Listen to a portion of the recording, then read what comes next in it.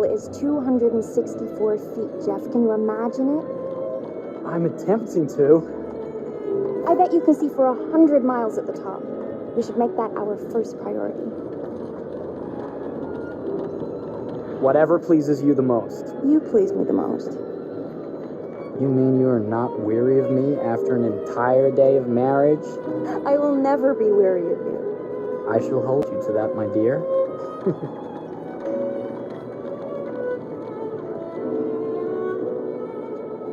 I think we've arrived.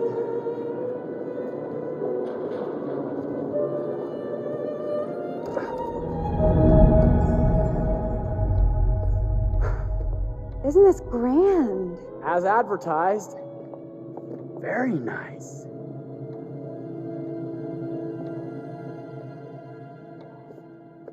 Let's check in.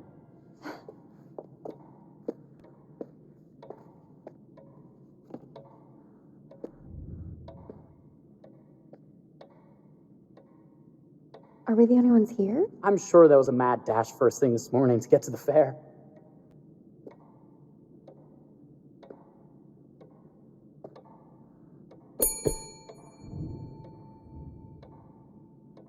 Try again?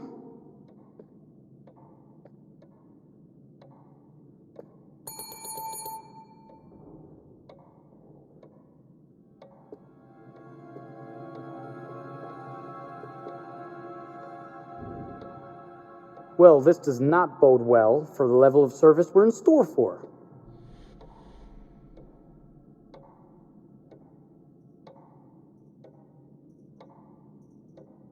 Let's not wait till tomorrow morning. Let's sign in and go straight there. We're not going anywhere if no one checks us in. Slow service. That means they're making sure everything is perfect. That's my Marie, always finding that silver lining. My sincere apologies for both startling you and for making you wait. My attention was needed elsewhere.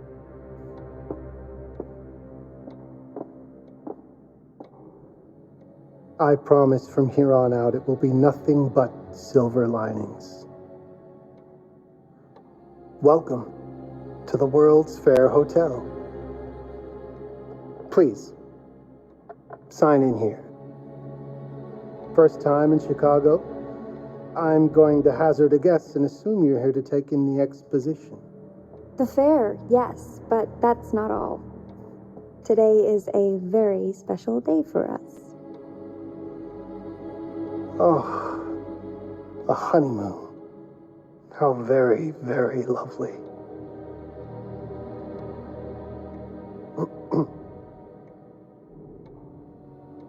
Perhaps my wife, Mrs. Whitman, would like to sign. Yes, today's the beginning of our honeymoon. Congratulations. In that case, an upgrade is in order. A honeymoon suite it is. Oh, well, are the rates that much higher? I think nothing of it. The same rates as your regular room. The upgrade is on us. You're our first honeymooners. How kind. Thank you, Mr. Holmes. Henry Howard Holmes. You have a lovely hotel, Mr. Holmes. Well, thank you very much. I designed and built most of it myself. You're an architect, then? Architect, designer, builder, doctor, artist. I'm a man of many interests. Impressive. Please have a look around. We have sundries and gifts at the pharmacy counter. I'll take your luggage up to your room and ensure that everything is in order. Just make a note if you decide to purchase anything, and we will add it to your bill.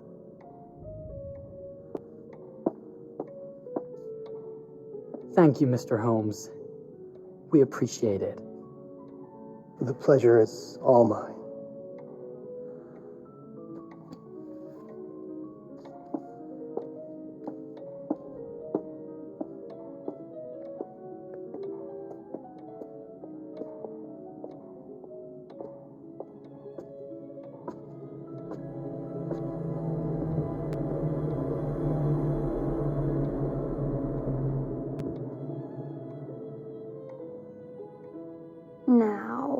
What did I forget to bring?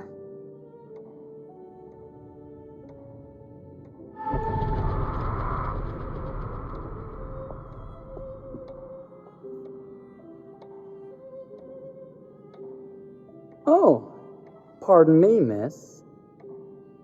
Careful you. My husband gets awfully cross with men who act fresh. He sounds like a ripe fellow. How's the marriage going? Lovely. Thanks for asking. Well, let's just head up. I'm sure the room is ready. See anything good over there at the jewelry counter? Anything fancy? Wouldn't you like to know?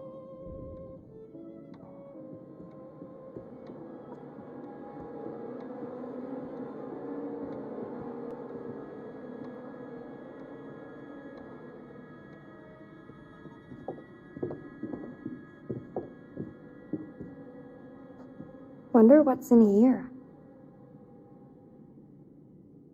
I'm starting to think I've gone and married a thrill seeker. Ferris wheels, forbidden rooms.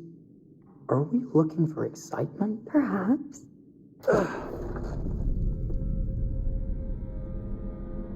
Nothing but an unfinished room. See what happens when you chase a thrill? If this is you trying to get out of the Ferris wheel. I know you won't be denied. Wait, what's that?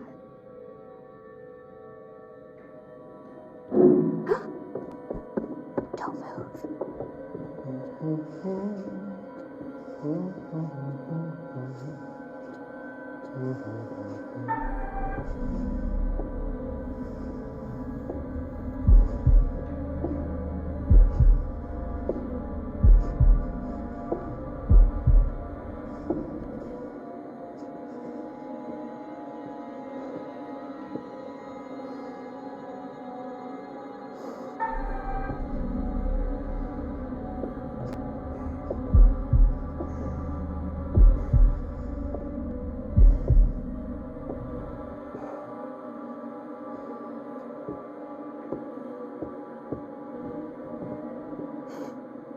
That was a thrill. You won't think it's thrilling if we're sleeping on the street after getting kicked out of here.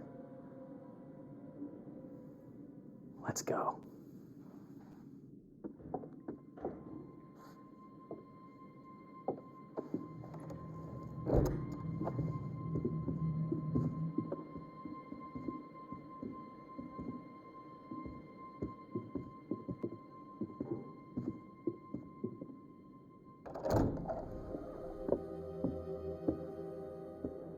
Welcome, newlyweds, to the honeymoon suite. Thank you kindly, Mr. Holmes. Do enjoy your stay. If you'll excuse me, I have work to return to. I'm sure we'll see each other again soon.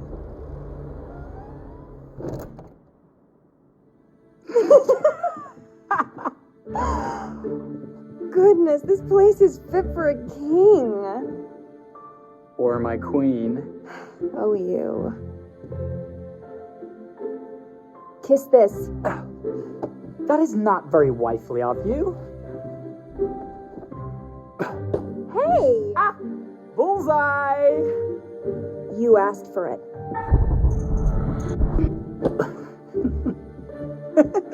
Should I be frightened? If you're smart.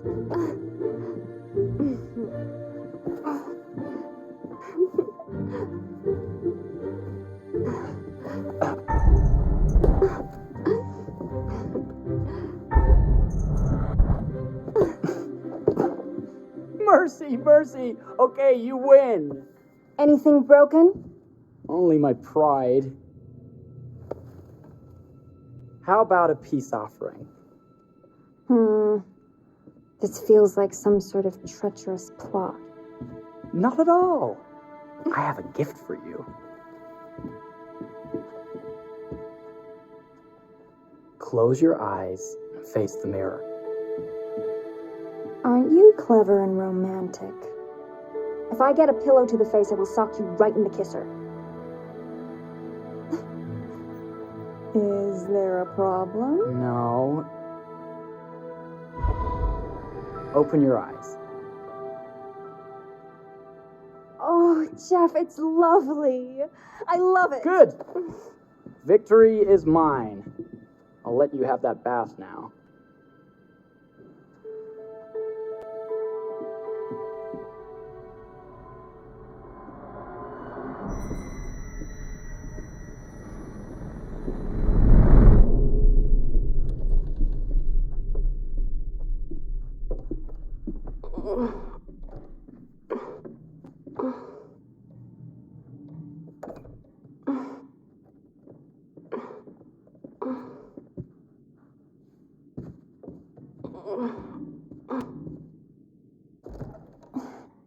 It's jammed shut.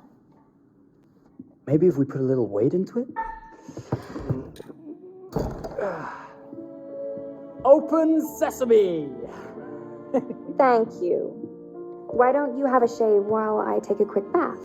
Then we can reconvene. I know that word. It's French for something illicit. Shush. Shave.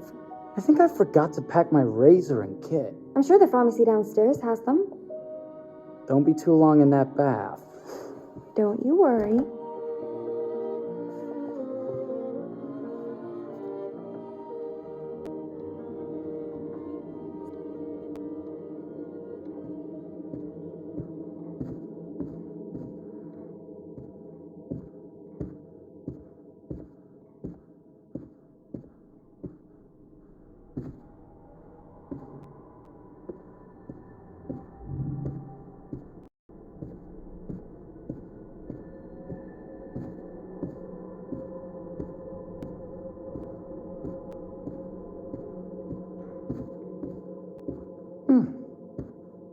I could have sworn this was the way we came up.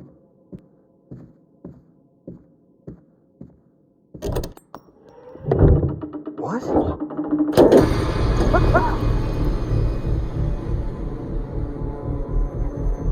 my God. Hurry!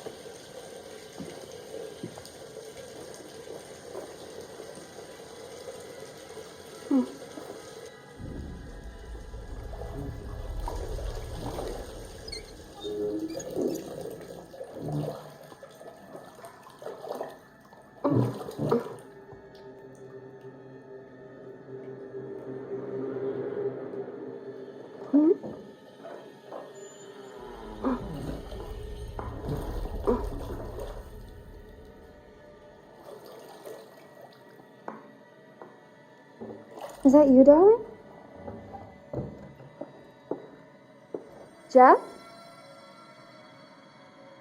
Oh, are we playing another game?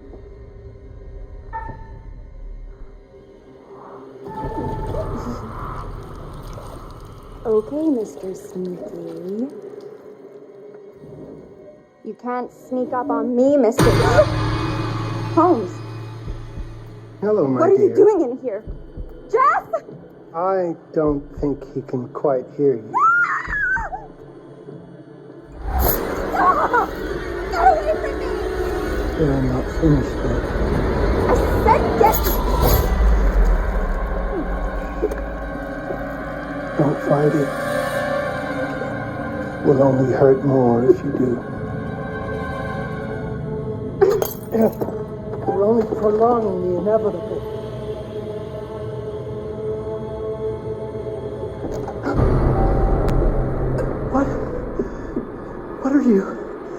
What have you done? Calm yourself, sir. I've seen your wife has had an accident.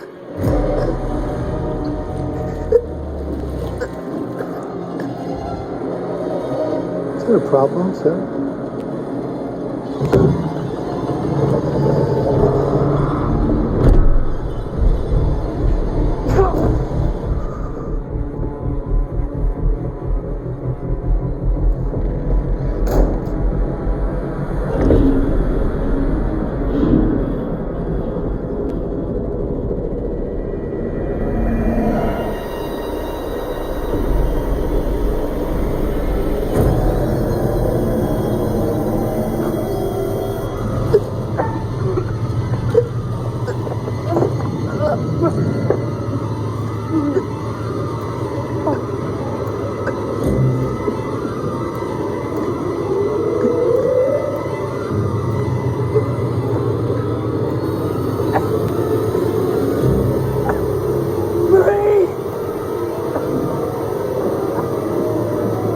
You're wasting your last breath. It's nothing.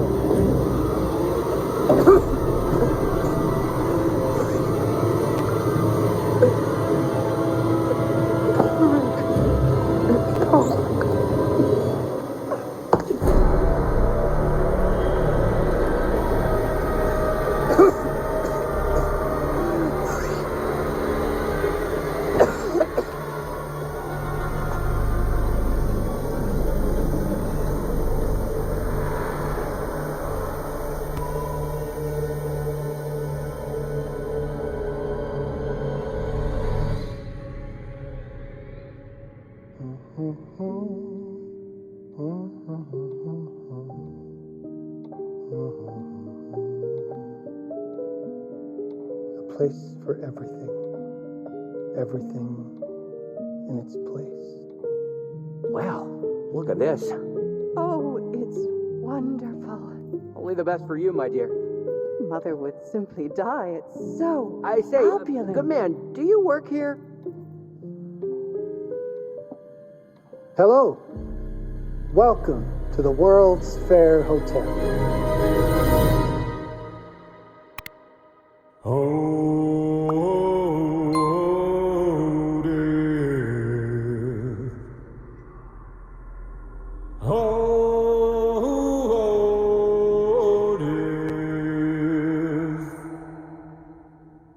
Won't you spare me over till another year?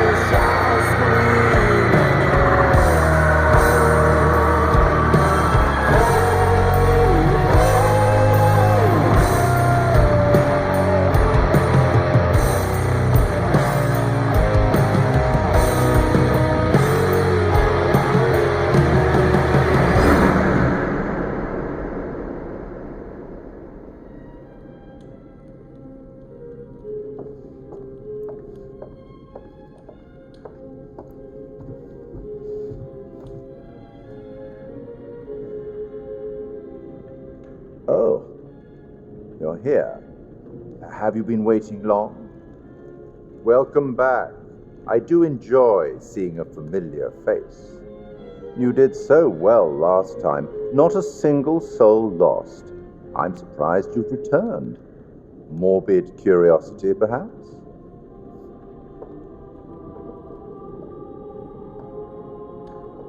It's so good to have company.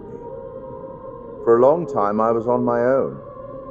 I can barely recall a time when I wasn't here, watching over these tales. And what good are stories without somebody to experience them?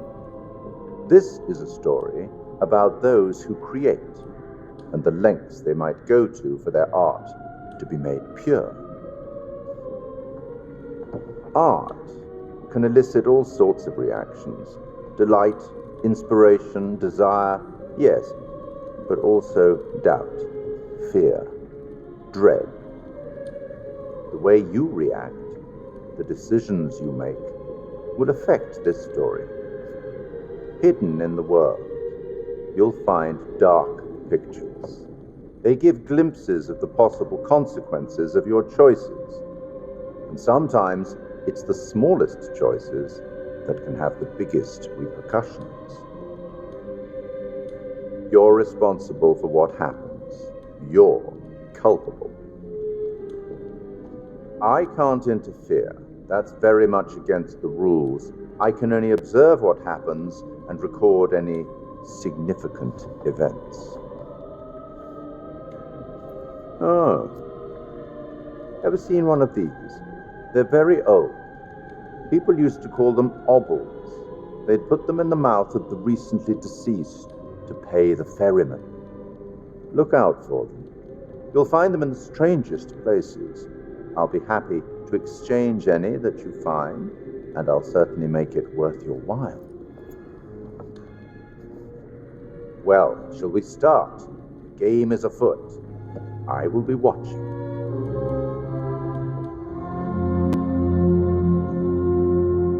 My name is Kate Wilder. I've got a master's in criminal psychology. I'm an investigative journalist and hope to make a difference. You may have recently seen my interview on Chicago AM on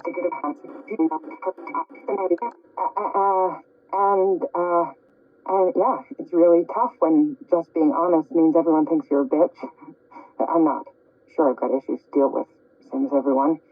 I'm working on it. Hey, I'm Mark. I study photography at UCLA. Had a great time. Really want to get back into some serious photography. But yeah, it's a job. I've been a key grip and lighting tech for years. See a problem, light it.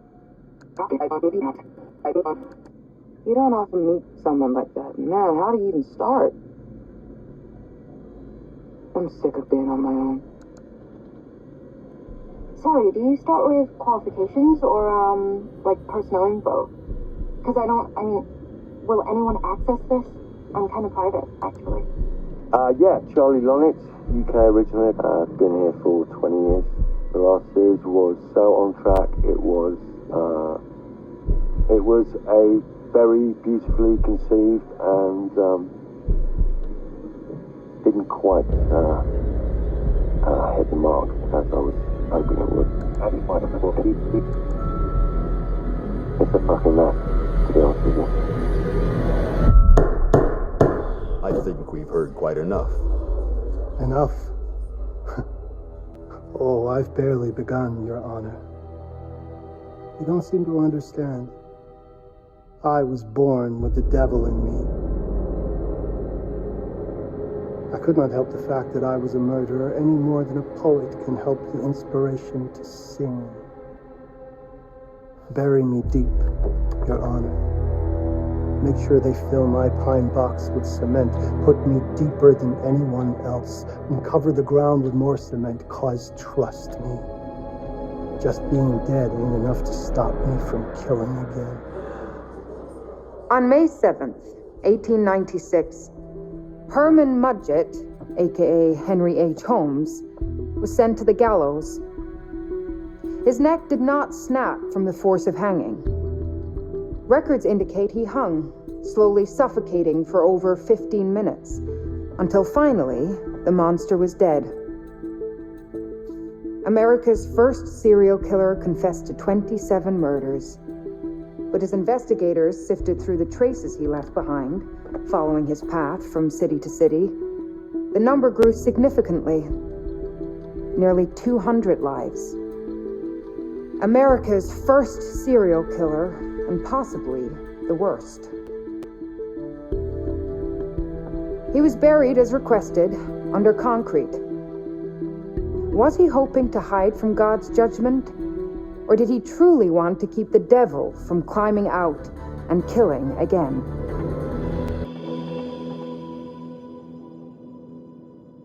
So, what do you think?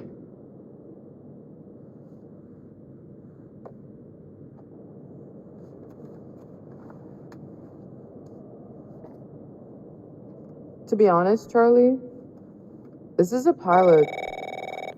Hold that thought. Lonnet Entertainment. Charles Lonnet, please. Speaking. Charlie is fine. My name is Grantham Dumet. What can I do for you, Mr. Dumet? Actually, it's what I can do for you. Hear me out. I'm certainly grateful to you, Mr. Dumet. This all sounds amazing, but I'm waiting to hear what the catch is. No offense. None taken. I'm in a privileged position. I don't need for much, but my time is at a premium. We need to do this today. I'll send a car for you this afternoon, 4 p.m. Be ready. This afternoon? We're talking a couple of days shoot. I've told my team they're free this weekend, and frankly, they're a temperamental bunch. Without them, this conversation is dead in the water. I've told you what I have. Please don't waste my time. Am I sending the car or not? Yes, of course. We're in. I'll get them there. I promise. Let's do it. Mr. Dumet send you? Right. Let's load up, guys. All right, got it. I'm good. Sorry. Are you? I mean, this is that ring light that makes you all glowy. Behind it. You're right. This is going to be grand, people. Adventure. Excitement. Anyone? Road trip. Huzzah! Woohoo! Hooray. This is gonna be great, guys.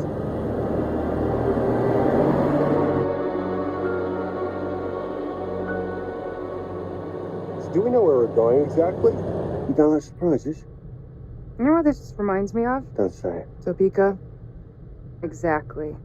Me, no money in my pocket, a dead phone, and lost in the middle of goddamn Topeka. That wasn't my fault. It was 100% your fault. Because you fly by the seat of your ass. So, come on, Charlie.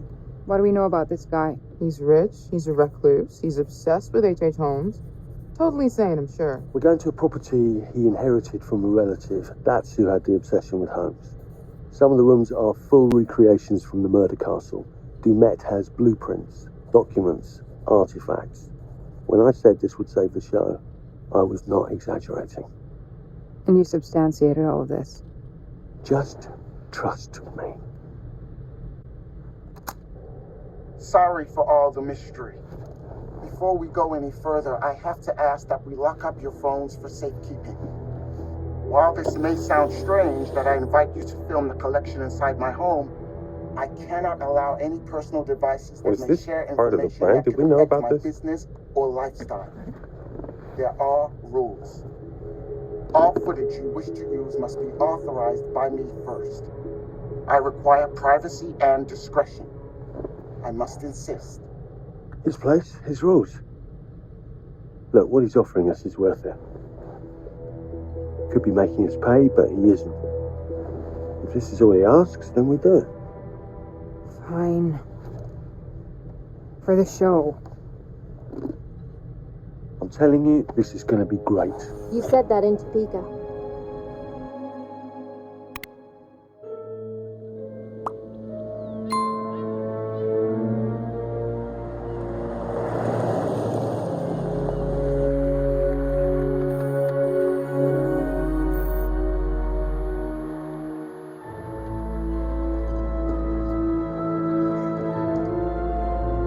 If this dude is so rich, shouldn't he have servants or something? This guy gonna help?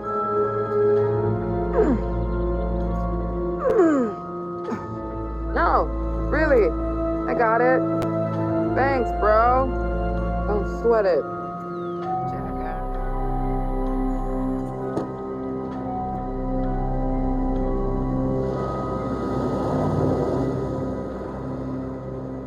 Okay. So now what? I'd love to get some footage of the lake and the scope of this. Not with all the mist and fog. There, from on high we'll get a better look. That's certainly, up there. The visuals will be great, and we can frame up over the mist. Charlie, you'll hack up a lung before you're halfway up there. I'm fit as a butcher's dog. Mark, this is crazy. We'll be fine. Let's go, Charlie. Be careful, guys. Nice knowing you. Come on.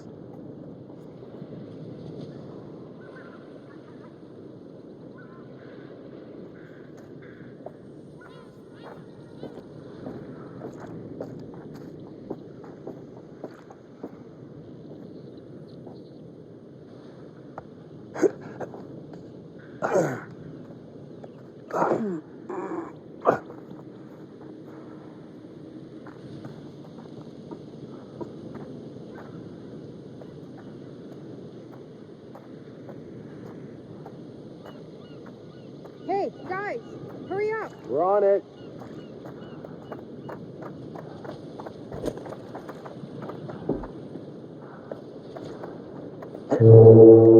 Jesus, that is loud. It's meant to be heard from miles away. Well, yeah, I know that in theory, but... doesn't look too serious. The warning about everything falling into the ocean. I'm gonna say we trust it and not die. Nah, this sign is something the lawyers made them put up. I'm sure it's fine. Hard disagree.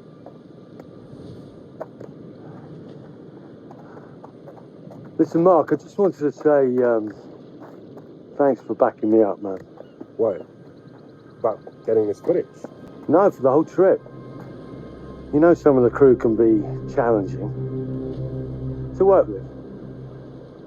Jamie and Kate would never have agreed to come if you hadn't been on board. I figured that the episode was such a mess, we needed all the help we could get.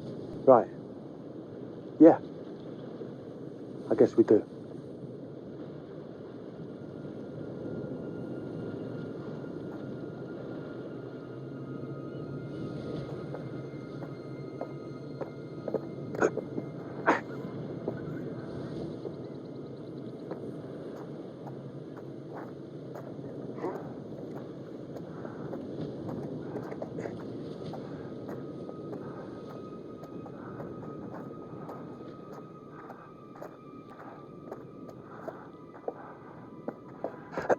Okay, I won't lie.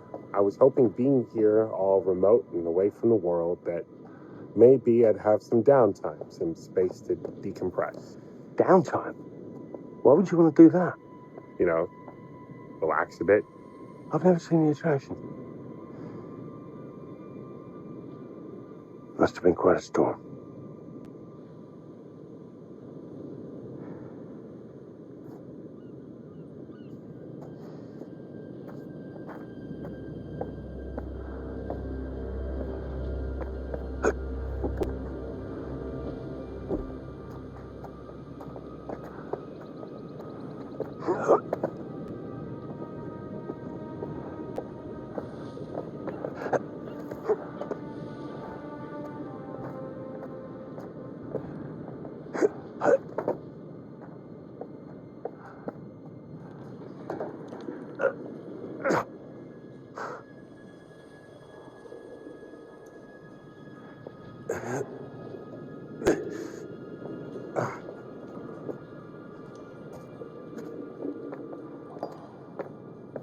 Hey, when we wrap, I'd like to take a couple weeks off, go see my family. I need you in post.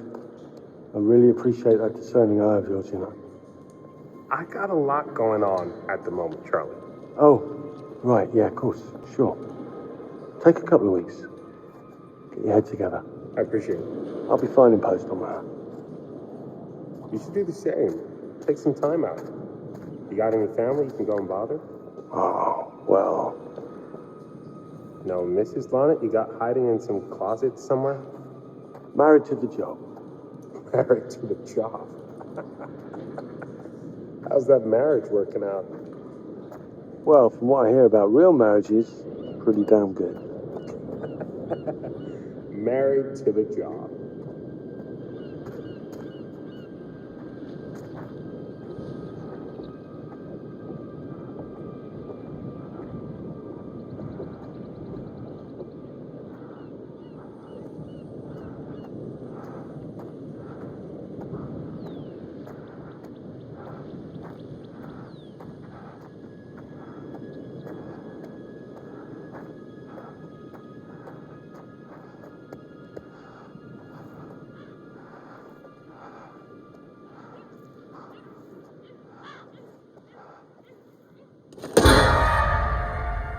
Christ, what the hell is that? A mannequin.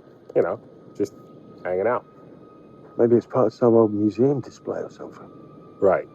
That's probably it.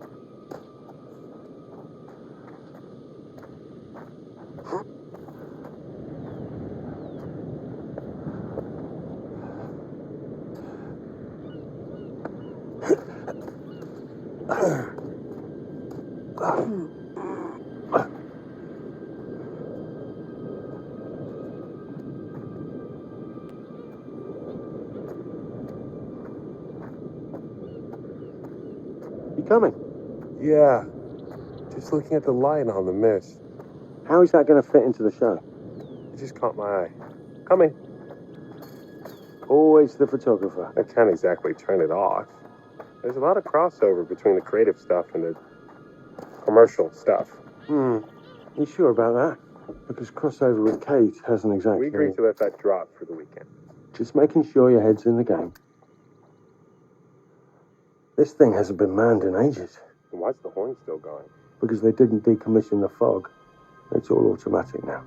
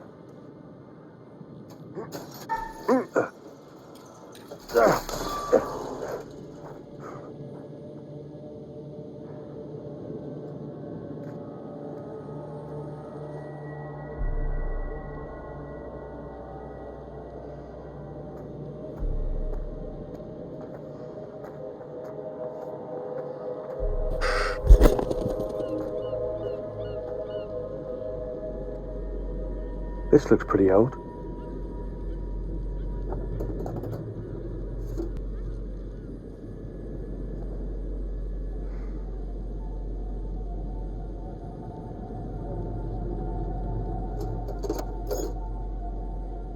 What's that? Just some old coin. Find a penny, pick it up.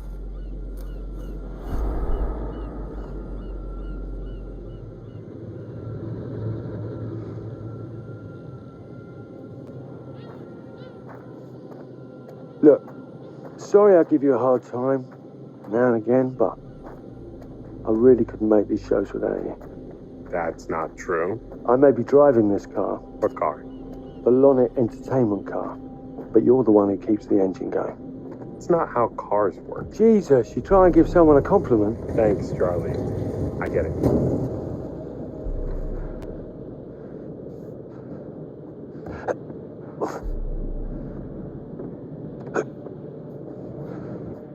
Just a little breaking and entering. How are you not in jail?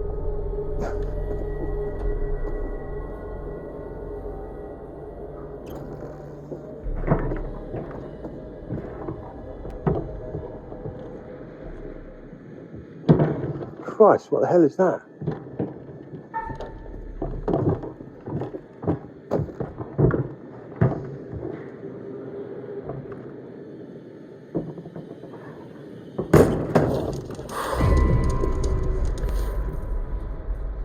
Nice to meet you too.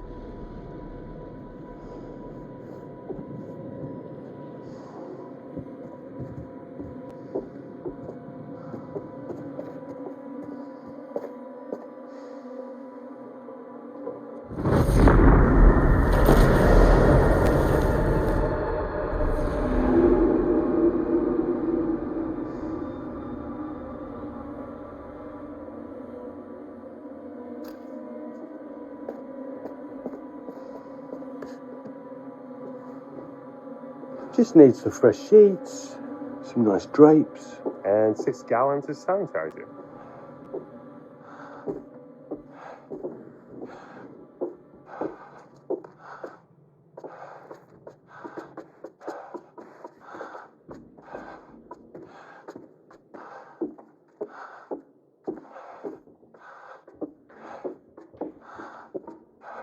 What in God's name is this?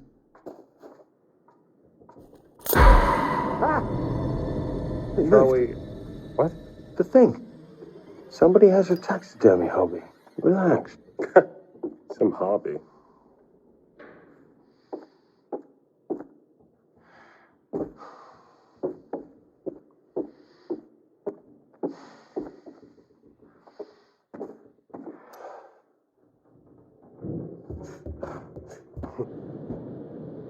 It's gonna be okay. It's all gonna be okay. Look at this. It's perfect. Come on, get shooting. I want you to pan across the lake until the island comes into shot. Then zoom into that lighthouse.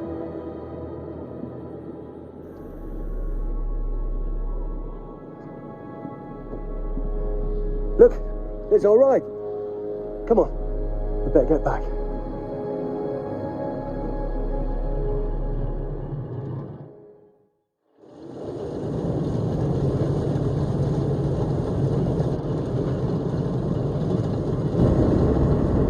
That him? I don't know. We just had the one call. How did he know what our show was about in the first place? Actually, I didn't ask. That's weird. Let's just play nice, okay? Hello, Mr. Lonnet. That's me. I'm Grantham Demet. Everyone climb aboard and we'll head out. This is Mark. Mark? Erin, Jamie. Ladies. And this is Kate. Pleased to meet you, Mr. Dumet. I'm looking forward to seeing all it is you have to offer. We truly appreciate this. Lovely to meet you all. What say we get underway? Again, I really can't thank you enough for this opportunity. Of course. Was it your great-uncle you said that... Let's get to where we're going. I'll explain everything later. Sure. Of course.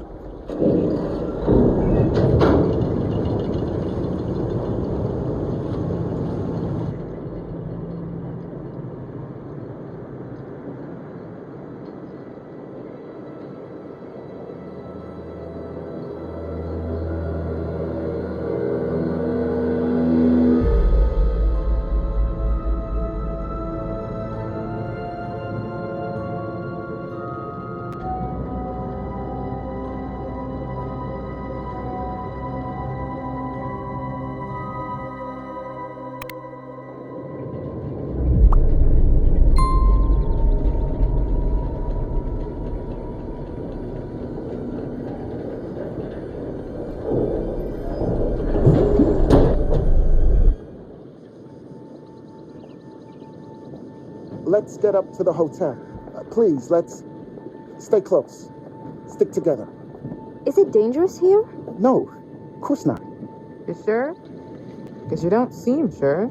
It's perfectly safe, but we are a long ways from help if somebody gets hurt, so please, take care. Looks like things are buttoned up tight around here. God. This way. Don't worry about your bags. I'll make sure they're brought.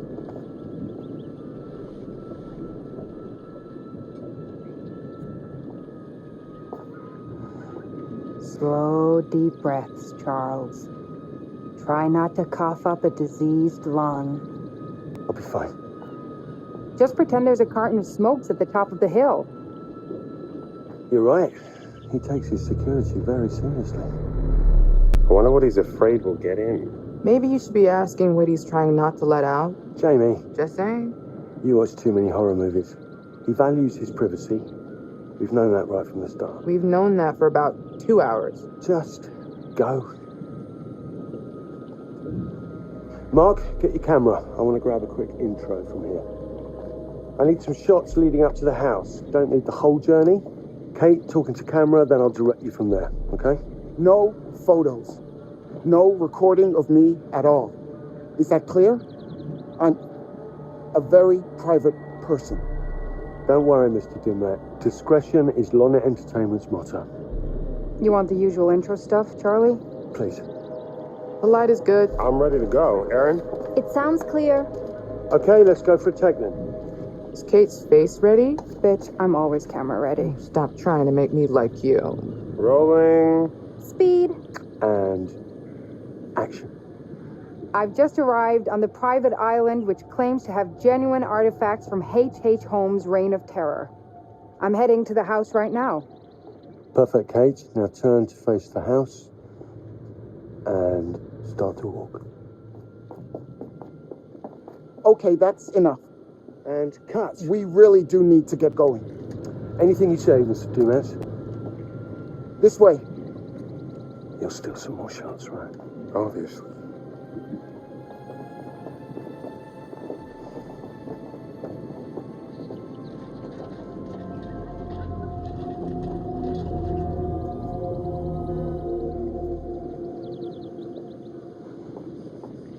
Mr. Dumet is being really restrictive. I noticed. I want you to go look around without him knowing. A man is entitled to his privacy. He's cagey. I want to know what he's trying to hide. What do you want to do? What you did that time with those cops in Glendale. Seriously? Ow! Oh my, damn it! What happened? You okay? Ah. Hit your baby ego again? We should get her up to the hotel. Oh my God, I can barely move it.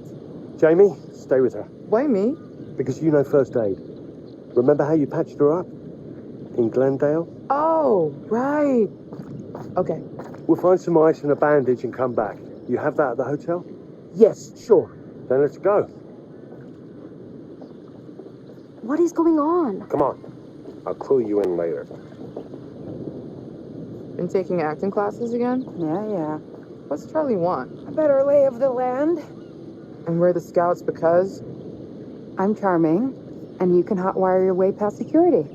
Come on.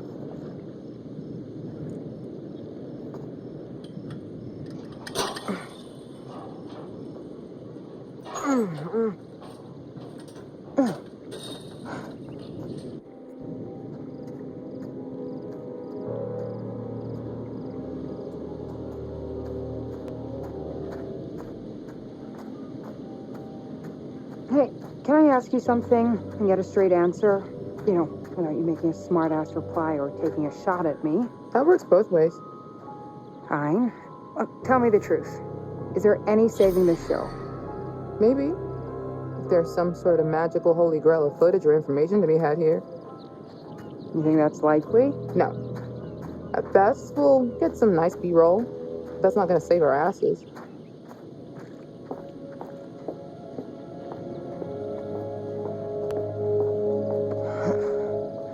Bit of a scramble.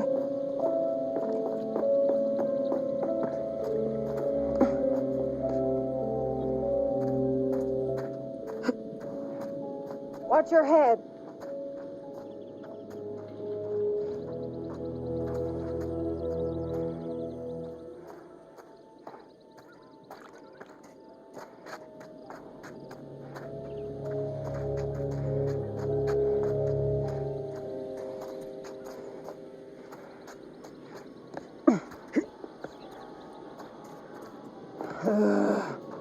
You could have told us to dress for a trek.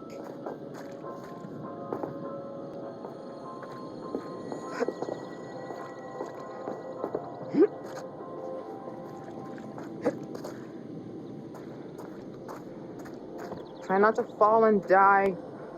I don't want to see Mark cry. Thanks for the concern. Really.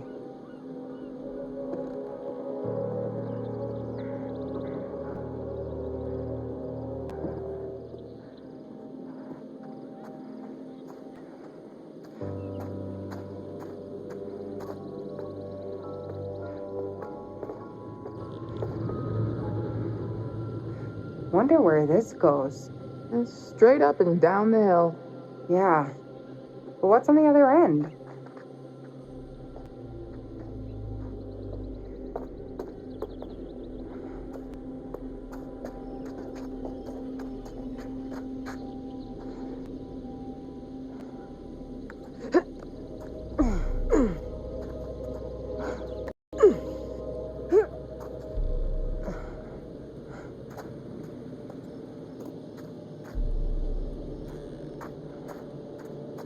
Do you live out here on this island? Get down. With your family?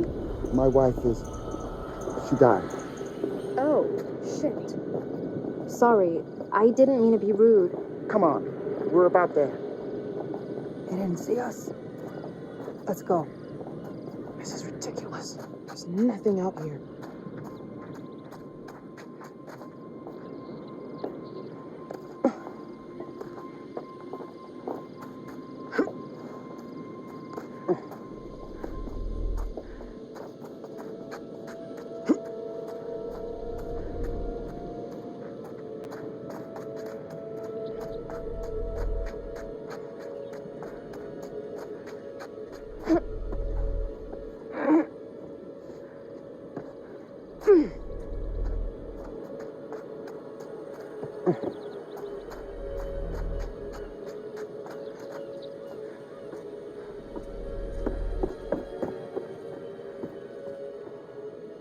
What about over there?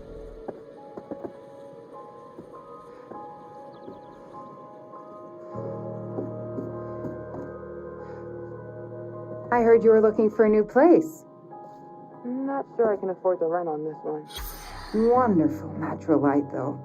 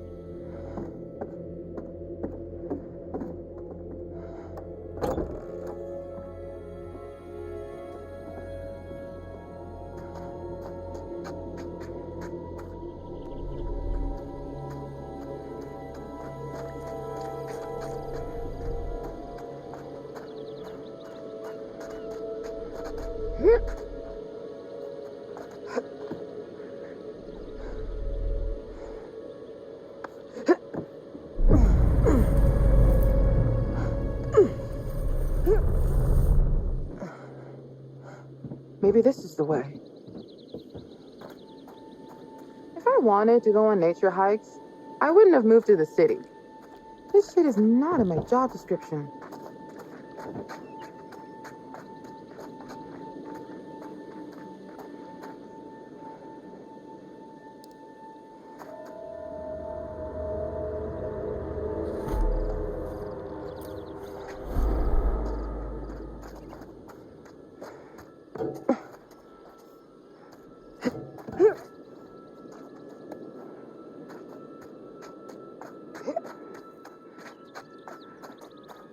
This reminds me of shit summer camps.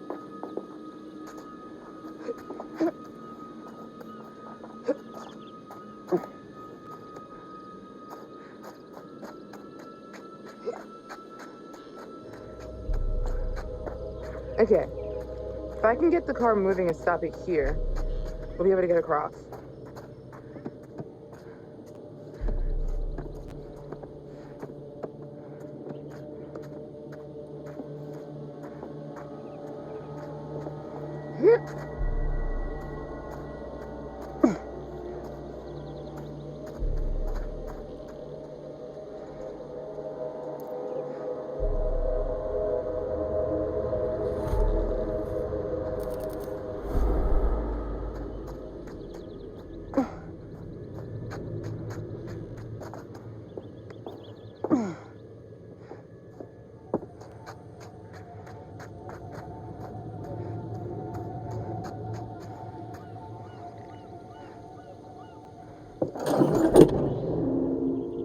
Maybe we can get this thing working.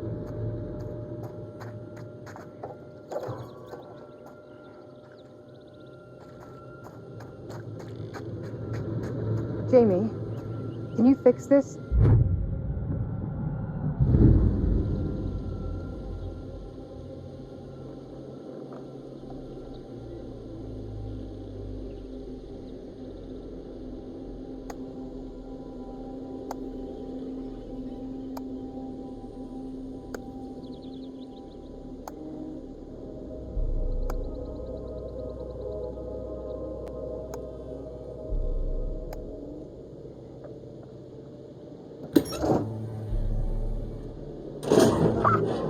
God damn, I'm brilliant!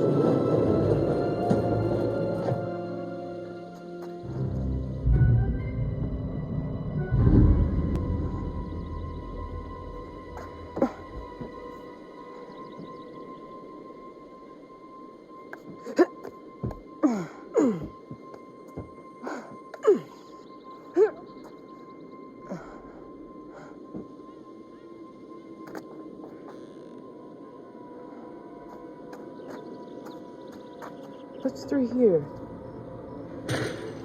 Hear that?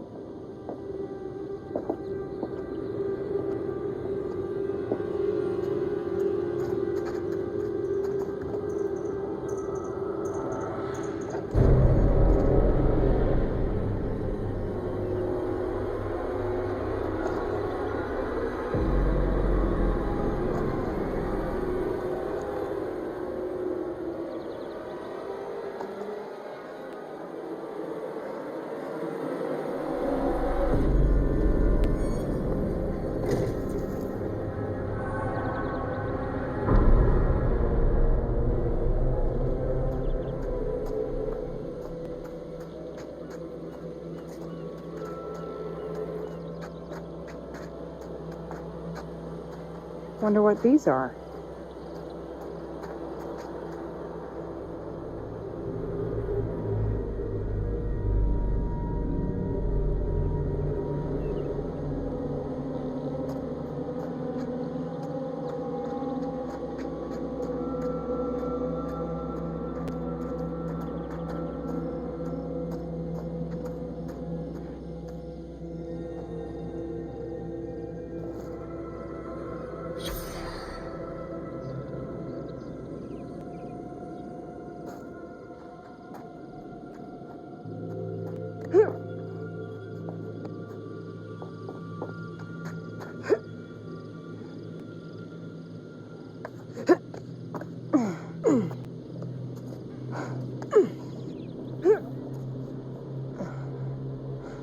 Hey!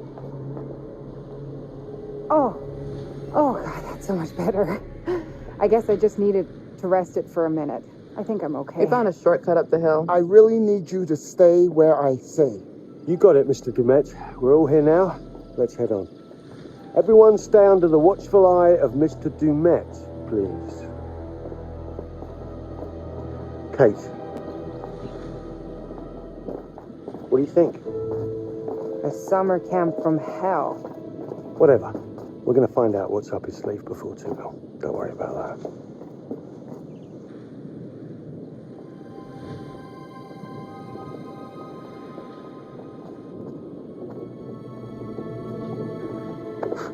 Coming or what? Uh-huh. You afraid of heights? Maybe. Yes.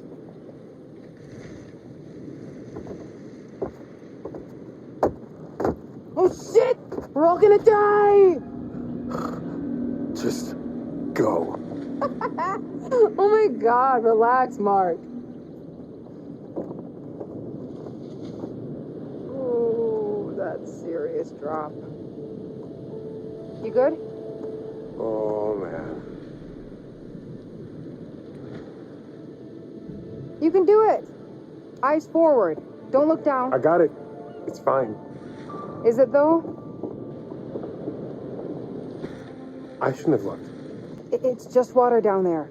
You can swim. Besides, the bridge looks dependable-ish. Come on. I'll help.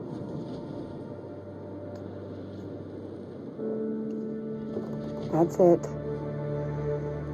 Look, it's fine. I'm not looking. Don't look down. Yeah. See? Not so bad.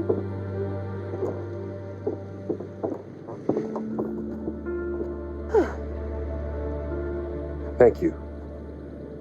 You always knew how to get me through the shit, didn't you? We should catch up to Mr. Dumet. Where is everyone? Apologies, they're all city folk. Come on, let's go. We're losing the day, people.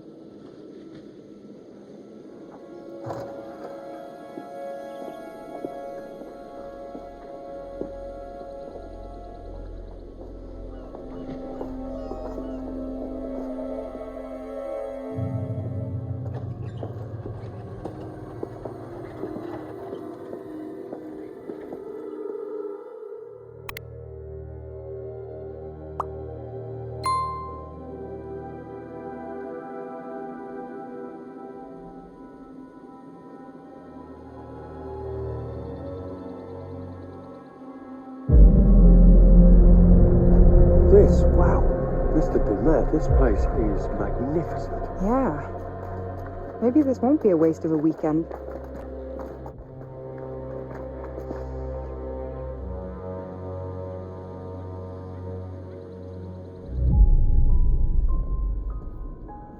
Hello. Wonder who you are. What are you doing? I saw a little girl. Up there.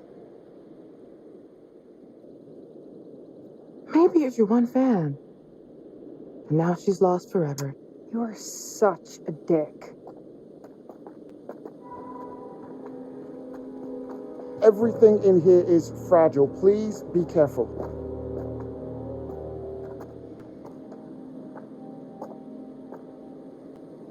Man, this is brilliant. Whoa. Look at this. It's amazing. This is intense. Would you all mind signing in at the desk, please? This isn't everything. I'm sure the rest is almost here. I'll make sure it gets to your rooms. Kate's makeup case is slowing it down. Erin, cigarettes. Blue backpack. Settle in, and I'll meet you all at dinner. At 8. Mr. Dumet, I cannot say thank you enough times. This is truly fantastic. I told you all this was a good plan, didn't I? I told you.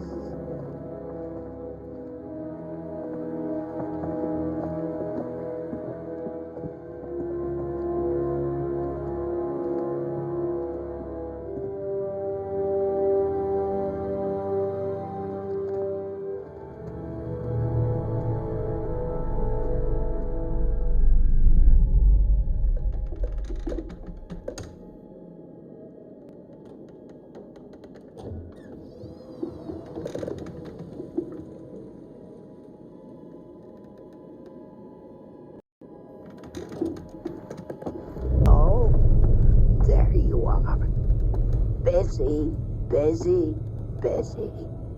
You've been out and about all day, and I have to sit here worrying.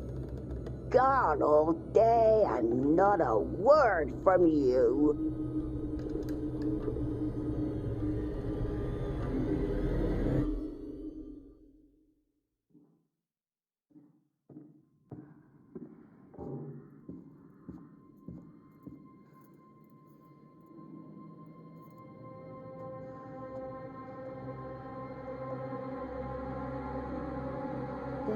This is my dog. Oh! Sorry. You're jumpy. Oh my god. I think I peed a little. How did you not hear me coming? I don't think we're the only ones here. What? Kate saw a little girl looking out a window at us when we were outside. That's who I saw. A little girl. Mr. Dumet probably has family, a staff, maybe friends. Who knows? That said, this place does give me the willies. It's unique. Were you singing? Oh, Yeah, that's my being scared song. This is my don't be scared song. Sing it and I won't be scared long. Doesn't really work. I bet. 181. I think I'm around the corner. 183? This is me. Okay. Okay. Good luck out there. Don't get lost. Scream if you need me for anything. Thanks. I got you. Nothing to be scared of. Actually, hey. Yeah? Why don't you hang a second while I unpack, then I can help you find your room? Something about this place makes me want to use the buddy system. Yes. Thanks. I'd end up lost, probably. It's just a hall, dude.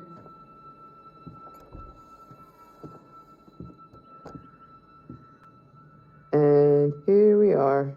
Well, it's, cozy?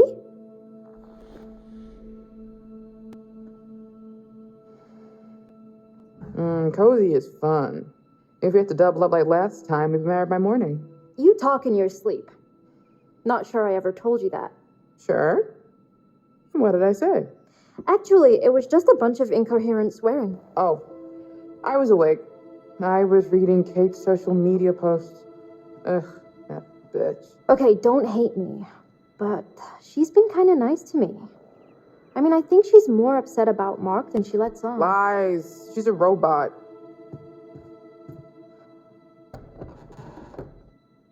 Where's the bathroom? Wait, what?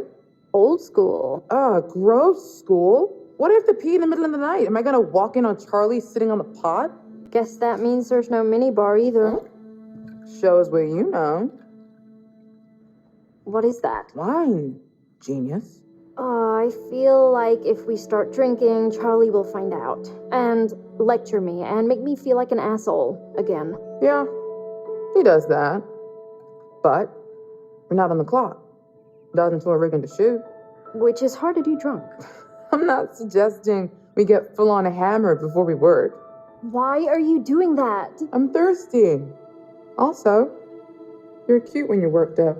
I don't... Cute? You think I'm cute? Oh.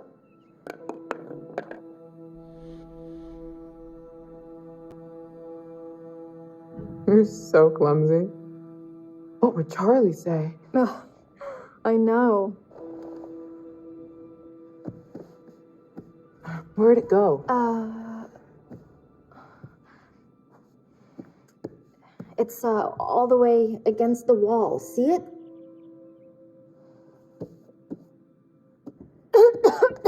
You okay? Shit. You trying to scare me now? No. Revenge? Because good job.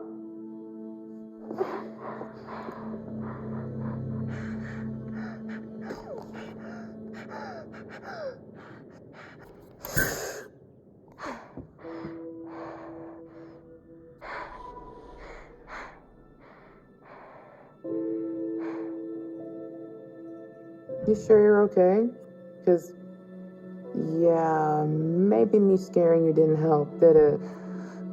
No. But seriously, it's not your fault.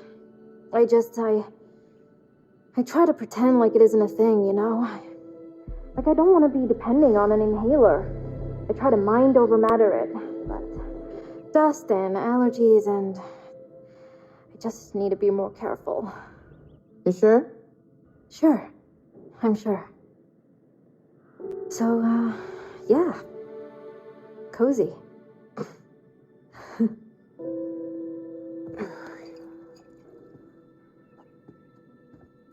You gonna try that?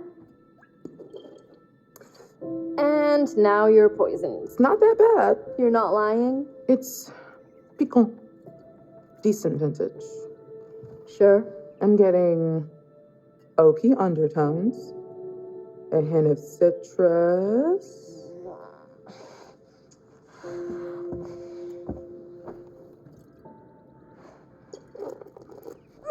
And I want to say a strong, healthy amount of moldy sweat dots. Oh my god. I hate you.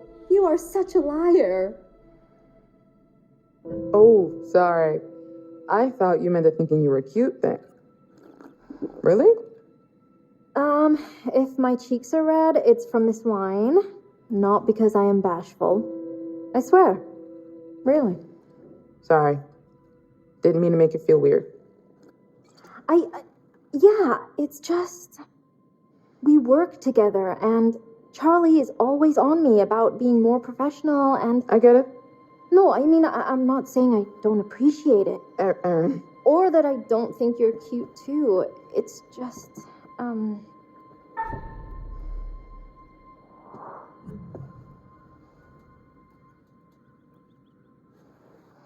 What are you doing? Oh my god, Oh, you bitch! I'm just fucking with you. I wanted to kiss you for months. I just was scared to make a real move.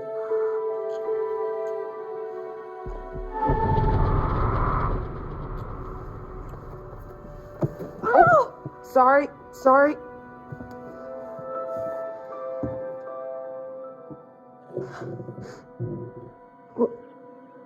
Who is that?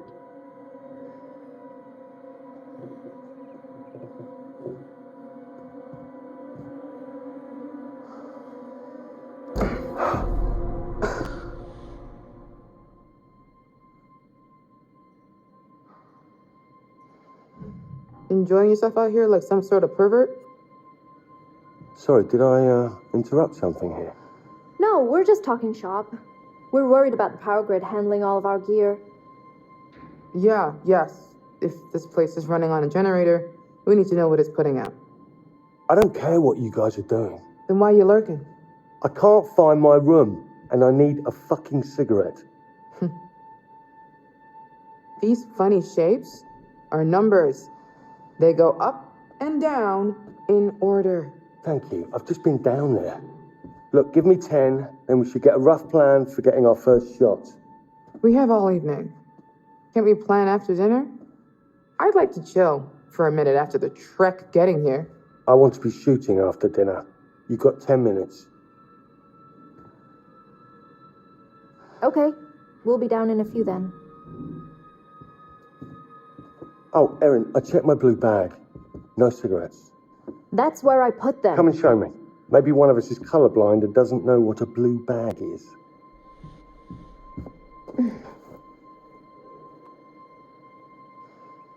To be continued, then? Yes, definitely.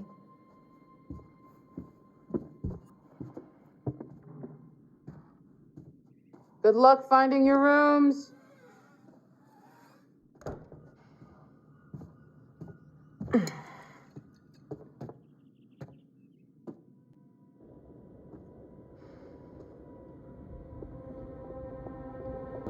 Come on, let's go.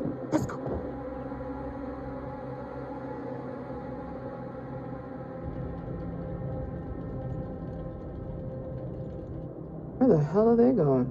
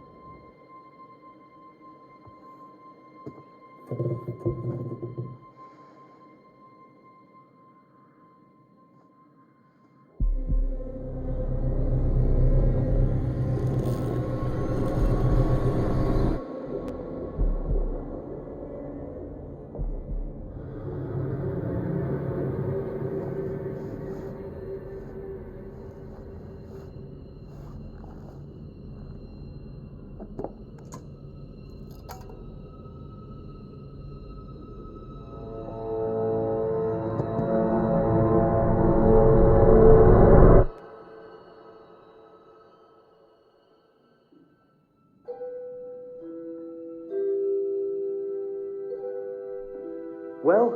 I'm looking. Oh, Kate wanted you to have this. Breaking down walls, navigating the maze of anxiety. Are you fucking kidding me? I think she thought it might help with your stress, or... Absolutely not. I'm not stressed, okay? Do I look fucking stressed? That was rhetorical. Well, your cards came out nice enough. Oh yeah, embossing. Makes a huge difference. You old guys love business cards. Old school. You old school guys. I also put it on heavy stock and did the logo in foil. Damn. I should have had one ready for Mr. Dumet. Did you find them? No. I swear I put them in here. I don't understand. Jesus.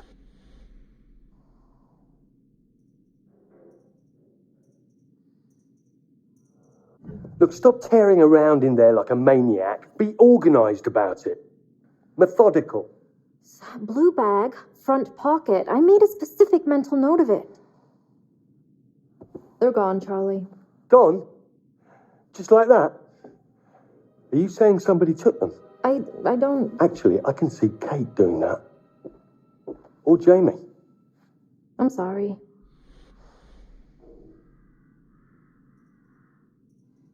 It's fine. Let's just get on with things.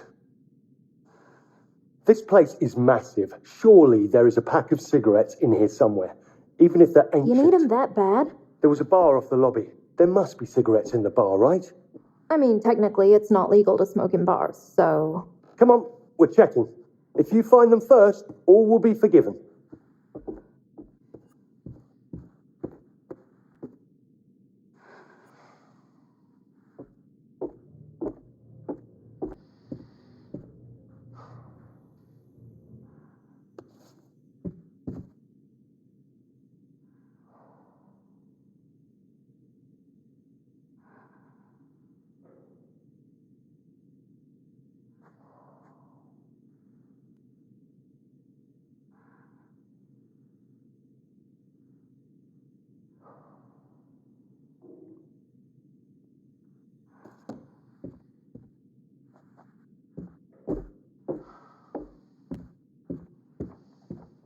It's my spare cap.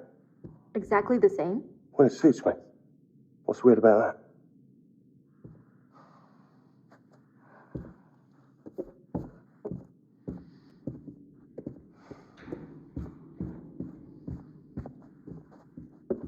The scope of this place is...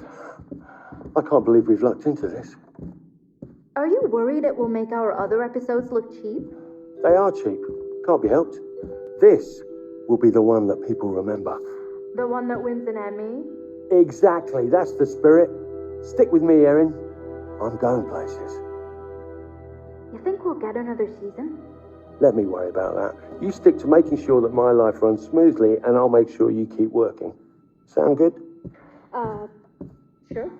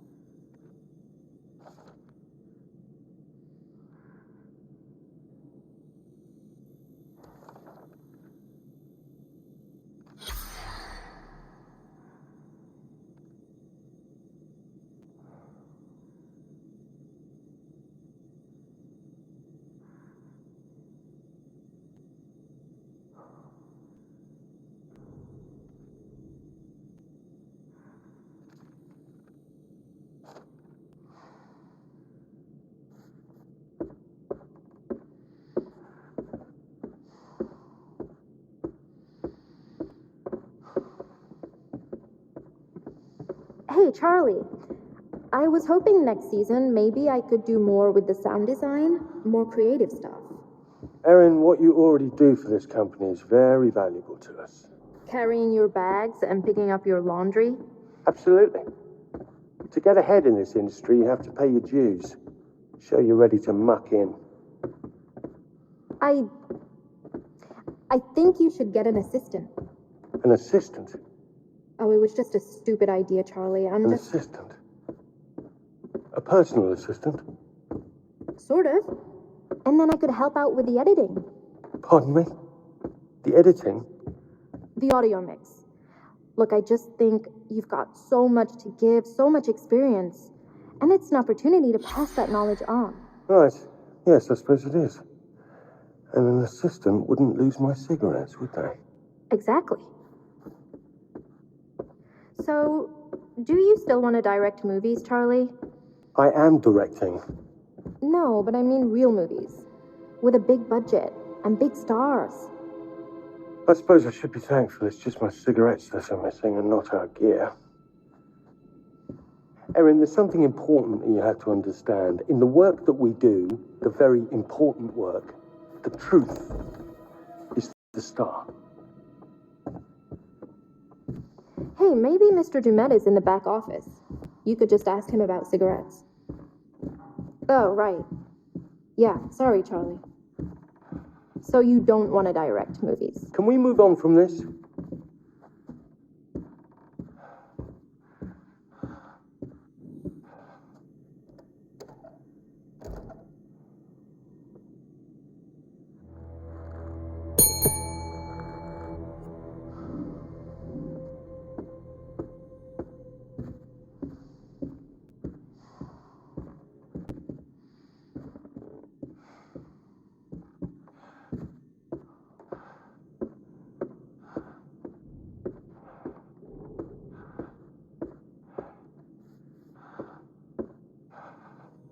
Jackpot. Erin, I found the key.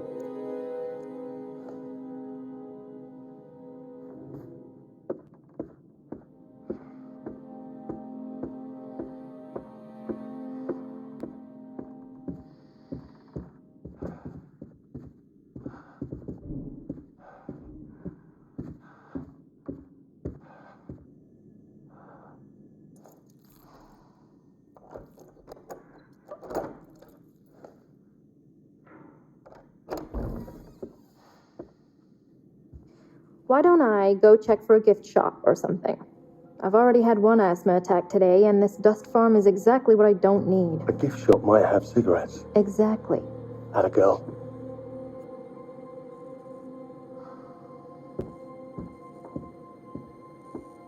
Hello?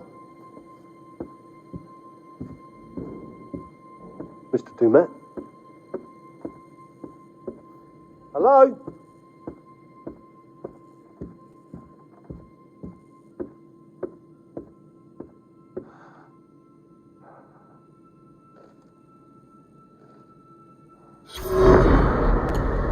Good morning to you all. I'm Chester Bell, Assistant Director at the Federal Bureau of Investigation. At approximately 0530 local time, a team led by Special Agent Hector Monday and supported by law enforcement officers conducted a raid of a motel room just outside Birmingham, Alabama, to apprehend Manny Sherman, the man known as the Beast of Arkansas. Using state-of-the-art psychological profiling techniques, Special Agent Monday and members of his task force not only identified their suspect, but predicted his movement with unerring accuracy. I'm delighted to say, we have our man.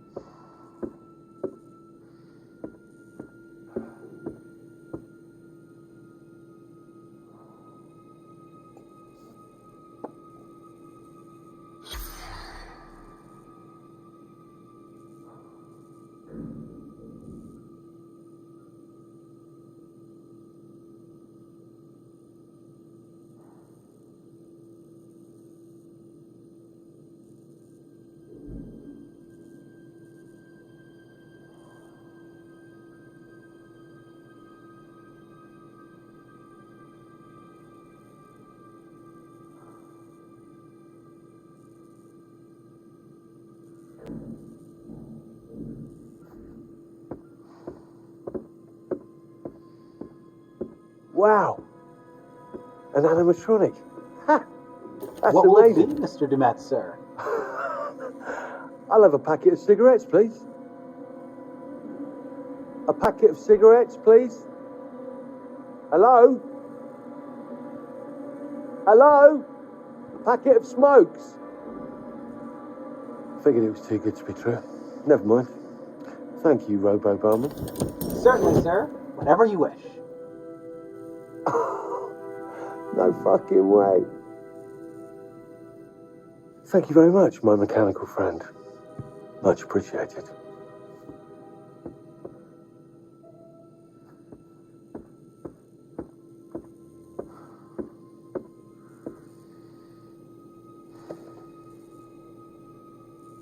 Yes! Yes!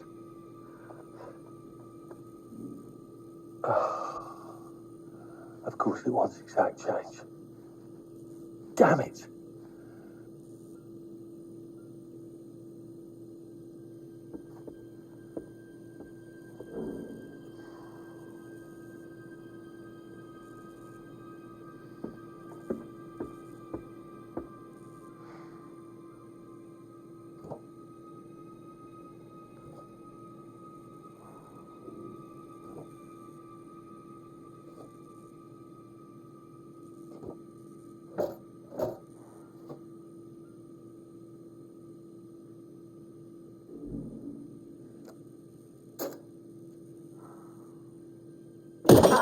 Fuck. Next round's on me. Promise.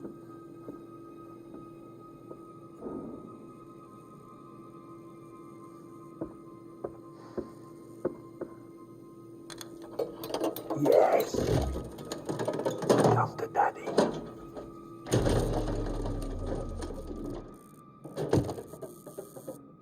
Oi.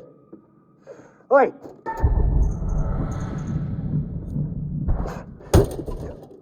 Oh, no, no, no, please, come on, no!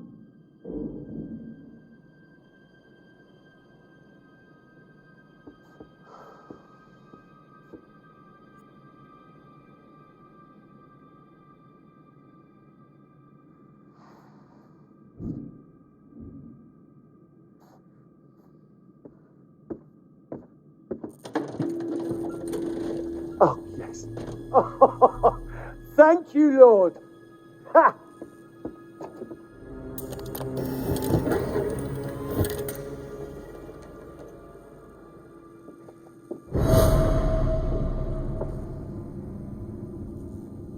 What? No, come on, you piece of shit. Don't do this to me. Antique rubbish. Give them to me. Give me my cigarettes! Right. That's it. I'm gonna go and get my key grip, and they are gonna kick the shit out of you. Hey, Charlie. Yeah, I'm still in the bar. I think it's dinner time. We should get everyone else. Okay, I'm coming. And I'm coming back for you with a fucking pry bar. Are you alone in there? Who's that behind the bar? What?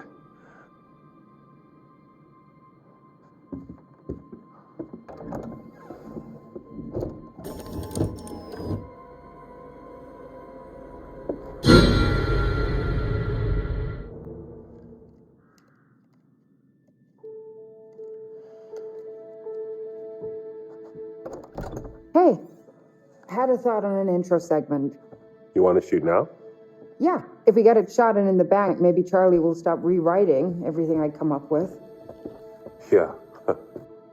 Okay, sure. What? Nothing. Just give me a sec, and I'll be good to go.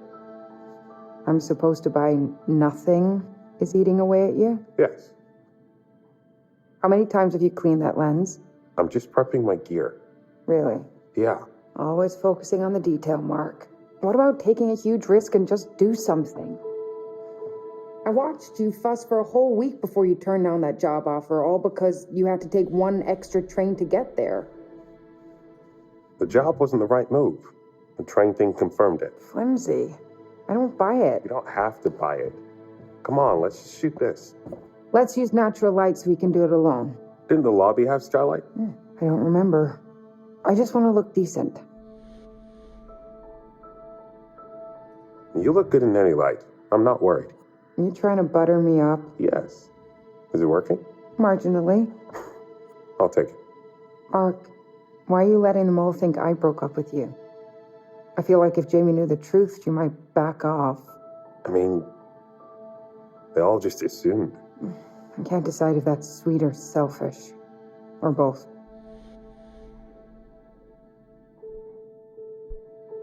We're hitting the golden hour. We should be able to find a good spot.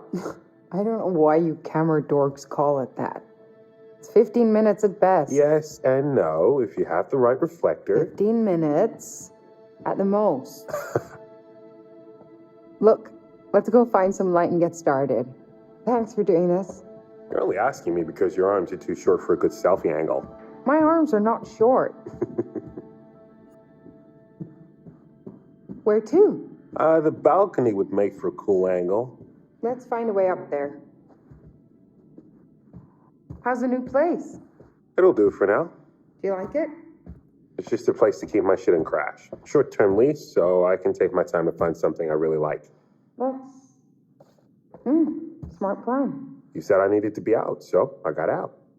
I was complimenting you. Yeah, just saying. I was worried you'd be sleeping on the couch in the studio while you obsessed over finding the perfect place with the right wall color near the proper train station or bus stop or... Maybe we should just add this topic to our discussion no-fly zone list. Yeah, you're probably right. So, since we can't do it tomorrow, is next weekend okay to come and get my stuff?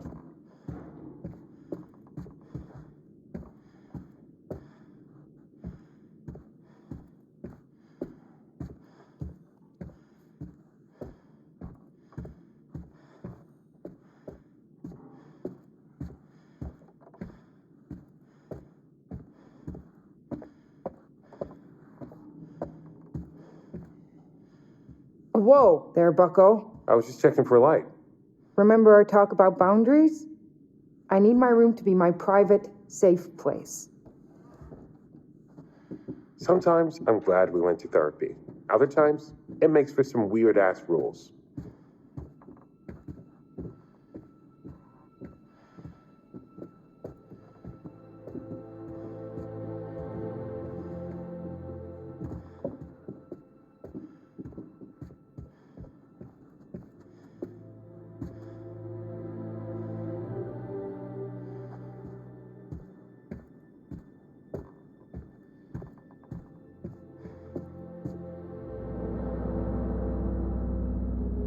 There's something back here.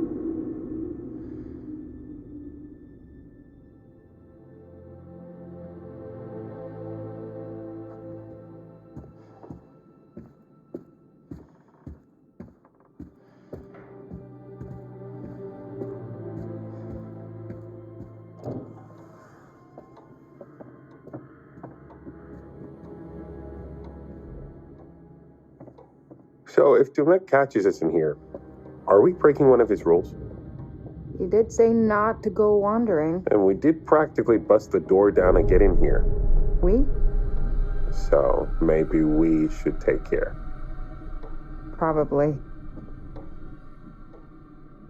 Yeah, I feel like Dumet is the kind of... Shit! Let's get the fuck out of me.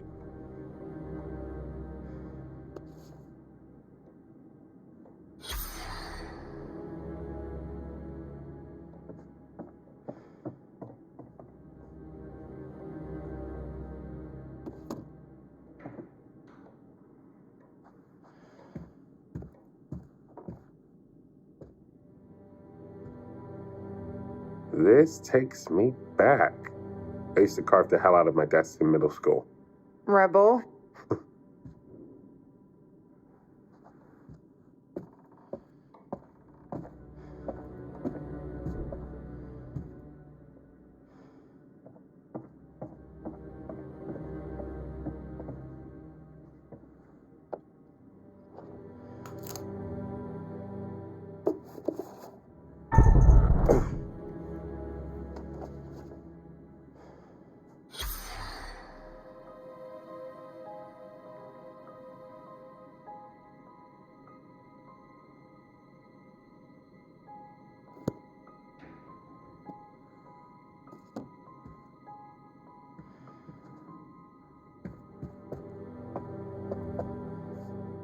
There's gotta be a way through.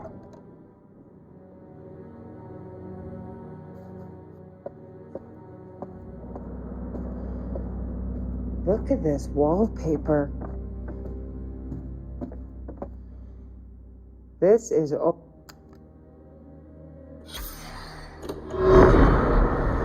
Sherman, born January 1, 1956. Come on. You know all this. What do you want? What's this? Huh.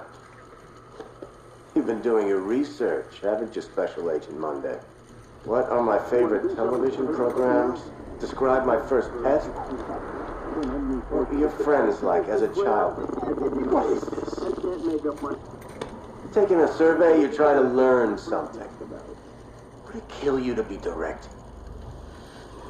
You wanted to know what inspired me? As if I wasn't an original? Well, maybe there was one man I found myself a little fascinated by. Henry Howard Holmes. Why? Because he was numero uno. America's first. The guy invented the trade. He set the benchmark, you know? Learn your history, Monday. Read a book. Do you think because I stuck a blade in some people and get off on it, I'm not smart? I, allegedly killed 13 people before you got smart enough to find me.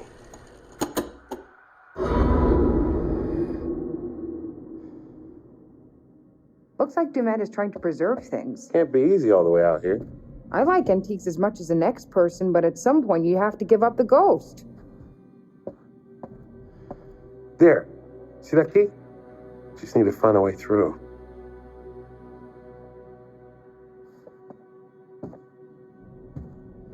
Rot is going to set in. Right.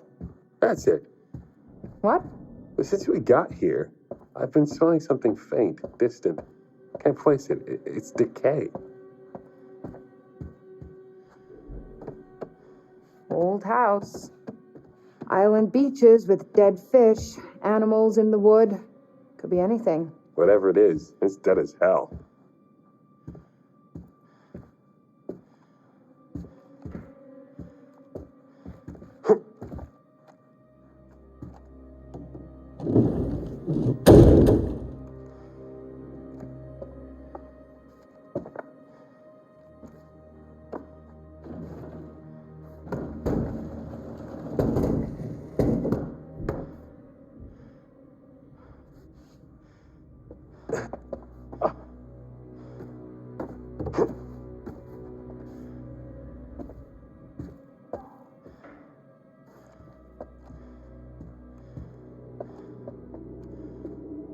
Keep your head down.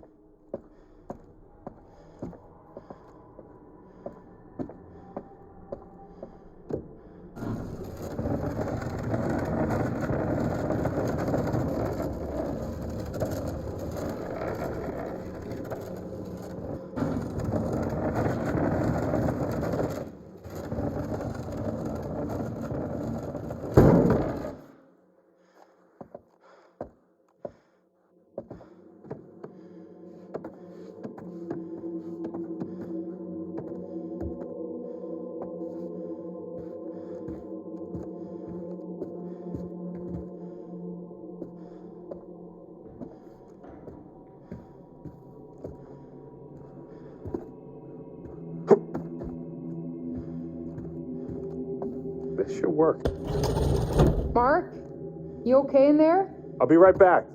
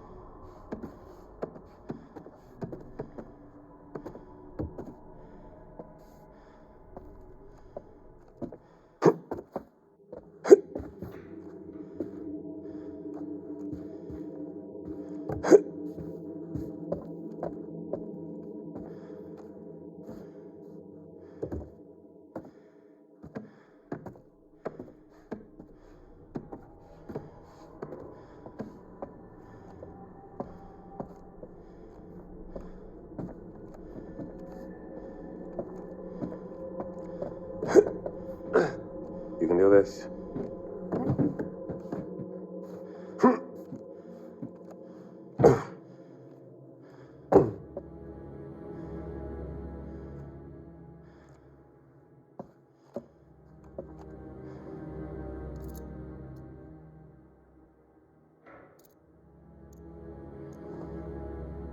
Got it.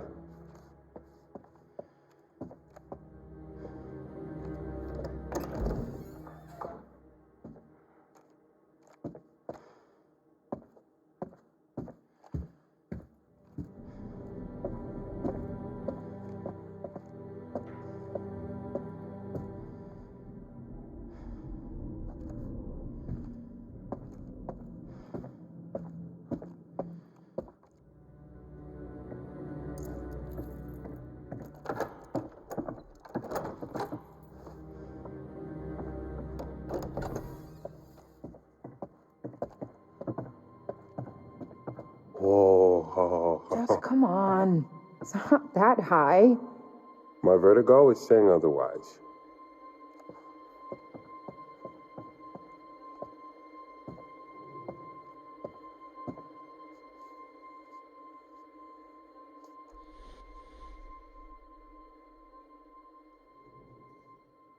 What are you worried about, Miss Always Be Camera Ready? You look amazing as usual.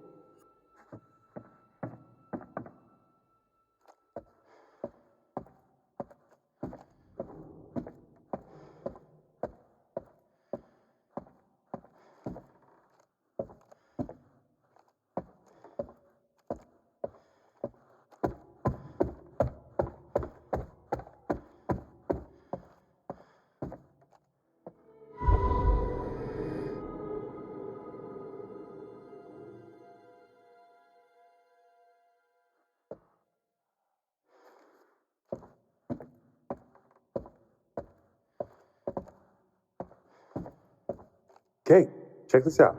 It's his hat. Who? H.H. Holmes.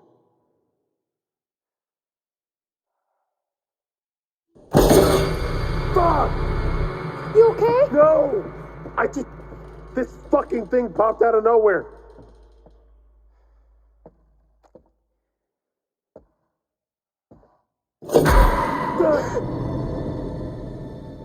See? What is it? Some kind of animatronic? Yeah, a fucked up looking one. It can't hurt you. It scared you. It scared you twice. Hey, Charlie, it's 8. Dinner time. Damn it. We didn't get anything. There's still time. Come on, let's not keep Charlie waiting or we'll never hear the end of it. Hey, be civil with Charlie. He's the one who chose to be uncivil blowing up on me when all I did was my job. I'm the one doing the talking on camera, not him. Come on, you came in hot on him and you know it. Not that you're wrong, but you know he meets anger with more anger. This is on him, Mark, not me.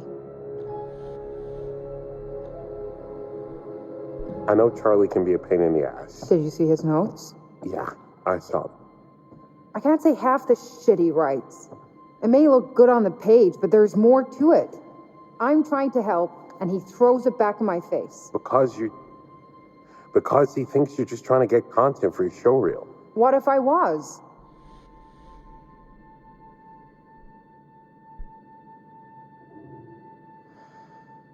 That's how directors have to be. It's their job.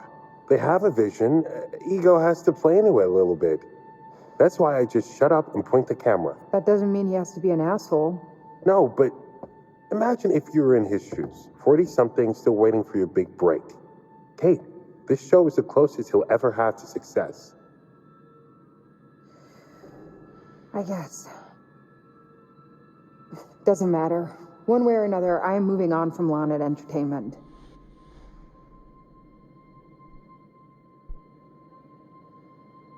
Good for you. That's definitely the right call for where your career is going. That sounded very sincere. Because it is. Charlie would replace us in a second if he wouldn't be inconveniencing himself. He's using us. I deserve better than this. So do you. We all do. What a stunning performance. You should give up news and be an actress. I was quite moved by all that. Fucking Oscar-worthy. You don't know what we were talking about. I heard enough, thank you. I know what betrayal sounds like. I'm particularly disappointed in you, Mark. Whatever your future plans may be, right now, you work for Lonnet Entertainment. And Lonnet Entertainment employees are meeting for dinner to speak with our host. Charlie, I'm sorry. And Lonnet employees are professionals, yes? So start acting like it. Great. Happy? You have a future, and now I don't. That man is a goddamn child, and somehow we all sink to his level.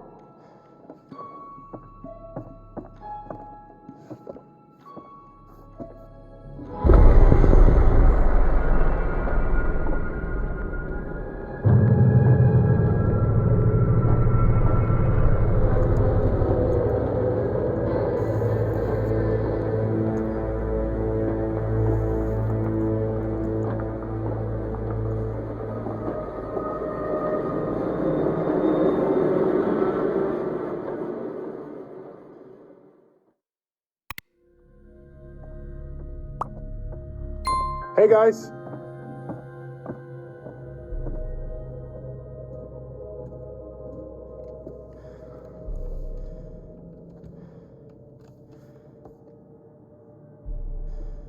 Think it's okay if we pour some wine?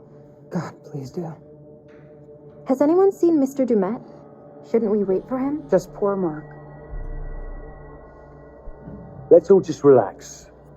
We just sat down, give the man a moment. Who's the host? I haven't seen a soul here aside from the groundskeeper. He's probably cooking dinner himself. Mr. Dumet! I love what you've done with your hair. We started on the wine. Hope that's all right with Dumet? Yeah, that dude ain't coming. Wait. Why? He saw all the snide things you tweeted from his limo. I didn't. What are you talking about, Jamie? He got back aboard the ferry and left. What? When? Right after we got to our rooms. He just left. You're sure? Can't be. You must be mistaken. I'm not blind. I know what I saw. Why would he leave? That makes no sense.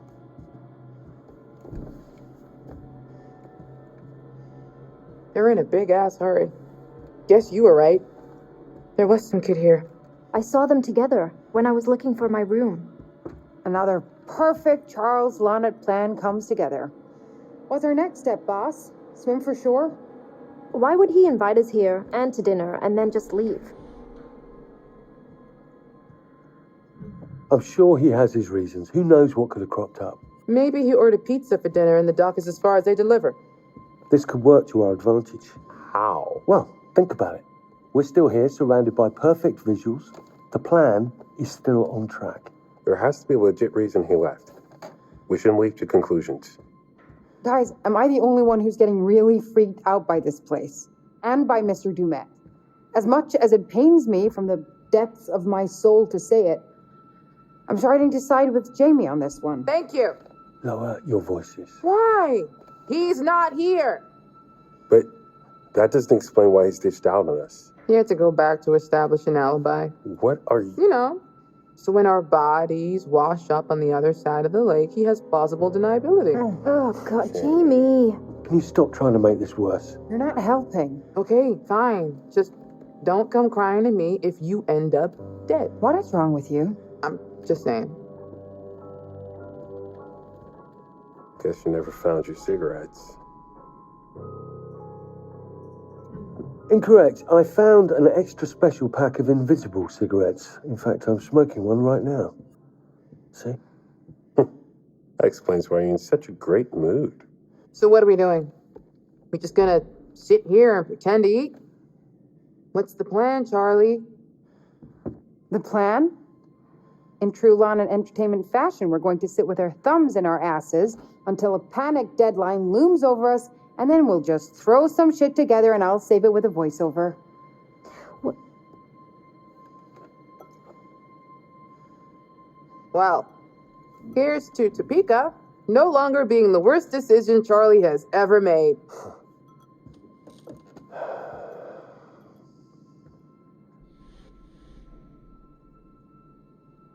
Now, I would like to toast all of you. Really. I know that I'm the butt of your jokes, and that's just my cross to bear as the patriarch of our little family. Mark and Jamie, the two of you do the work of a team of 10. And Kate, despite our bickering, you are the heart of this show. You keep people interested.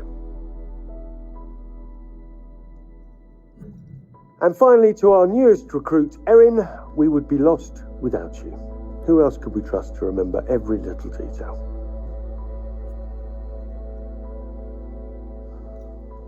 Thank you all for your hard work. Cheers. Cheers. To us. Mazel tov.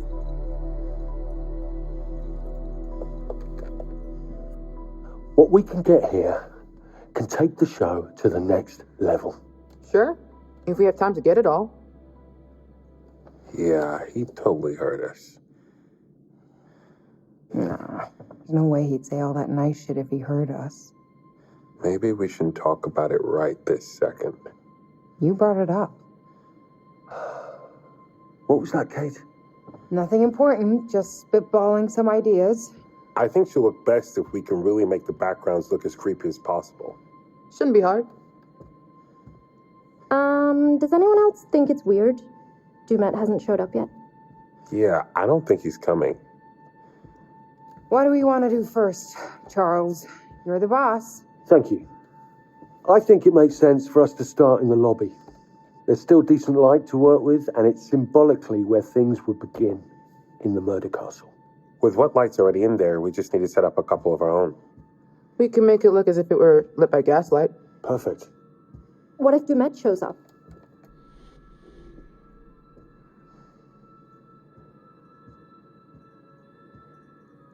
If he tells us to stop, I'm going to be having a strong word with him. He's put us in this position. All right, everyone grab what they need, and we'll meet in the lobby. Let's be as professional as possible from here on in, please. No mistakes. Perfection. If he comes back, I don't want him to see us fucking about or arguing. Good call. We're on it. Right, guys? Fantastic. I love to hear that. Shouldn't take me long at all. Great. Great. Great.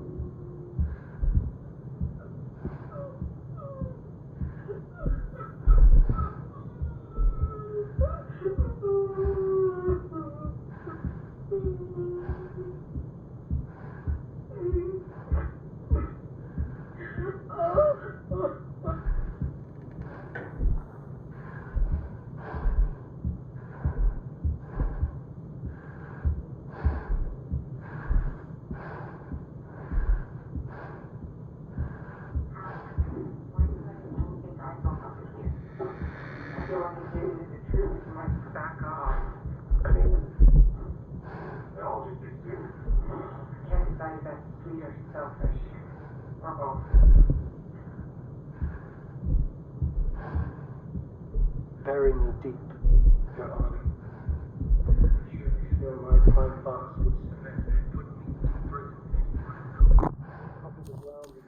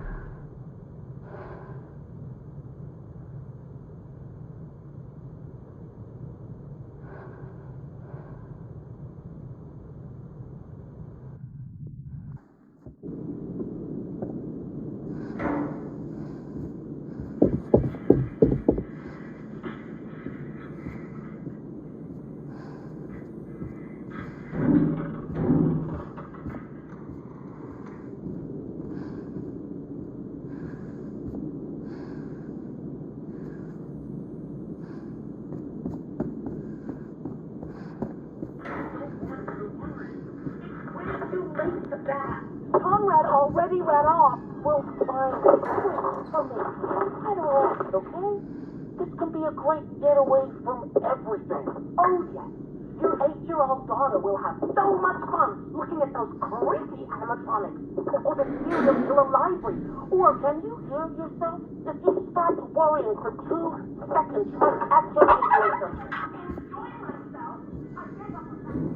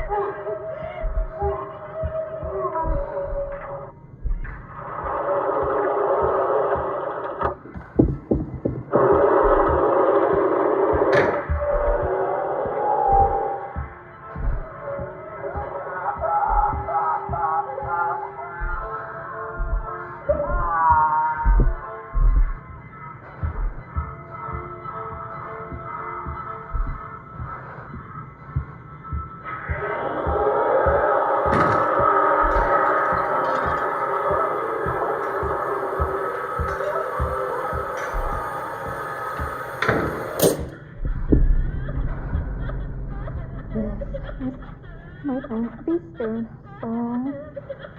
Sing it and I won't be scared long.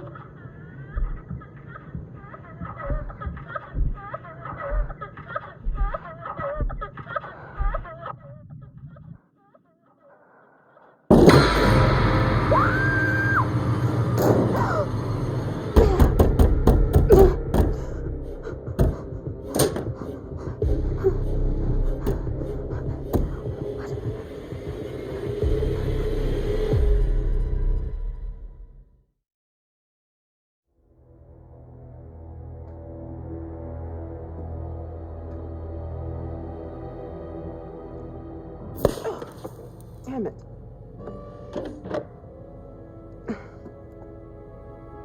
Breakers.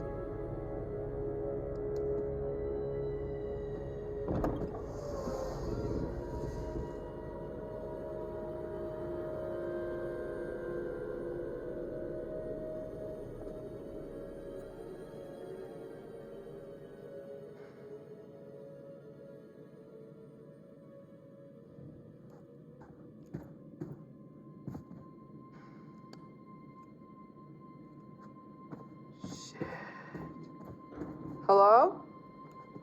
Mr. Demet? Might be time to join the 21st century, guys.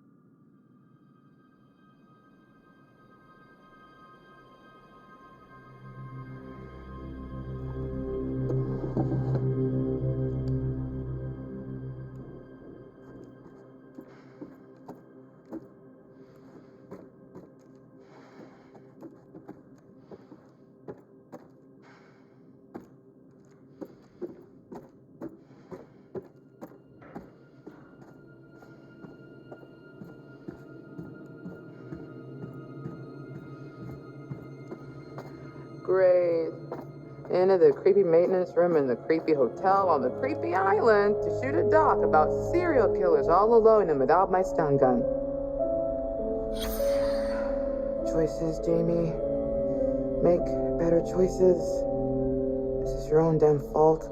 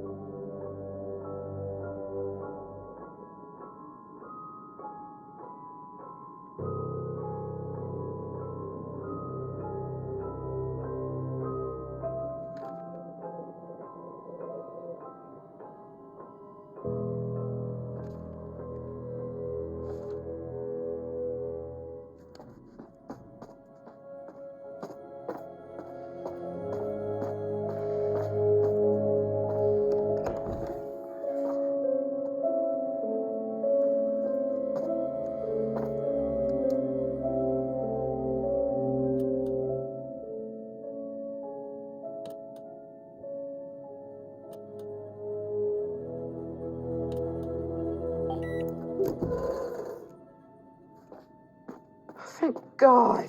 Something from this century.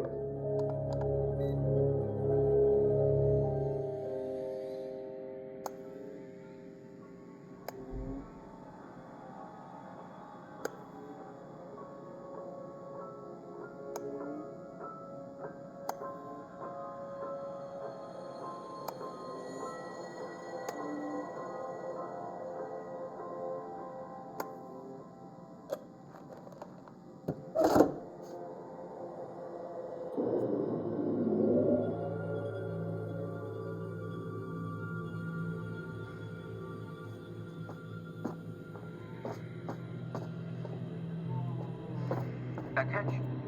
Attention. This is a severe weather storm warning for the Greater Lakes area. High winds and heavy rainfall are expected by 10 p.m. Central Time. Repeat. This is a severe weather storm warning for the Greater Lakes area. High winds and heavy rainfall are expected by 10 p.m. Central Time. Repeat.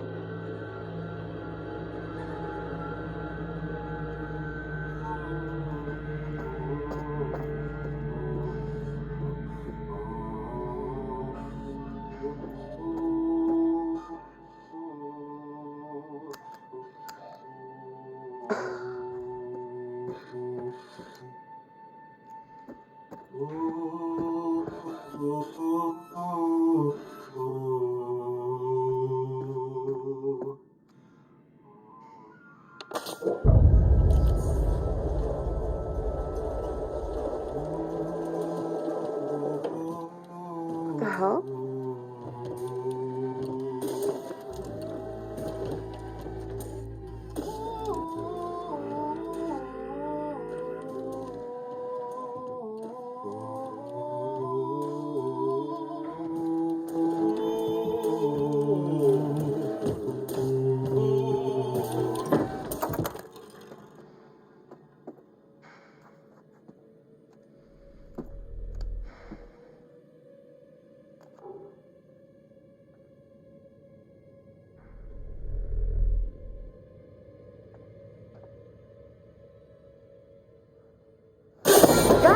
Damn it!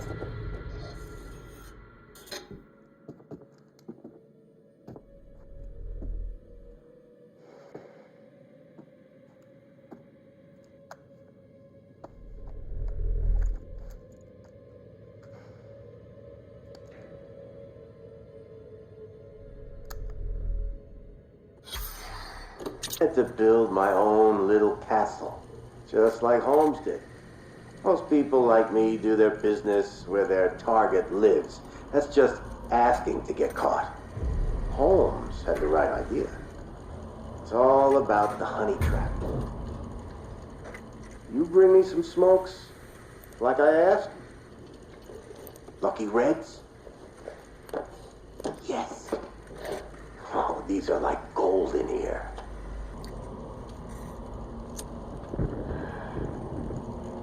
Damn, that's good. So yeah, a honeypot. Holmes built a hotel about a mile from the World's Fair and called it the World's Fair Hotel, and bought ad space in papers alongside ads for the expo. Rubes from far and wide assumed it was the official hotel. Ma and Pa Kettle. Take a train in from Nebraska. Takes 3 days.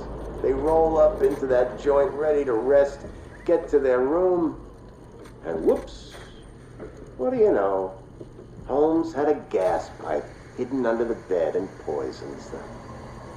Or maybe he pulls a trap door on them. Maybe he separates them and makes one watch through a window while he slits the other's throat. That's the advantage of a honeypot. No shortage of targets. That's why I picked all those houses north of the airport. That whole neighborhood was scheduled for demolition, and yet all those lovely realtor ladies must not have gotten the memo. Call up as a contractor. Tell them I'm flipping. Have them meet me out there. And look at that. We're the only two people for miles. The first couple times I'd wait for a plane to fly over just to hide their screams, but after a while I realized they could scream as loud as they wanted. No one was going to hear a thing. That's what I remember most. Those screams. You can try to understand why I am the way I am. You can forensic science up all the data you want. But you'll never know.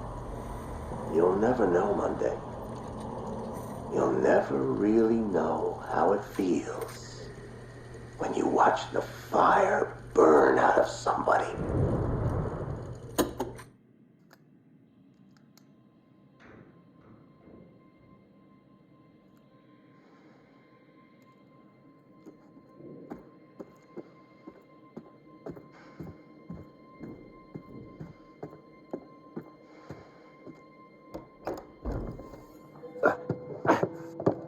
How are we looking, Jamie? Little electrical drama, but we're about good to go. This looks great. Very gaslight. If we had a grip with some foil, I could get a good flicker effect going. This will be fine. I just got a bit more to do once Kate's standing there. Shouldn't be more than a few minutes.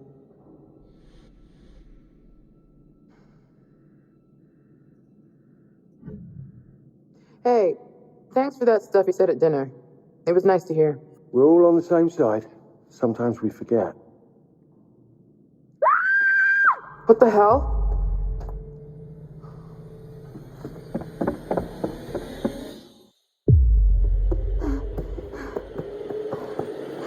Hey, help!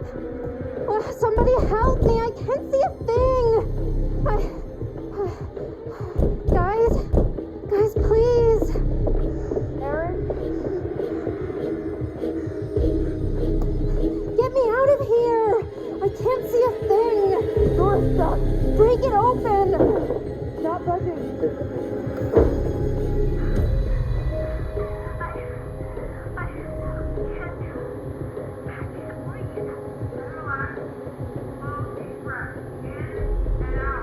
Aaron? It's okay. We're right here. You're not hurt, are you?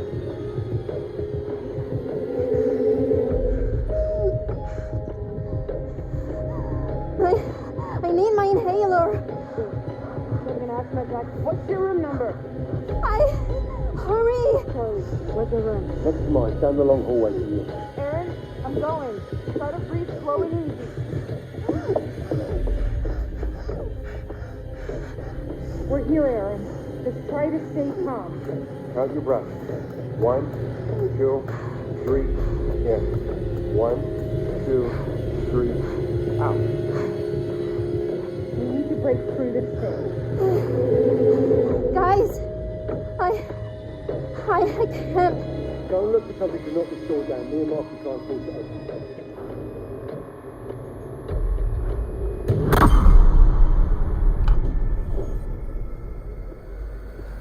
Who's there?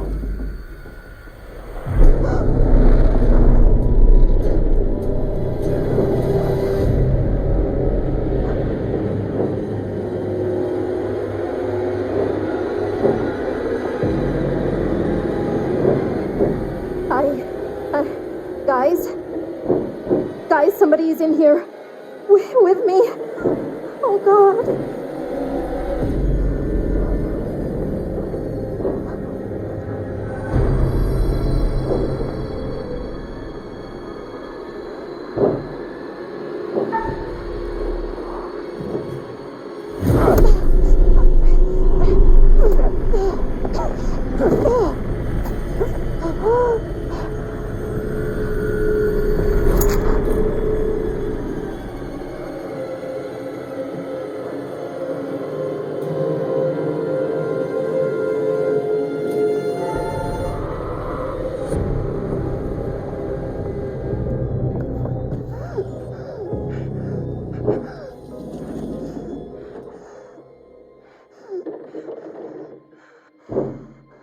Just breathe. Just breathe.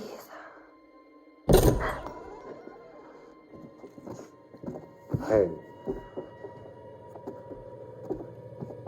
You're okay now. You're safe. What? Did you see him? Come on. He was... Somebody was right there. In there with me. Aaron, it's just a dummy. No, it was not a dummy. He had a hat on, like H.H. Holmes. Charles, you're working her to death. Now she's hallucinating shit from the show? I did not. Nothing bad happened, Erin. You're okay. No one is in there. Let's all just calm down, get Erin back to her room for a rest. I'm not fucking tired. Let's go. Come on, Erin.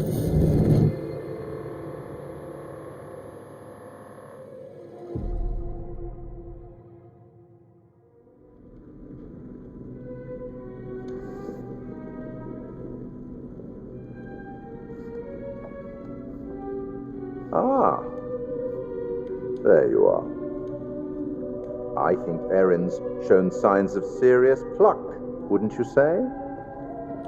Now, where's our wayward host, Mr. Dumet? Apparently, he's left the island. How very rude not to stay for dinner. Charlie managed to rally the troops, though, and a good thing. The road ahead is full of challenges. I can only observe, and it can be frustrating to watch. In some ways, I envy you. I only record events. You get to shape them. You'd better get back to things before one of our friends makes a poor choice on their own.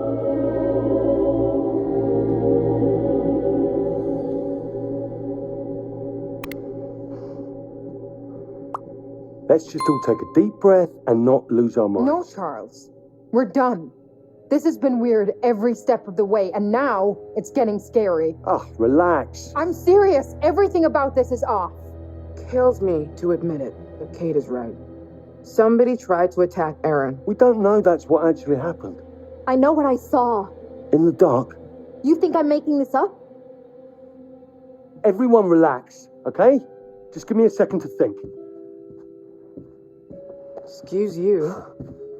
And exit stage left, our oh-so-confident and sure leader. What was that?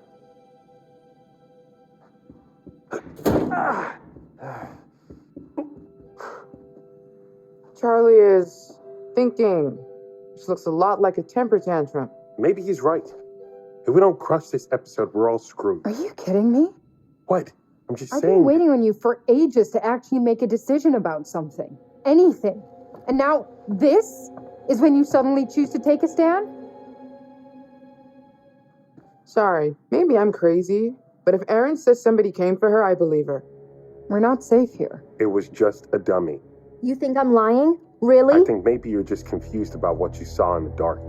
I know what I saw. Right. Here's the plan. We've already got a plan. It's leaving. Just listen. We cannot jump to conclusions. I'm going to go and find Dumet and get clear on everything. Everything is going to be fine, okay? And we're going to get the footage we need. He didn't show for dinner. What makes you think you can find him now? A positive attitude. You should try it sometime. Bravo, Charles. Your delusions make for such great plans. Demet left. I saw it, remember? Maybe he's back now. Maybe he's not. Would it kill you to think positively just once? I guess as far as Charlie ideas go, it's not the worst he's ever had. It's not even the worst idea I've had this evening. Don't go patting yourself on the back. I still think your priorities are fucked. Whatever. I'm going. I'm coming with you. Wait. Do you have to go? I'll be right back. Promise. Just stay put so I know where to find you, okay? I don't care what he says. I'm done. I'm getting my shit together. Kate. I'm leaving, Mark. You coming or not? Erin saw someone. Okay, you're right. Sorry. It's just Charlie said. We're not safe here. That outweighs having a damn job. You're right. Let's go, Erin. Everything's gonna be okay. Wait here. Can't you just stay here while I pack up my stuff? I don't want to waste any time. I'm right around the corner. Let's all be quick. We'll be right back. Promise. No, don't. Sorry, just still freaked out. Can you leave it open so you guys can hear me? Of course.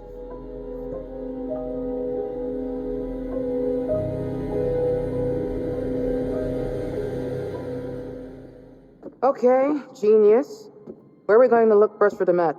I'm not looking for Dumet. I'm scouting for shots. If he pops up along the way, great. Jesus.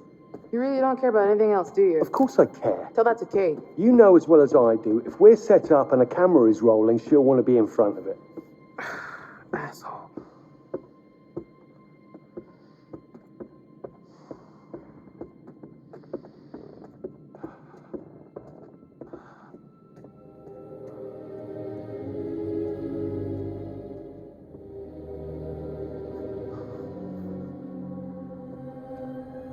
What happened here?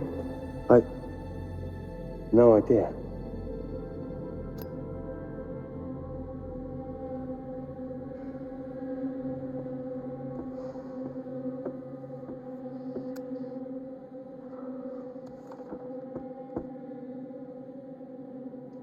I wonder if that groundskeeper would know where Demet went.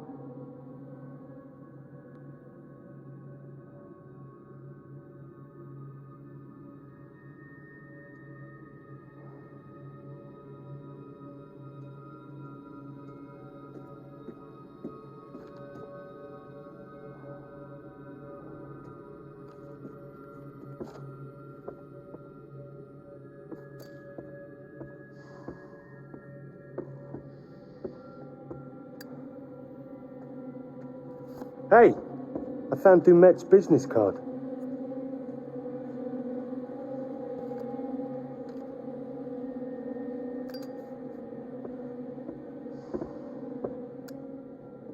Wait, what?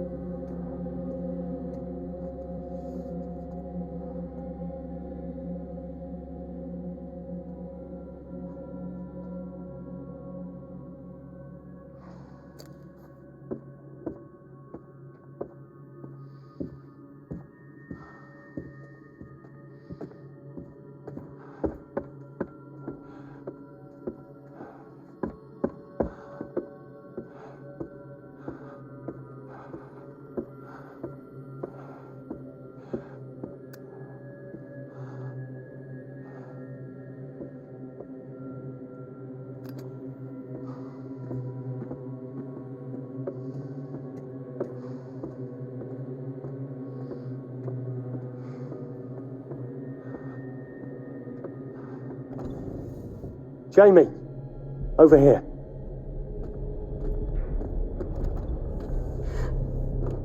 Okay, yeah, I'm freaking the fuck out. It's just blood. Just blood? Are you kidding me? You're jumping to conclusions. All we know is something was dragged along this way and it was bleeding. And that's not a cause for concern to you? All right, it's a little odd. Odd? What do you want me to say? Look, it's probably just Dumet or the groundskeeper dragging in some dead animal from outside. Maybe it's our dinner.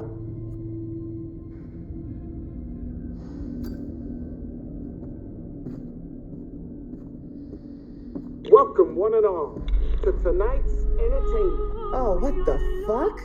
Presented by Grantham Dumet. Dumet? What? So he hasn't left?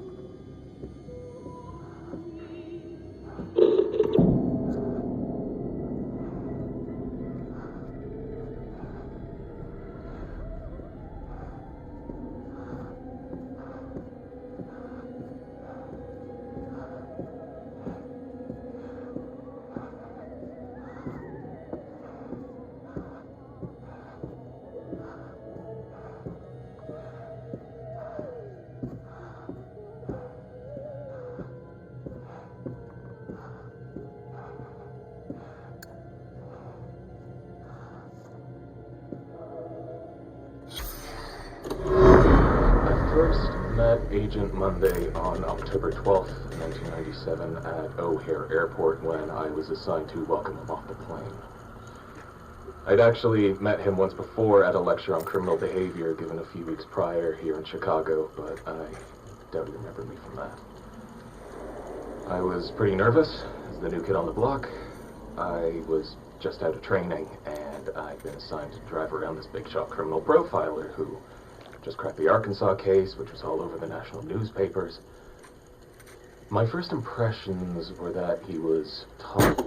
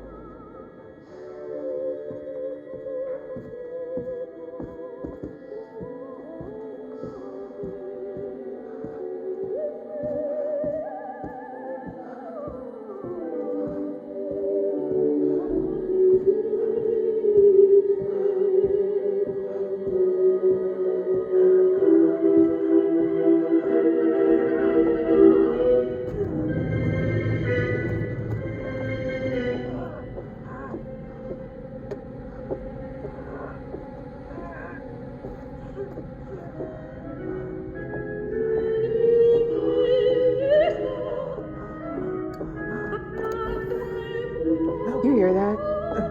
Please. Help. The fuck? Help me. Please. Please. Are you? I'll do anything. What happened? Are you okay? What the fuck? Stop! Look.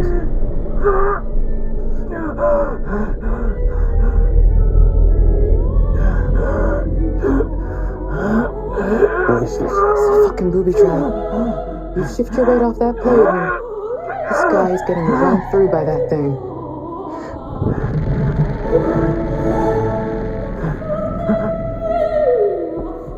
Help. Please. Help. Help me.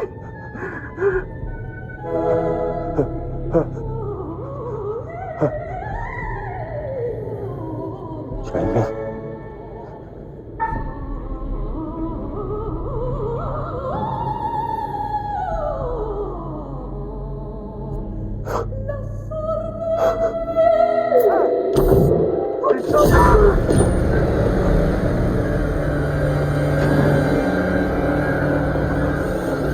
Oh my God. Give me your hand.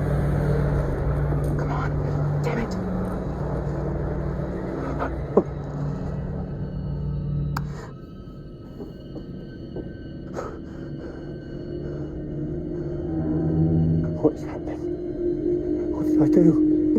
out of here. Now. Charlie. Huh? Let's go.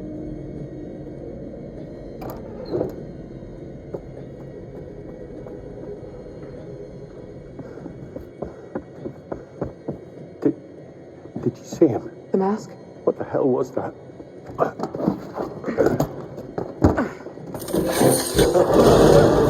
you shitting me? We're trapped. Jesus. We're trapped. What do we do? Break the fucking door down. Right. On 3. 1, 2, 3.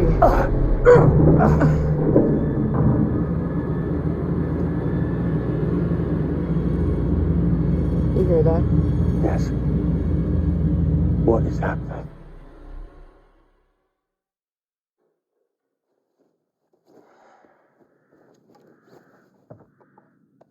Fuck. Find your spirit crystal? Don't do that. And don't make fun of me. Sorry. Wouldn't want you to cut yourself. The rock is sharp as hell and, super magical.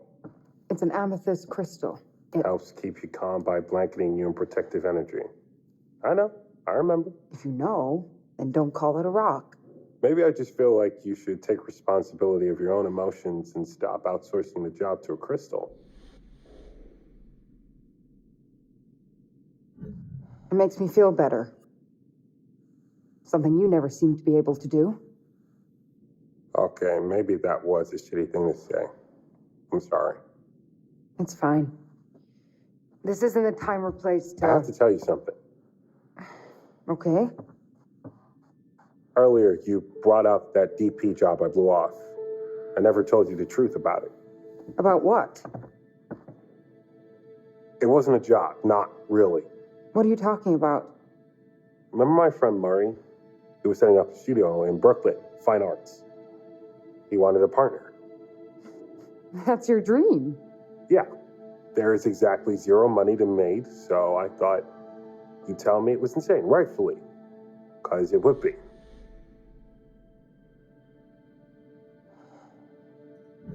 Why the hell didn't you go for it? Why didn't you tell me? Things were already starting to get tough for us. Oh, no. Don't put any of this on me. This is all you. I know. I turned it down because it would have taken me away from you.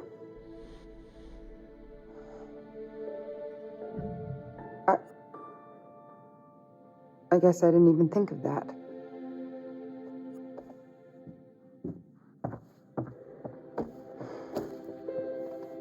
I just... What do you want me to say? Guess I was holding out for things to change with us. Deep down, I'm still hoping.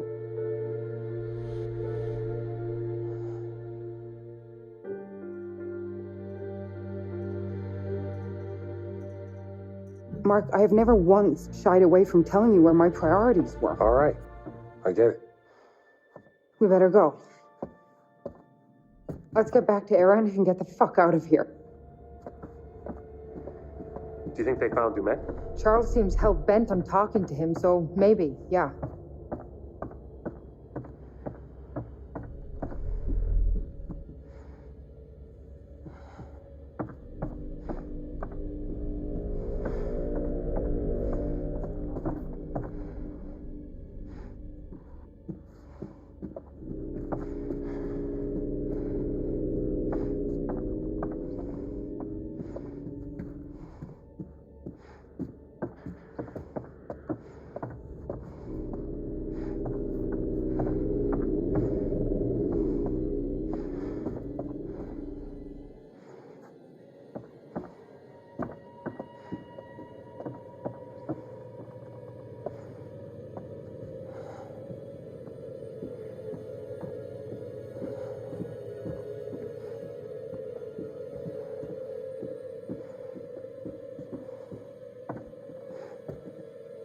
Wait.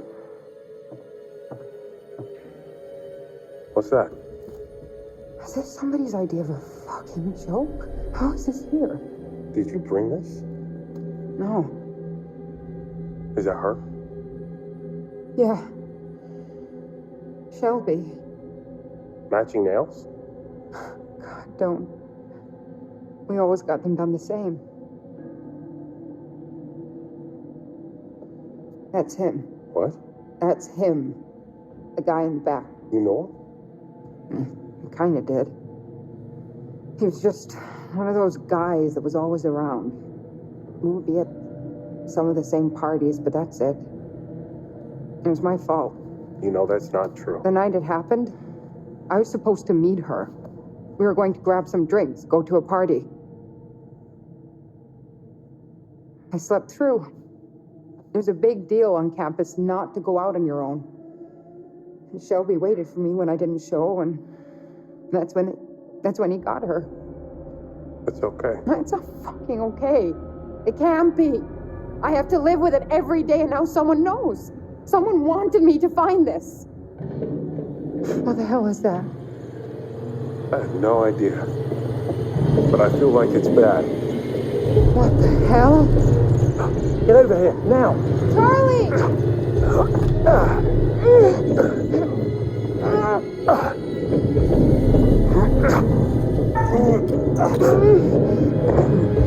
I can't hold this. Listen, you have to get the fuck out any way you can. Just get the fuck out! Now!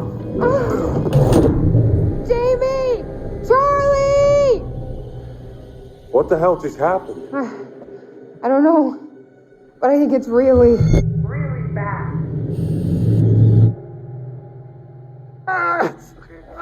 It isn't moving. So now what? We're fucked. There has to be a way around. Yeah, maintenance corridors, crawl space, has to be.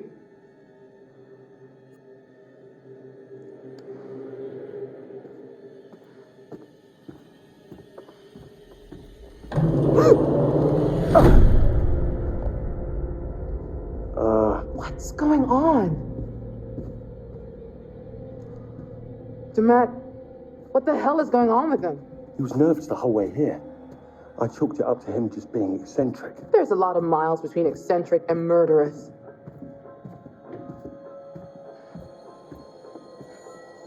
Let's think about this. You saw Dumet take off. So maybe he found out there was a killer and bugged out? Maybe. Or perhaps the man we met wasn't actually Dumet. And the dude in the mask is?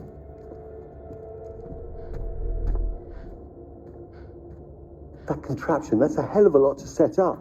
That was planned out, every bit of it. It was set up for us to find. Which makes it even more likely the dude on the ferry wasn't really Demet.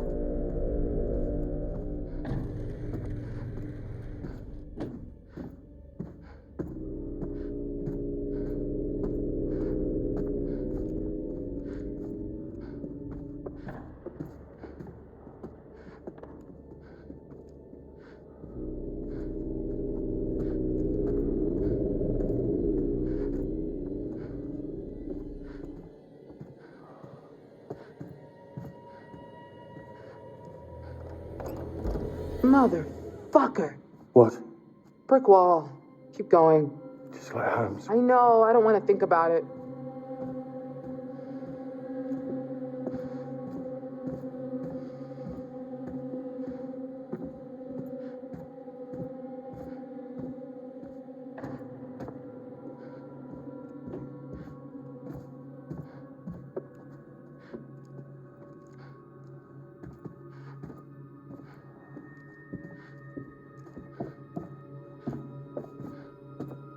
Trying to map this in my head. But I think Erin's room has been completely cut off. Jesus, Charlie. Why is he messing with her? Because she's the most easily frightened. The most vulnerable. Don't you watch our show? That's what these sociopaths do.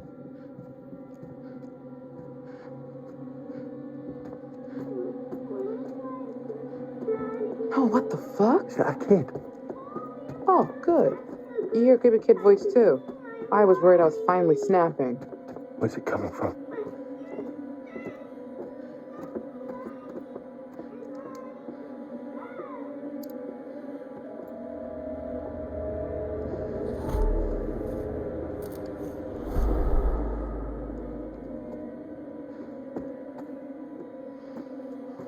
Charlie, come here. Let's get this open.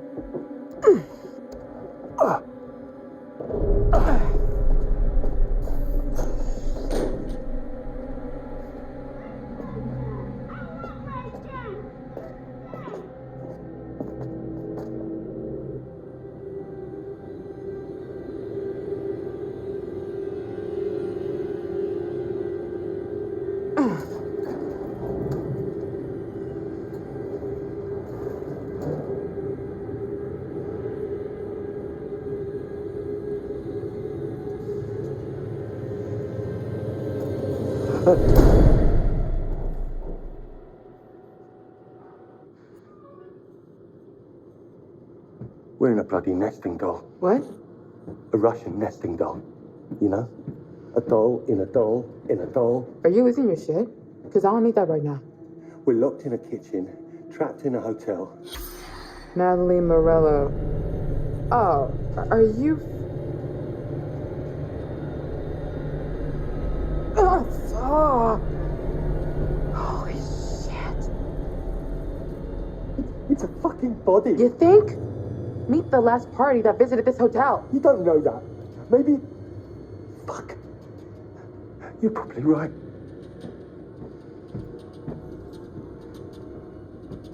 Charlie, I found a way out, maybe. Look, this one swings out. We can probably force it easier than the others. Stand back. That's not what I was expecting. Ah! Jamie! Ah! Ah!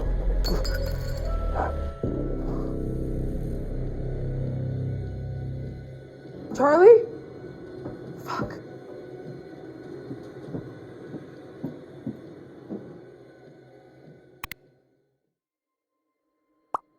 I know somebody was in there.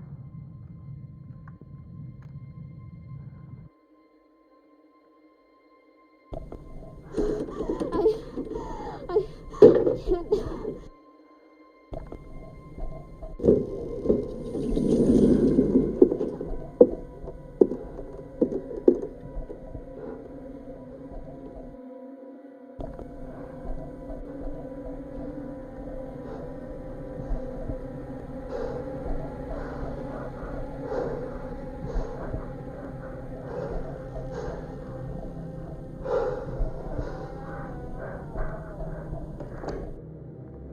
They gotta hear this. Wait.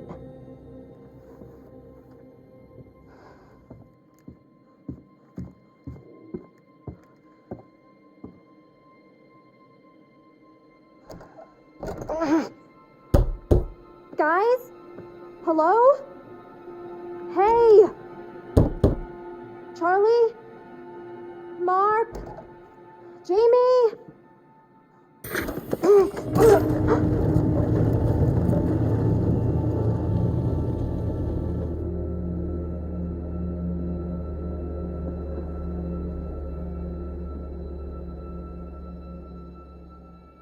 Come on, come on. Stop being such a damn wimp.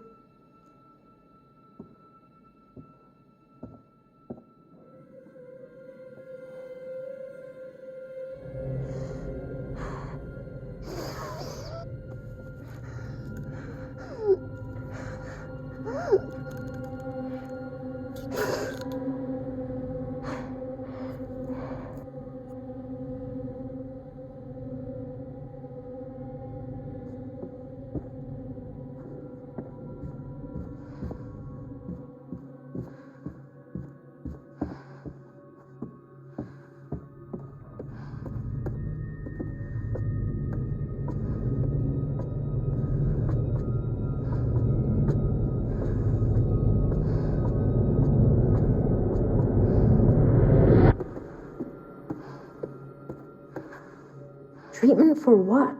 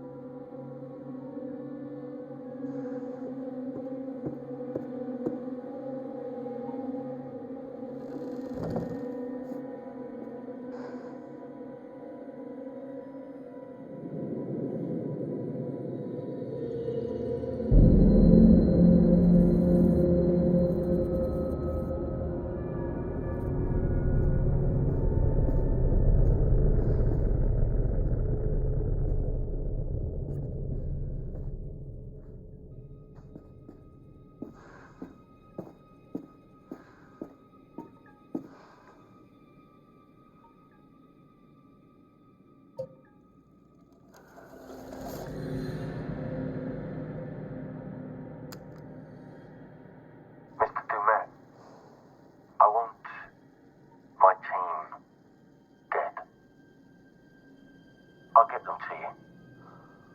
This weekend. Just do it. Jesus! Charlie!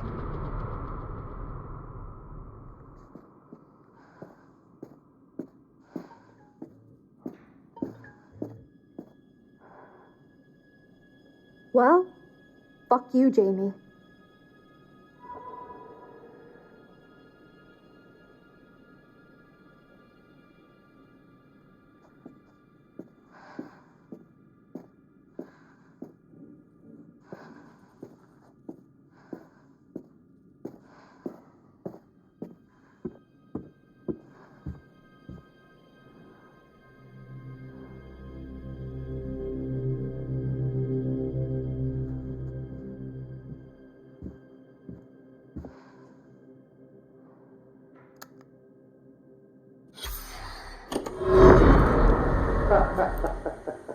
A whole carton this time.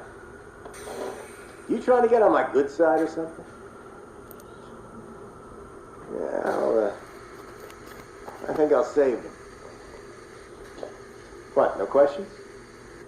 What's going on with you, Monday? You seem different.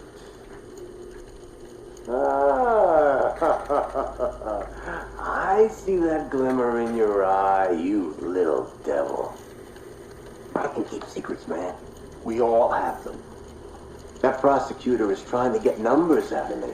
Know that? Of course you know that. Numbers. They got Holmes for 27, but we know he was closer to 200, right? Can you imagine that? I wish I'd had the time to try and beat that. Sure, they know about those nice realtor ladies. They got families, after all. But the numbers the DA is asking me about, I think he knows there's some people out there, rejects, misfits, the kind of people that when you see them coming, you look the other way. Does anyone notice if they go missing? My father always told me to leave my mark on the world. I never knew what he meant by that. Not until I watched that first girl bleed out. I call it art. That's my signature on society. It's not murder. It's an aesthetic response to what this world has made me. Ask people to list serial killers, and they'll drop 5, 10 on you before they can think of any more. Ask them to name the detectives that caught those killers. No one is going to say a damn thing. No one knows. No one cares. No one makes movies about them. No one puts their faces on t-shirts. No one gives a shit.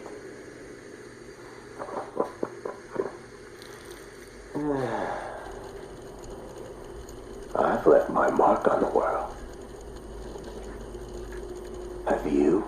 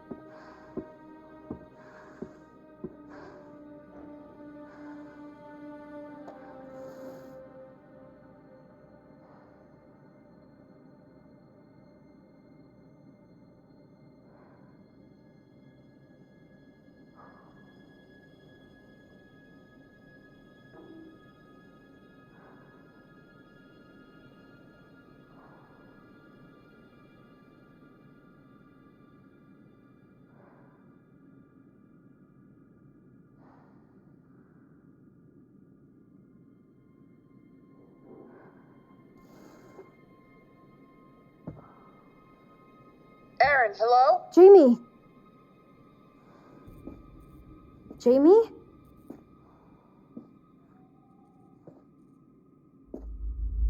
Aaron? You there? Hello? Can you hear me? What is happening? What? You're not safe, Aaron. How You are... have to listen to me. Do exactly as I say.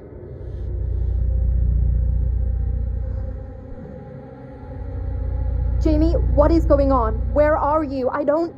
Just listen. Listen. There's a cupboard in there. You have to get inside right now. What are you talking about? Just hide, Aaron. Why are you telling me this? What's happening? Aaron, now. Just trust me, okay?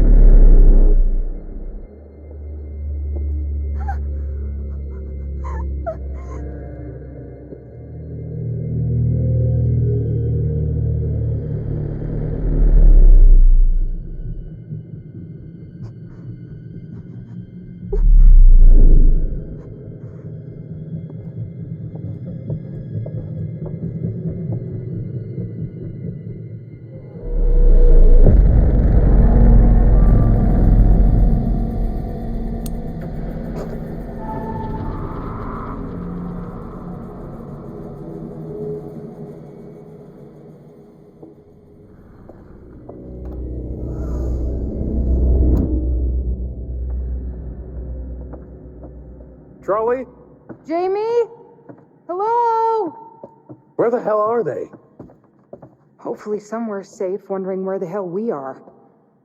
Okay, check this out. What is going on?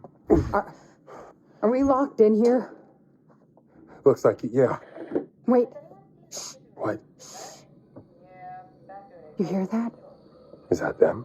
Where's it coming from? Somebody's in the restaurant. What's the plan, Charlie? You end up dead. I'd like to toast all of you. Really. I know that I'm the butt of your jokes, and that's just my cross to bear as the patriarch of our little family. Mark and Jamie, the two of you do the work of a team of 10. And Kate, despite our bickering, you are the heart of this show. You keep people interested. What the fuck is this?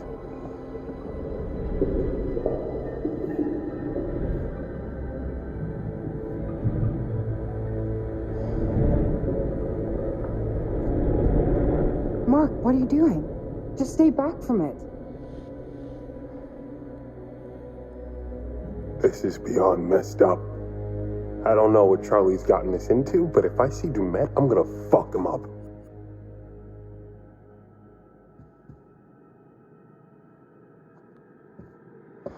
Has anyone seen Mr. Dumet? Can't be. You must be mistaken.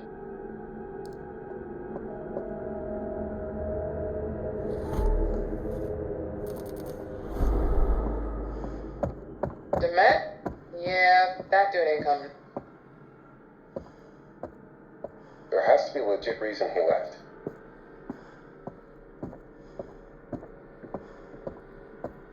But why would he invite us here and to dinner and then just leave?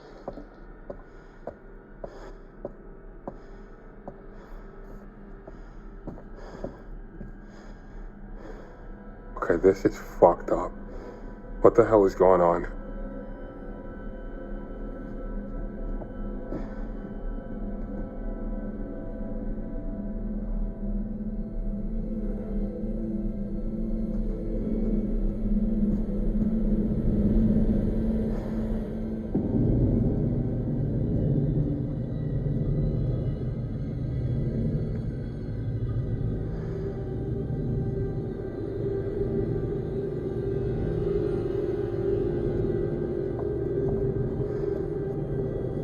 Jesus. It looks just like him. No way somebody just threw these together in the last couple hours. You hear that? Footsteps. And they're getting closer. Watch out.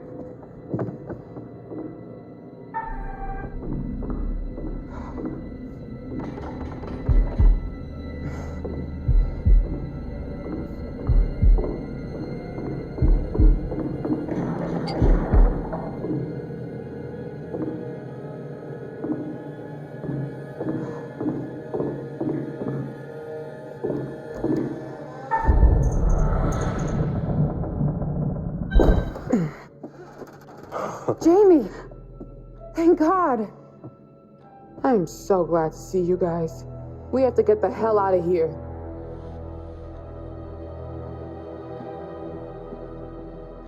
What happened when the wall closed? Demet killed his groundskeeper. What? Right in front of us. Demet? It's a setup. He was wearing a mask, and I know how that sounds, but I'm not joking, and now he's after Aaron, so we need to move. Wait, hang on. Where's Charlie? I don't know. We got separated. No way this is happening. You know, so when our bodies wash up on the other side Are you fucking kidding me? Deniability. Bodies dead. Jesus, dead. shut it up! Bodies dead. Dead. Dead. Dead. Dead, wow. What was that? This... It's fake. A prop, or from an animal or something. It has to be. No way.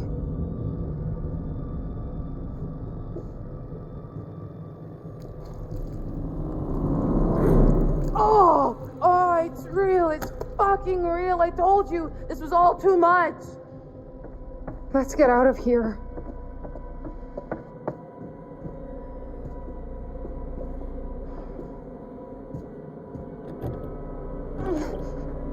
Oh, it's locked. What's going on? The door I came through is locked too. You men! You wanna play around? Get out here, right now. Let's fucking play.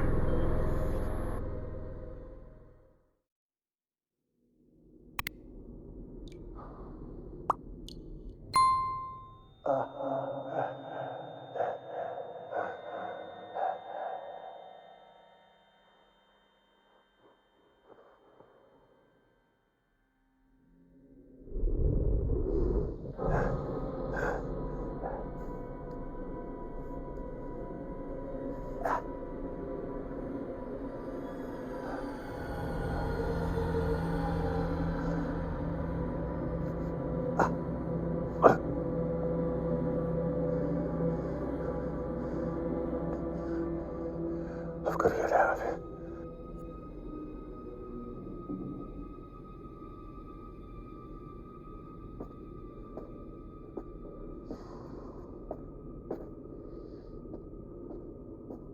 Jamie! Hello? Jamie! I'm okay!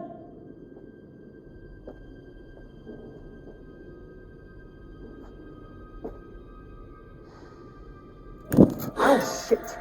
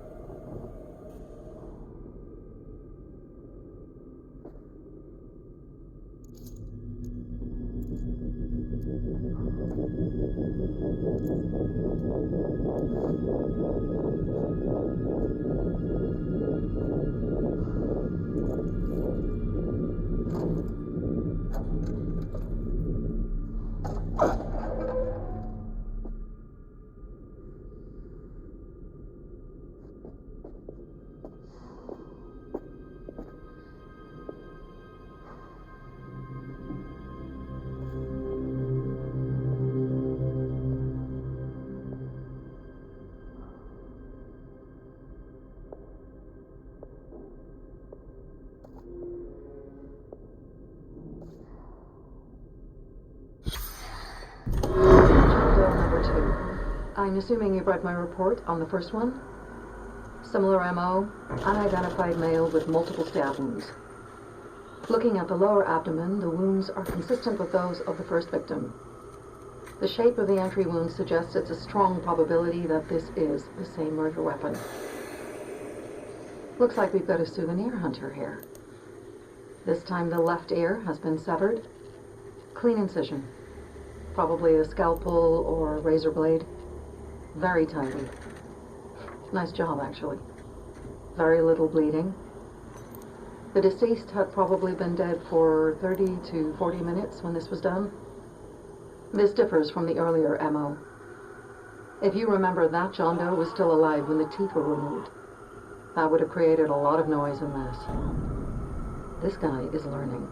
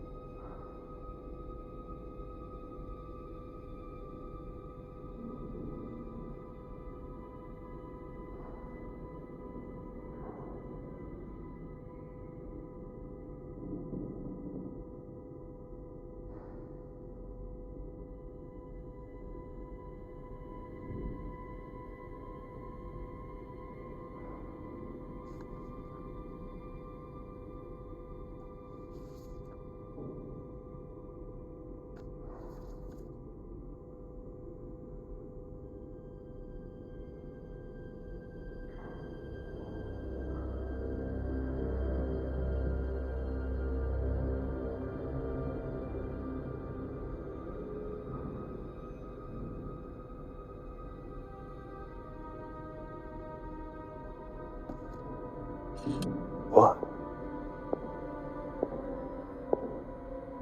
What the hell was that?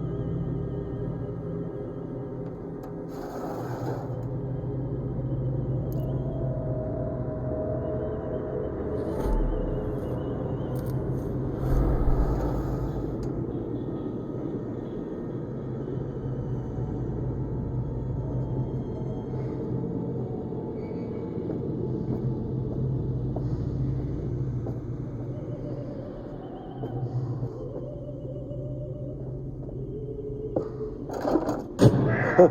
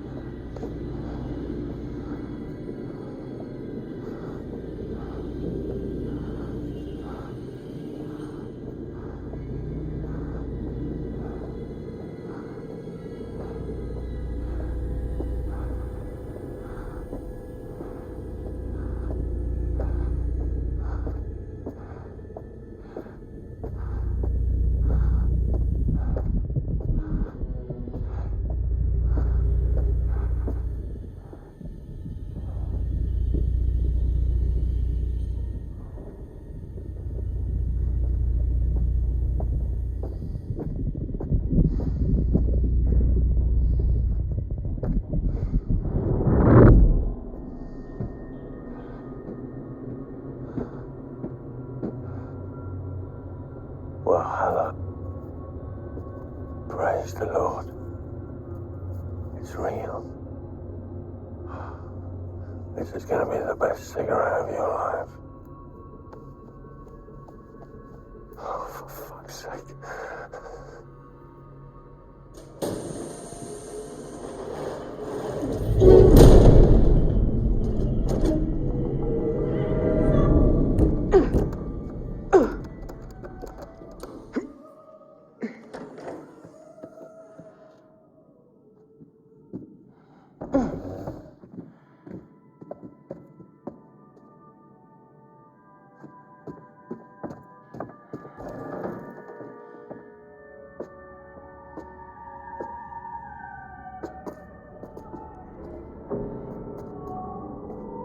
Praise the Lord.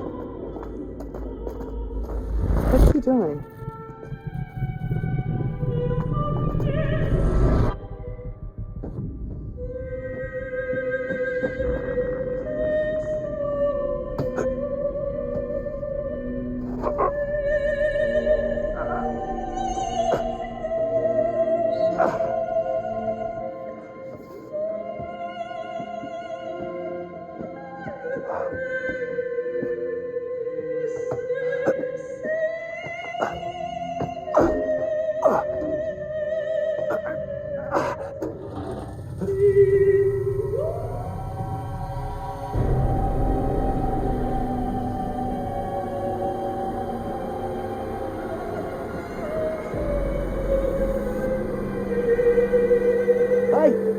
Hey, hello!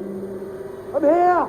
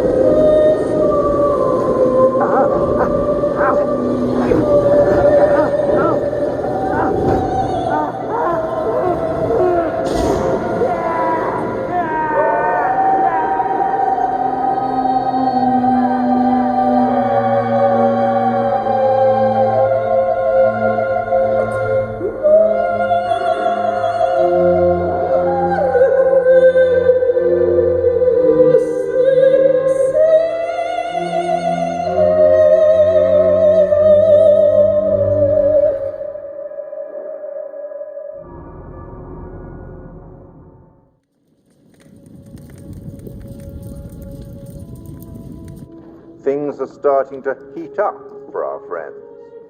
Charlie's goose may be cooked.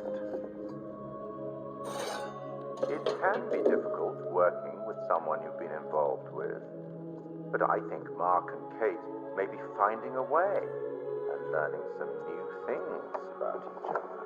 And how do we feel about Mr. Dumet's lovely animatronics? I think they're rather clever. Some of them look very realistic. I wonder where he sources the parts. It would only be fair at this stage to offer up a little hint to even the odds. What do you think?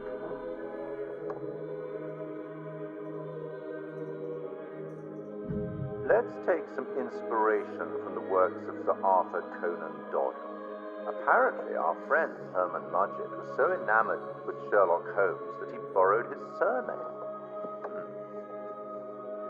Here. He has a brain of the first order. He sits motionless, like a spider, in the center of its web. But that web has 1,000 radiations, and he knows well every quiver of each of them. I hope that helps.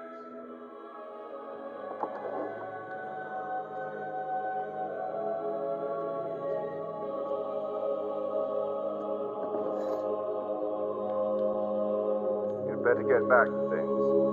Best of luck.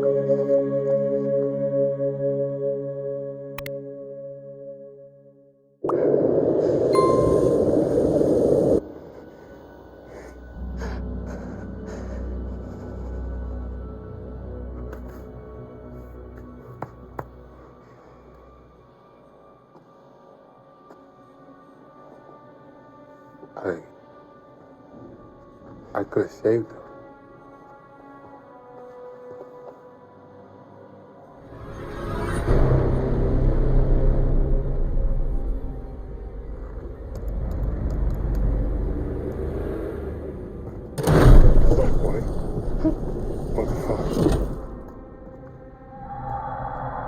Wait, you hear that? Yeah. From down there. What if it's Aaron? No way. Damn it. It's another trap. It's the only way out of here. So we're going to find out.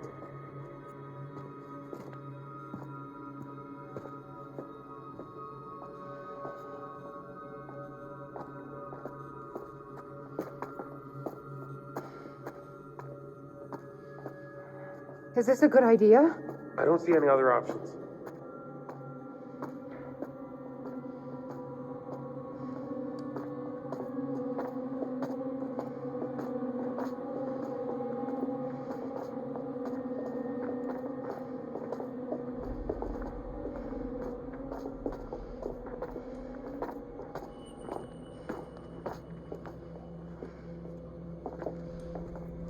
Where the hell are we?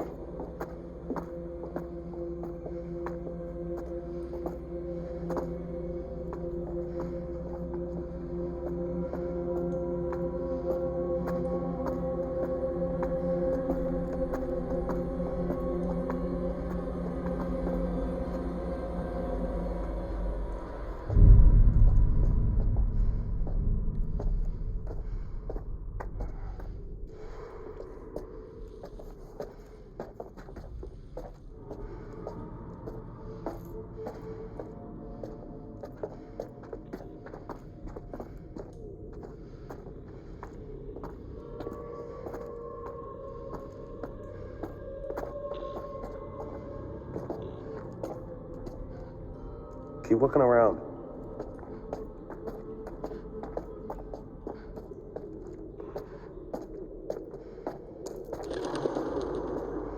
Columbus Spa.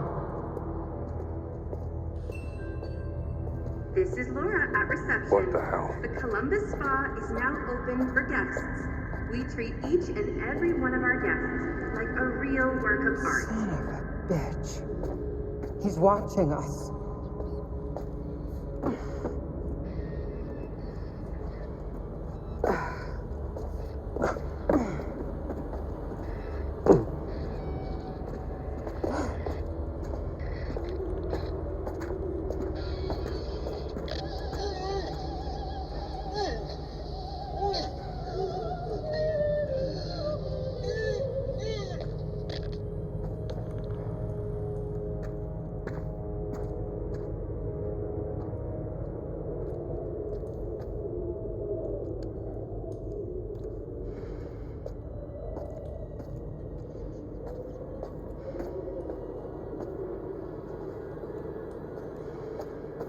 must be something useful around here.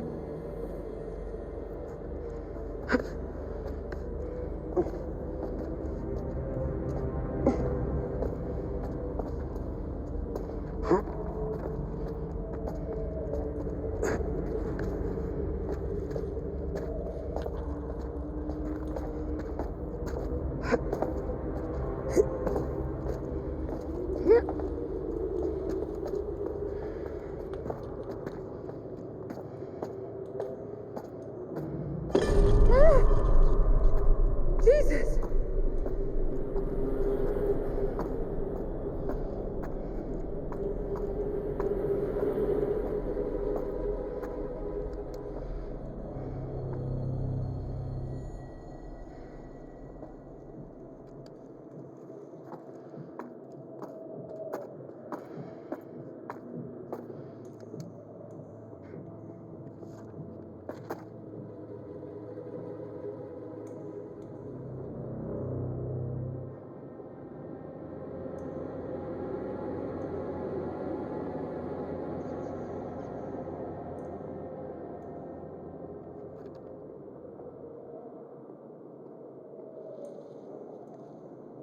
This way?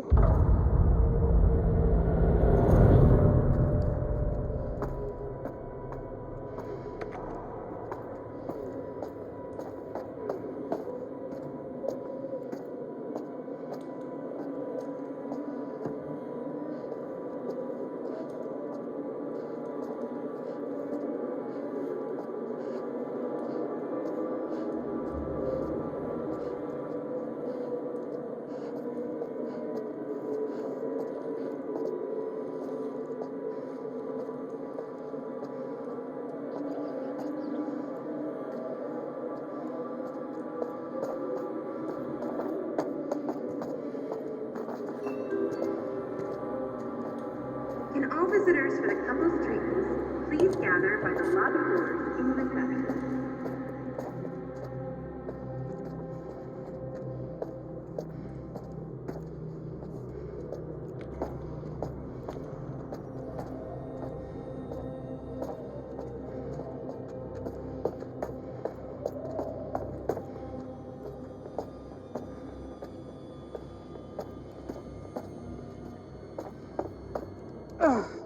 Worth a try?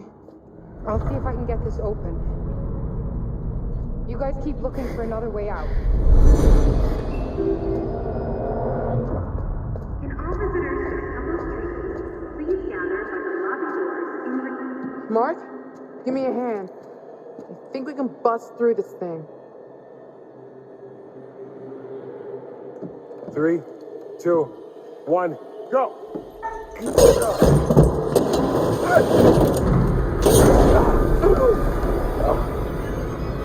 Okay?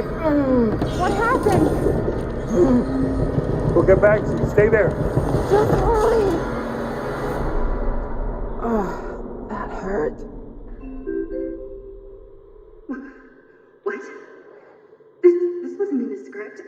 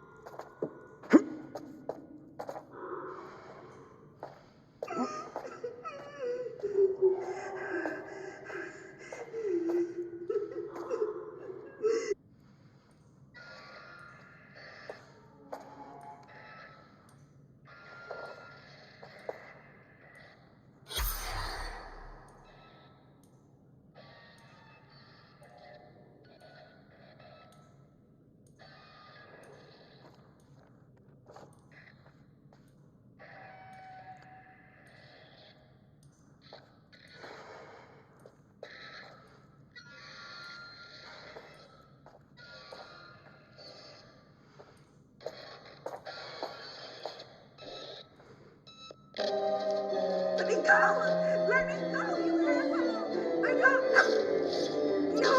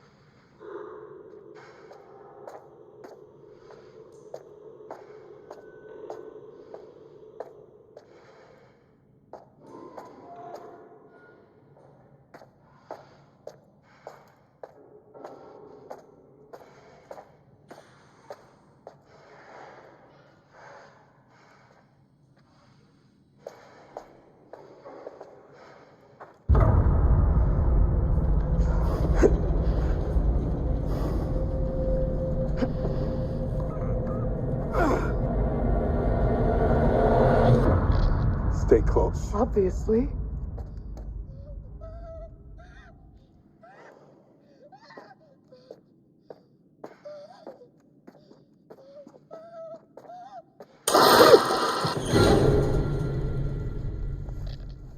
What the fuck just happened?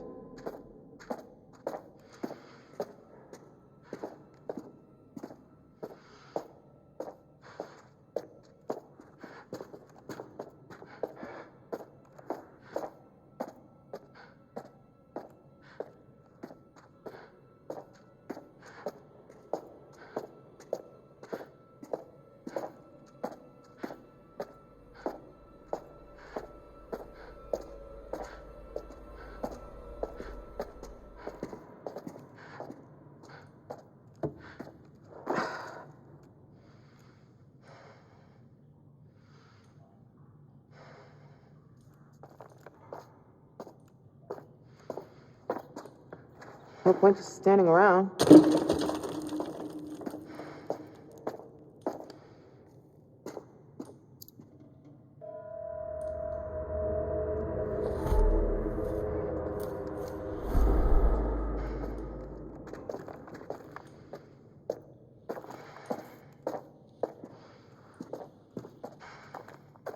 There's gotta be a way through.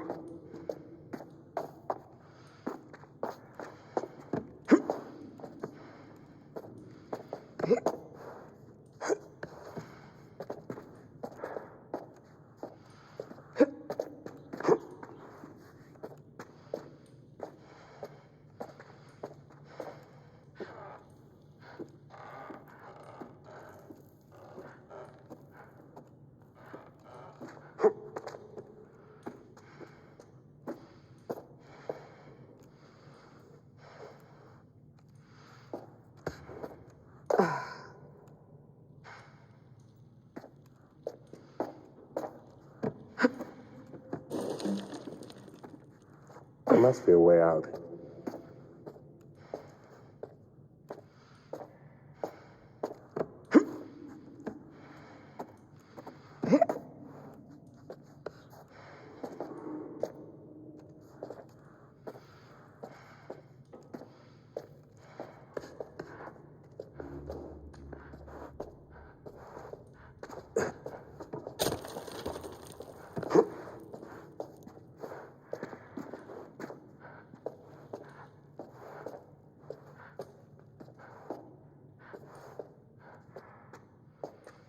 Mark, give me a hand moving this shit.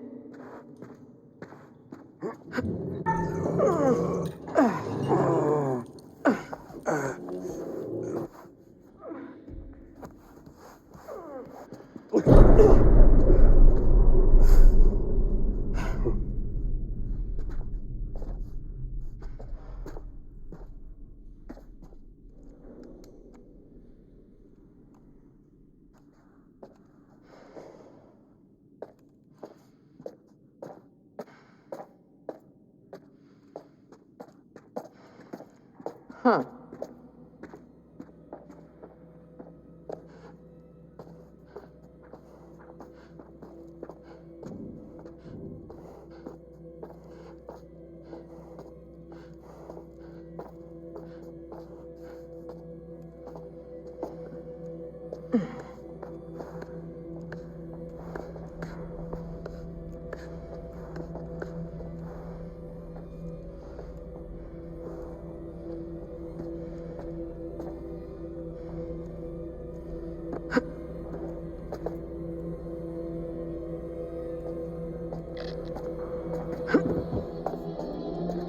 Shut up! No! Monica!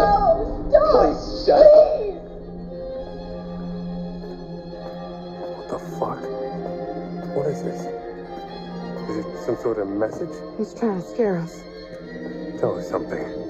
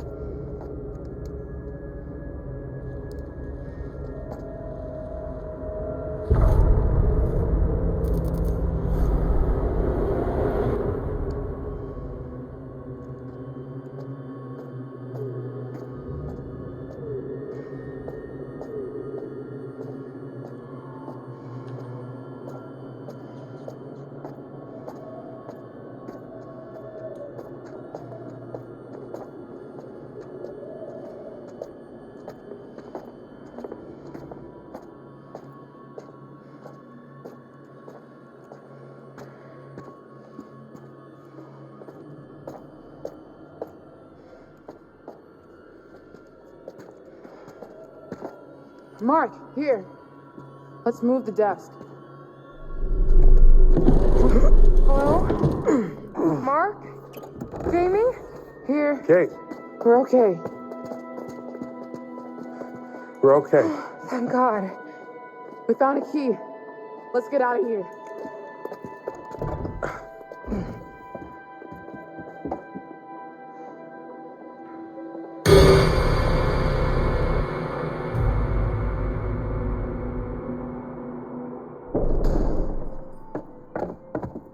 Hear that?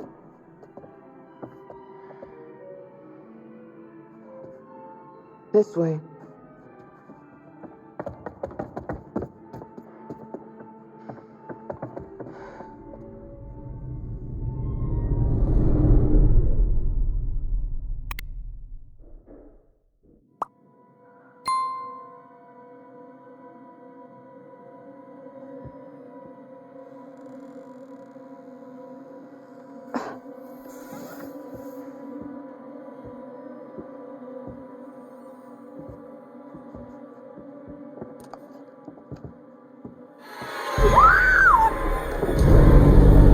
Get away from me!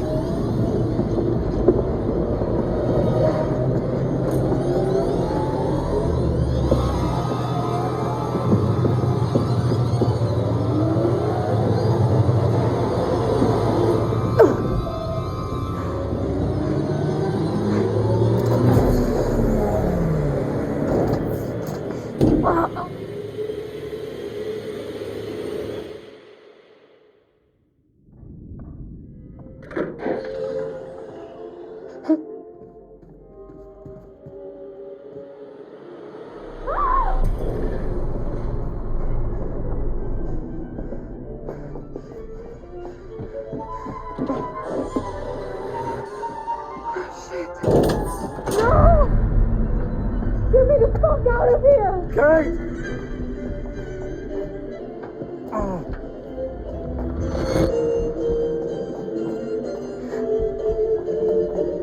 Kate! Erin, are you okay? Please say you're alright. Get me out of here! Hurry up! It's another trap!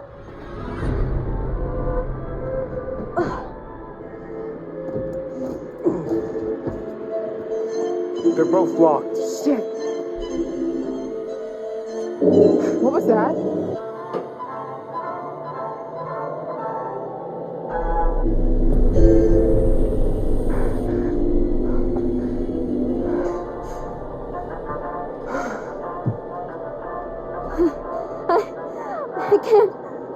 I can't breathe. These windows are welded in place. He fucking wants us to watch. Wait, look. Regulator switch. Will that give them air? No, not both of them. It's sucking out all the air. Whoever we point this lever at is gonna die. What? He wants us to choose, doesn't he? Oh my God. I can't. If we don't do something, both of them will die, Mark. Jamie, please! I don't want to die. I don't want to die. Please help me.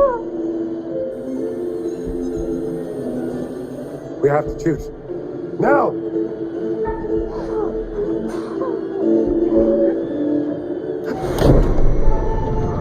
No! We had to do something. They were both gonna die.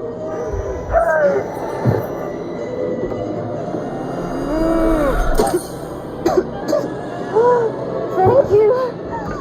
Thank you. No, Kate.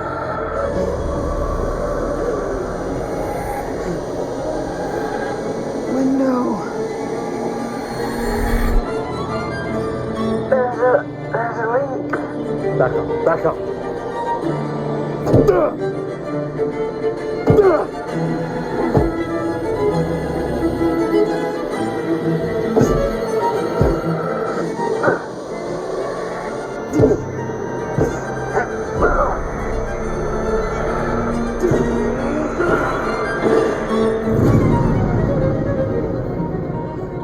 Come on, I got you.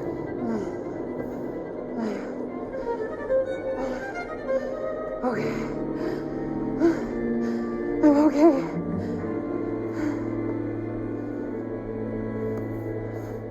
Kate, you okay? She's okay.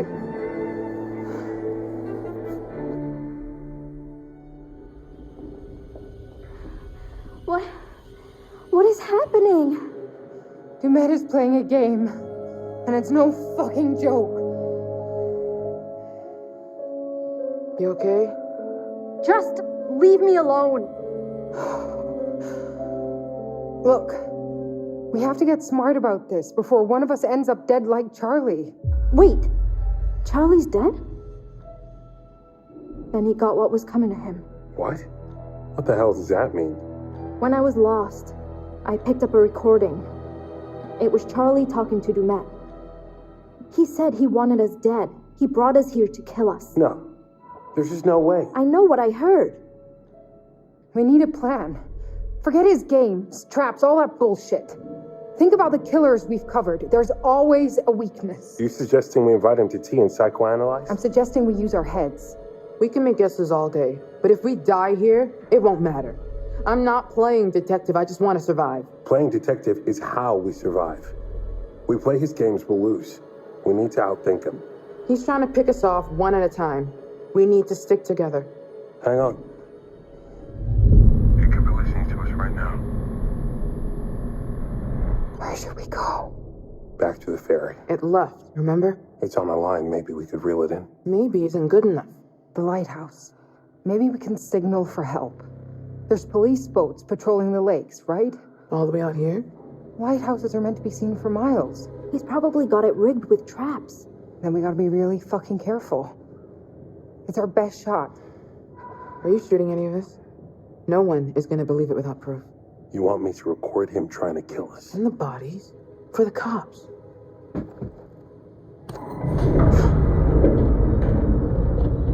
Hear that? The walls are moving again. Kate, hang on. We need to stay close. Shit! Kate! Hang on!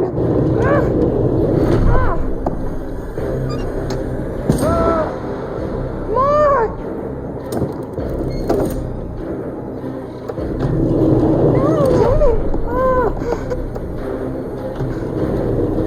Wait, no!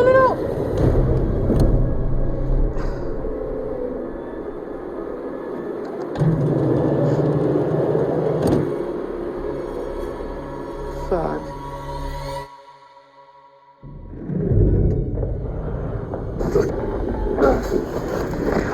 Oh, God!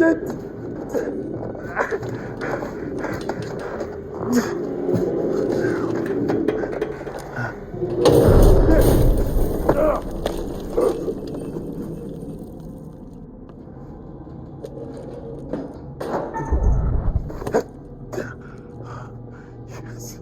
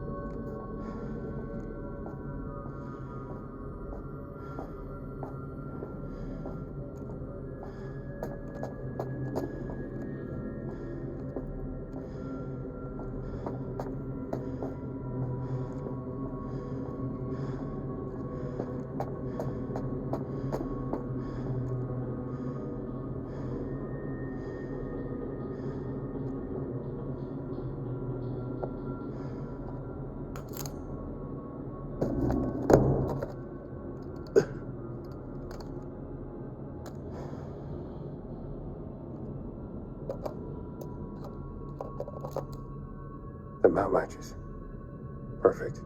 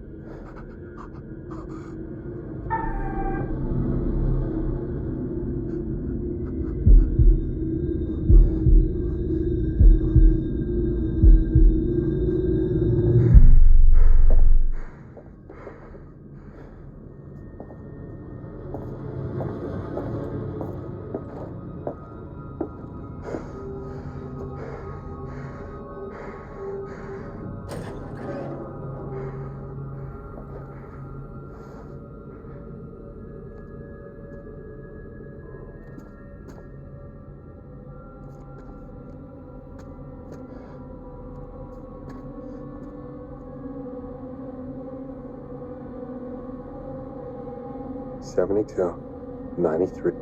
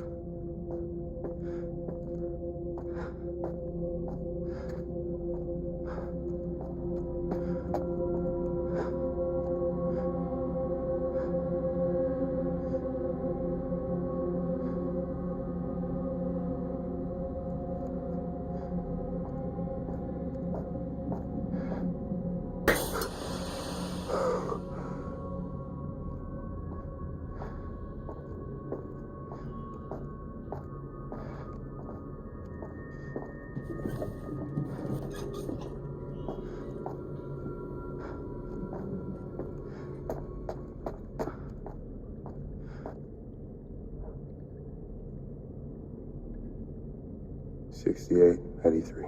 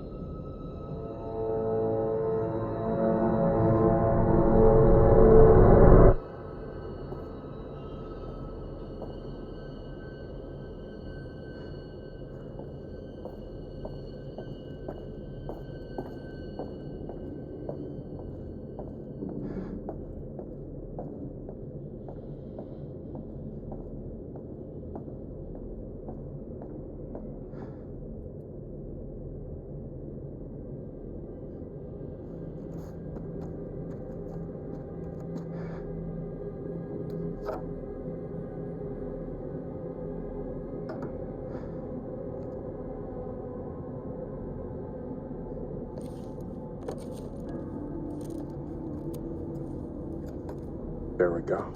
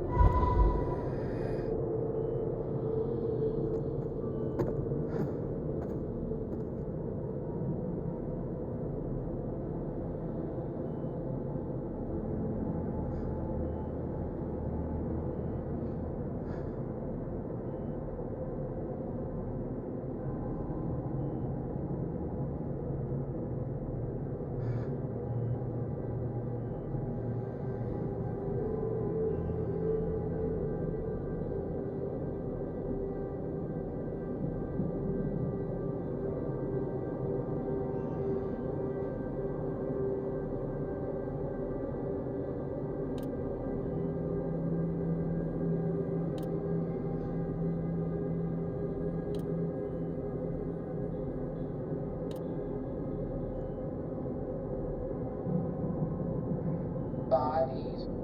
Dead. Dead bodies. Dead.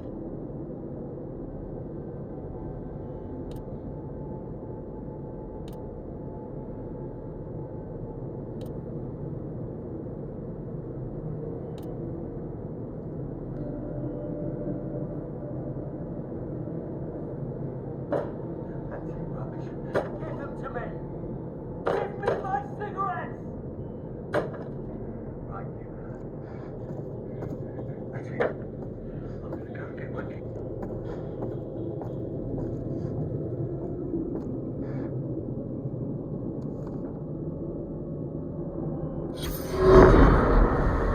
Psychological assessment conducted by Dr. Isabella Garcia.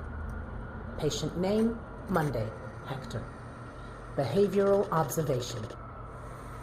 Hector arrived at our scheduled appointment 24 minutes late. Once we sat down and began the session, he struggled to maintain eye contact. He found it difficult to articulate his feelings and was terse and guarded throughout. Hector has been working long hours and, as a result, isn't sleeping well. Hector spoke about his recently deceased mother and displayed evidence that he hasn't yet fully come to terms with her death.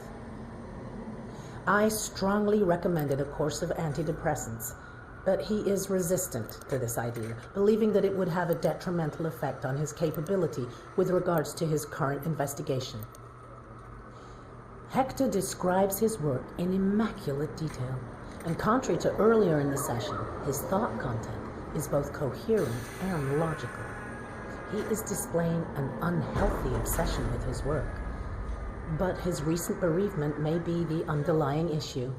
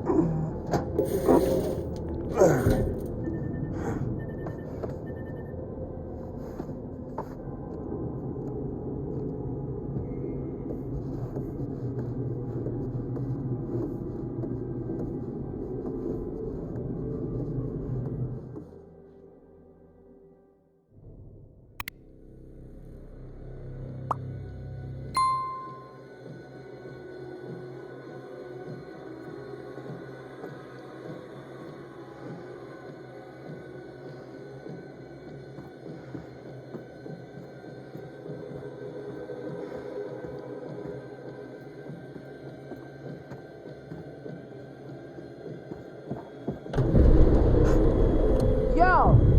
I'm not some fucking lab rat here for your amusement.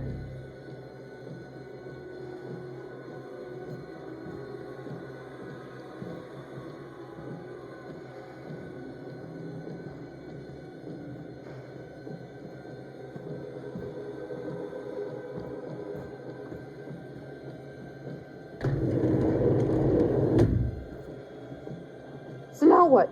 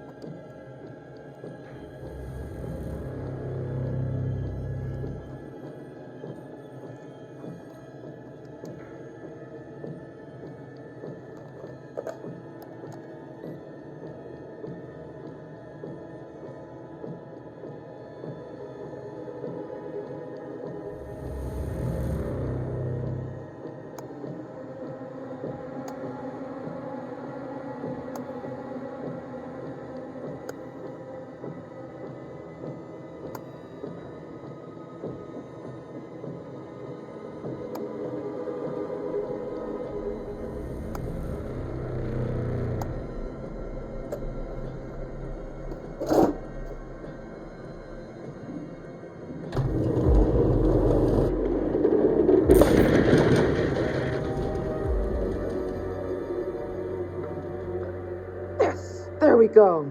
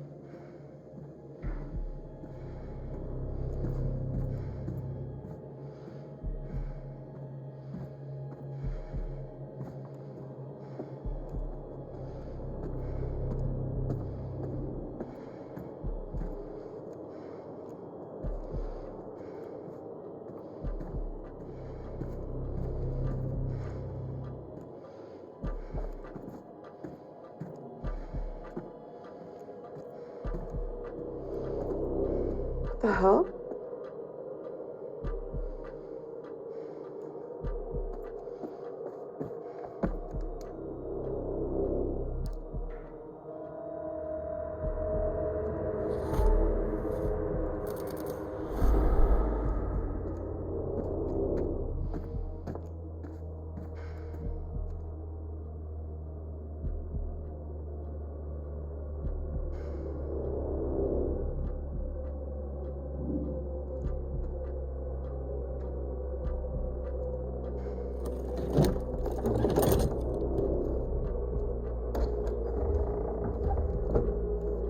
Oh, what the hell?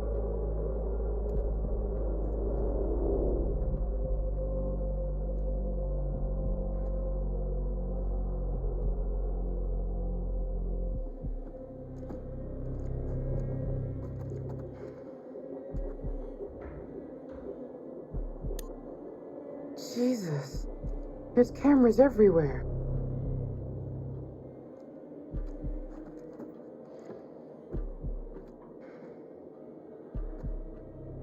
Mark!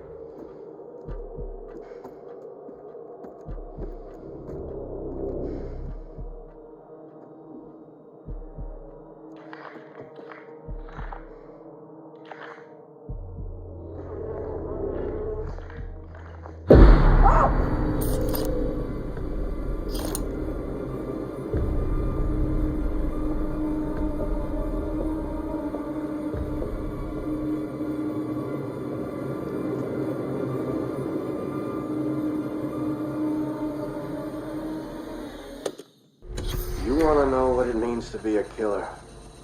You ever been to the art museum downtown? They got this painting by a guy, I forget his name. Famous painter.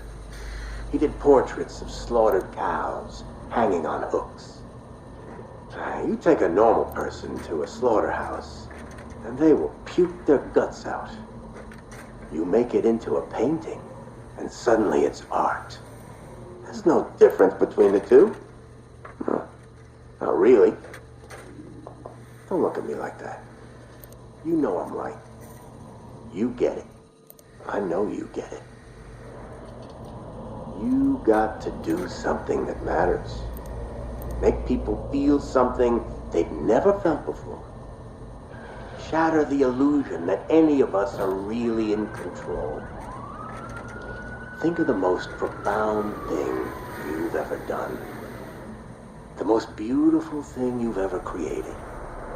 And I promise you, it's nothing compared to watching the life bleed out of someone. To see the fear in their eyes. To feel them pawing at you for release. To hear them pleading, begging. That moment when someone realizes they're at their end. That's when you feel it.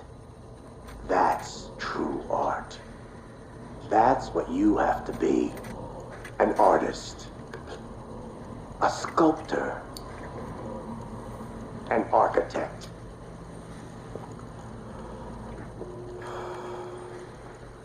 I see the gleam in your eye, Agent Monday. You're not fooling me. Ah, look at you now, huh? Am I gonna be your first? Well, come on then, huh? I'm right here. This room is soundproof. You don't even have to wait for a plane to fly overhead.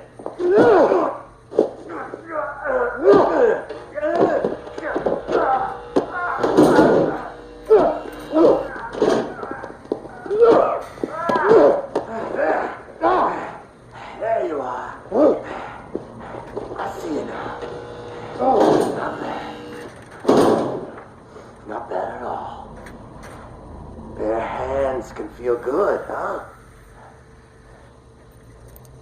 But the blade makes for such a prettier picture. You've got potential, Agent Monday. If you truly want to be an artist.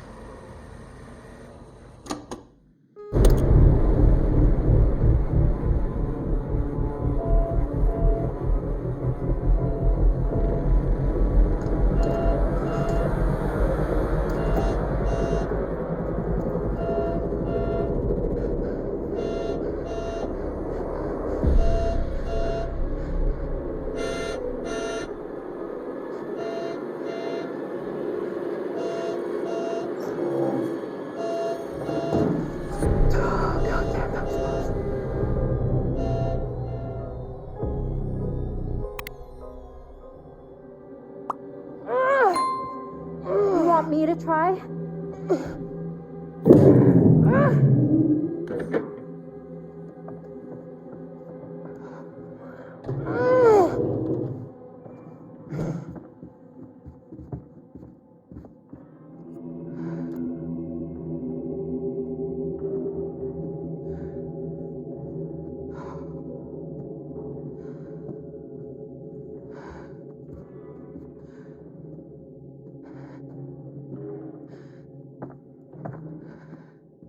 Stay close to me.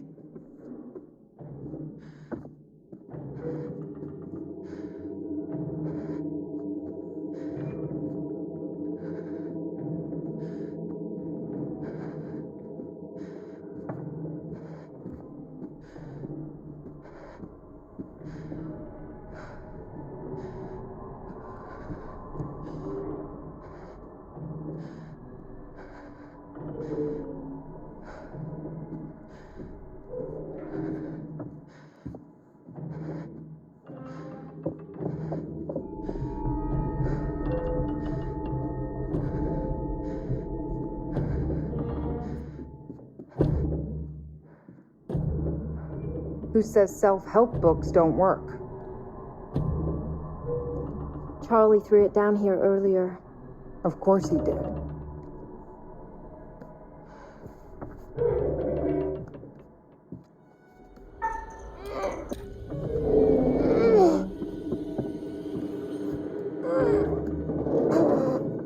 Come on.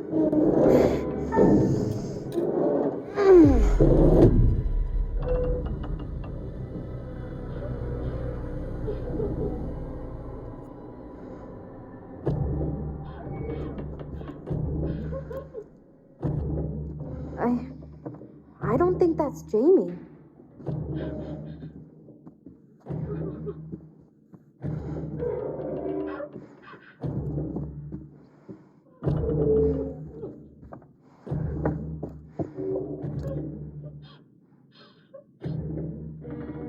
Hello?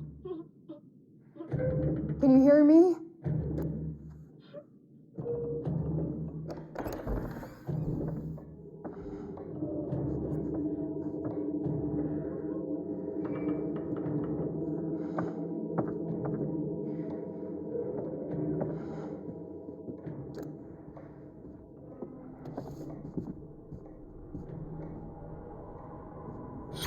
Wait, hey, look at this. What? It's a true crime book.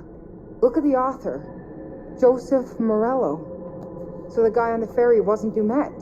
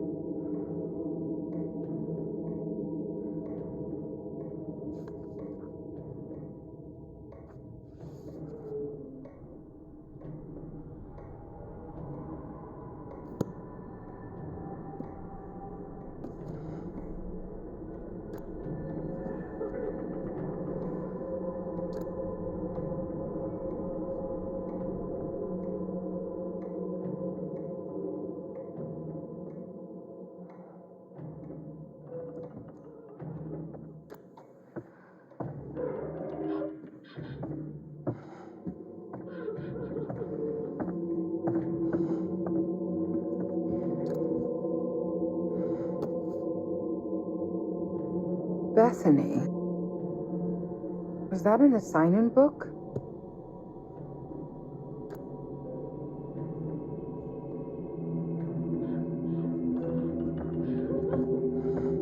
It's coming from through here.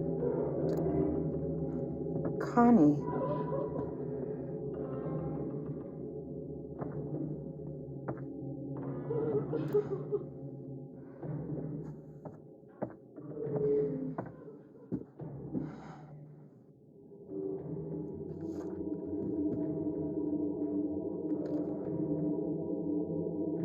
Please stop crying, Mommy. So where's Daddy?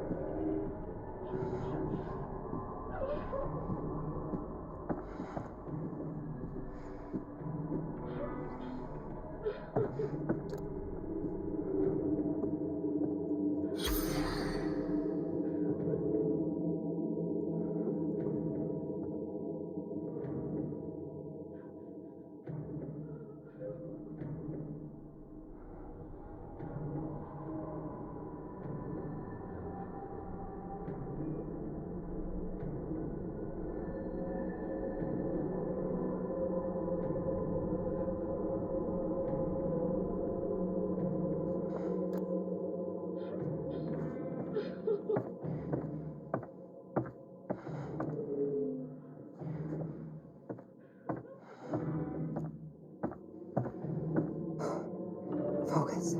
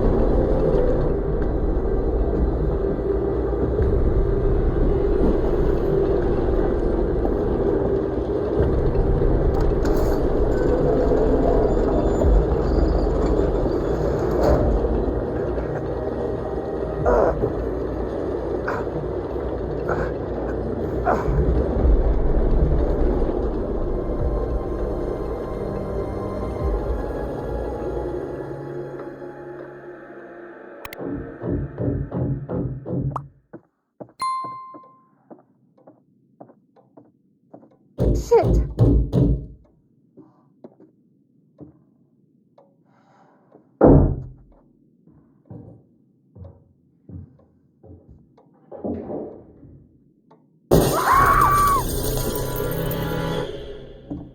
It's me! Get in here! Jamie? Thank God.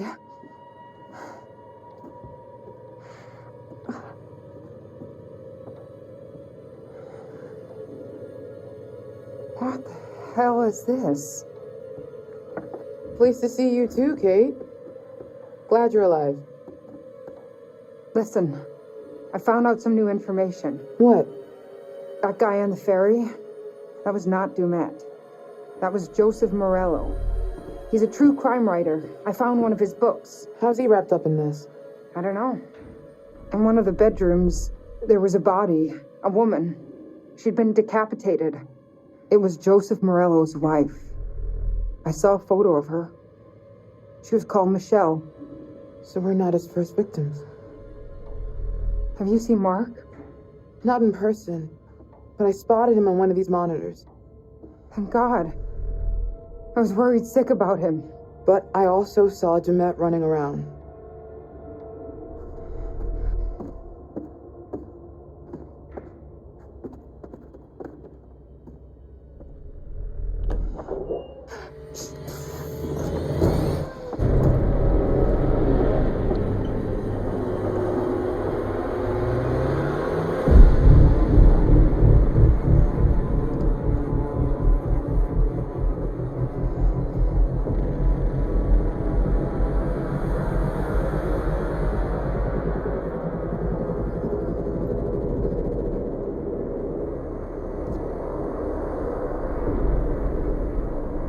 Jesus. What is all of this? He's got video feeds, recording decks, a mixer big enough for countless mics. He's watching everything. It's more than that. He's got utilities running through here, hydraulics, electrics, everything. It's like a nerve center. For the whole building. It's a director's suite. Maybe we could use it to find a way out. Look for something to unlock the outer doors. This all connects. This is how he's getting around the house.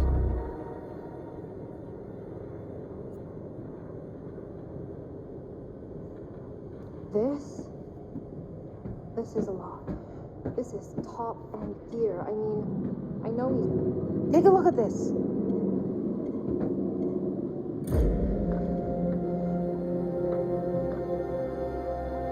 What is that? The guy we saw murdered. It was a setup? There was no groundskeeper.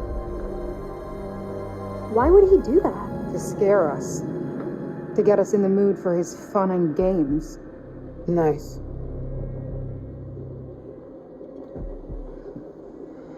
Charlie would say this guy is a fractured psyche. That he's wearing a mask to put what he's doing on a different personality. That's probably just his theory because he can't reconcile a human doing this stuff. What do you think it is? I think it's a mistake to say he's just crazy. He is in full control of what he's doing. He's just not wired like the rest of us. What's the difference? Crazy implies out of control. Look at this place. This is methodical. That's not crazy. No. Wait, he's wearing the mask as part of the performance. At best, maybe he's insecure about... Chicago Police! Mr. Monday, this is Chicago Police. Can you open the door, please? Mr. Monday, I'm Officer Stanley with Chicago Police Department. Can you hear me, sir? Mrs. Monday? Fuck! Oh! Dispatch, this is Officer Stanley. I need assistance at 8 West 50th Street, requesting immediate backup.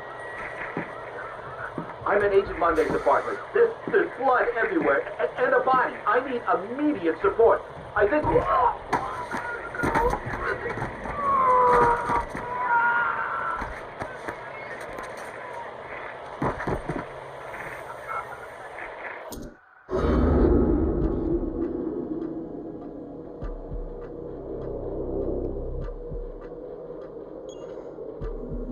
Bad parenting can definitely be a factor, but it could be a shitty dad just as much, or an uncle, any adult figure really. He's been tracking us since we arrived. Mark was last seen in the basement. Don't you read any of our research? I just set up the lights. I'm sure he fits the profile. Bullied as a kid, unchecked anger. As an adult, he's either an extreme overachiever or a cipher. Nothing between.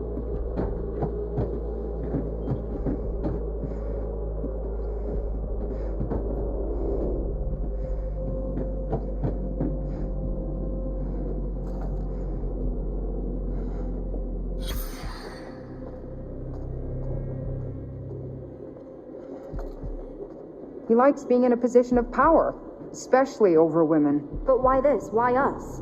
Aside from the unhealthy obsession with H.H. Holmes, he's copying the M.O. Clearly, he identifies with Holmes somehow. What is this? Hi, Mr. Monday. This is Lucinda Price from Twilight Prairie Hero. I tried to call you a couple of times. I understand that you're making voice recordings of your mother, and we do believe in supporting relatives, and of course, you want to capture those precious memories. But, we've had complaints from some of the other residents who are disturbed by the volume and the content of the recordings, and also some of the language used. We would like to ask that these recordings stop with immediate effect. Please do call me if you want to discuss this further. Thanks. How did he build all this? Can we use this gear to find a way out? Maybe we can open those shutters in the lobby.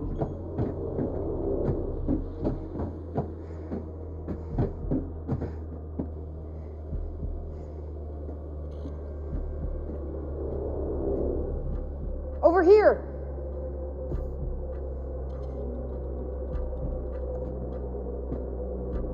Look at this. It saw his little tricks of moving walls and crap. Nothing in this shit box is real. He controls everything from here. It's a murder factory. You're right. We should use this against him. I want to find Mark, not play Demet's game. If we trap him, we can look for Mark without looking over our shoulders the whole time. Jamie's right.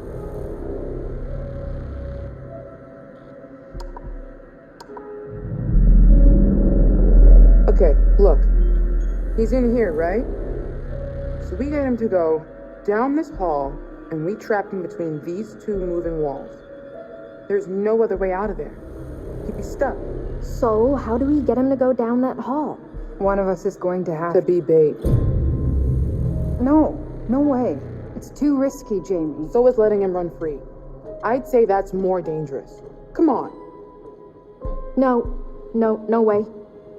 If something goes wrong, one of us will be dead. Yeah, I'm not super into doing it, but I am done being scared of what's around every corner. There's no second chances here. Who's gonna do it? It's my plan. I'll be the bait. Jamie, no. Let's find another way. You don't have to do this. One of us has to. If you're sure, just... If it looks like it's going south, get the hell out of there. No argument here.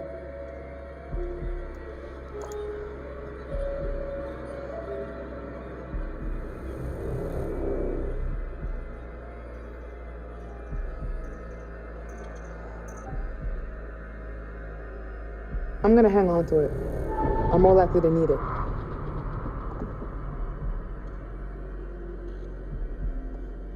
Please come back. That's my plan.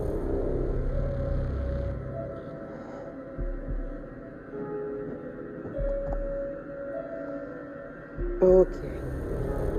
That's enough of a moment. Let's do this. Stick to the plan. Obviously. So how do we get out? Third floor must be a work in progress.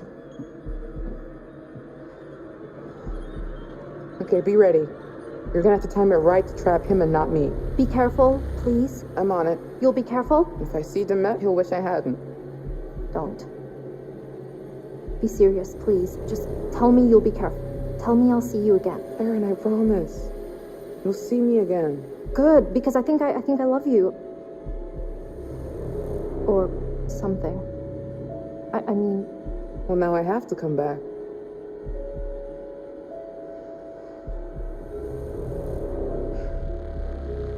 All right. Here goes nothing.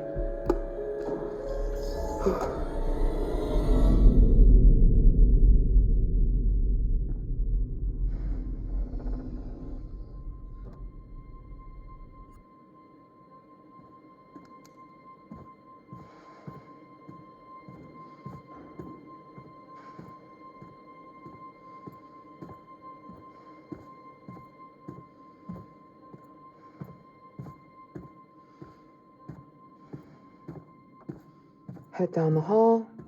Keep to the right.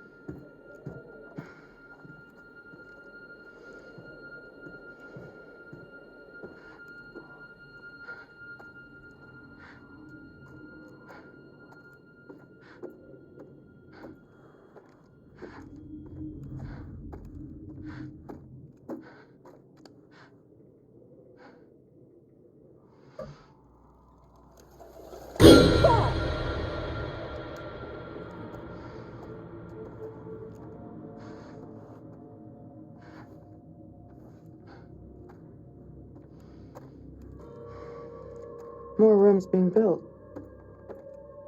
Huh.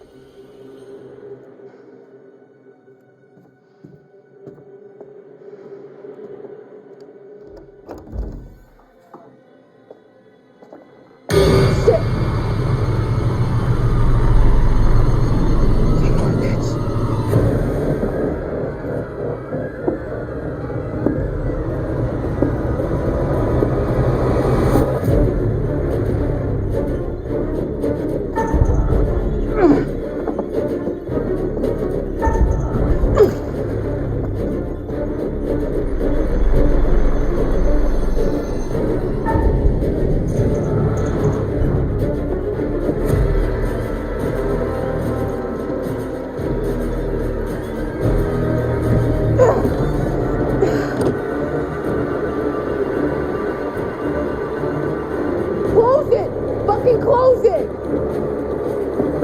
No, not yet!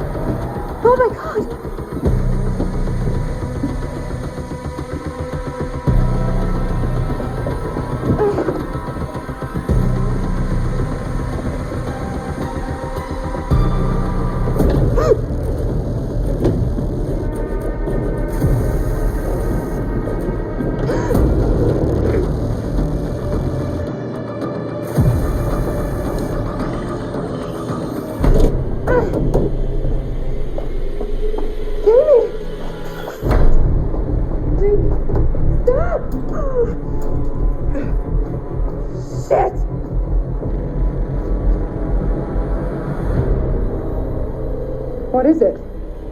A button. There's a reverse symbol on it. What does it... No!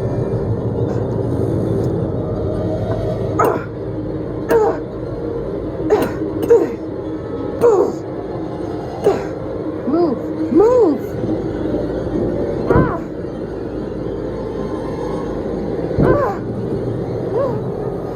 Jamie! Kate, I think when I hit this thing, the wall will go the other way. Towards me, you mean? Yeah. This thing will kill me if I don't press it. Wait! I know! If I do press it, then you're the one that dies. Goddamn Dumet! This is exactly what he wants. He's making you choose which one of us dies. I'm sorry. I'm so sorry.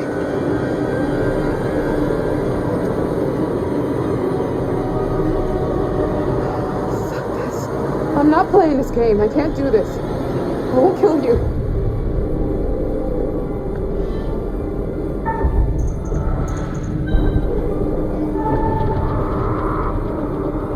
Jamie? I'm not doing it. I'm not playing this game. Look out for Aaron. For me. Promise? I promise. Oh, fuck. Jamie! Thank you! Thank you! Survive, okay?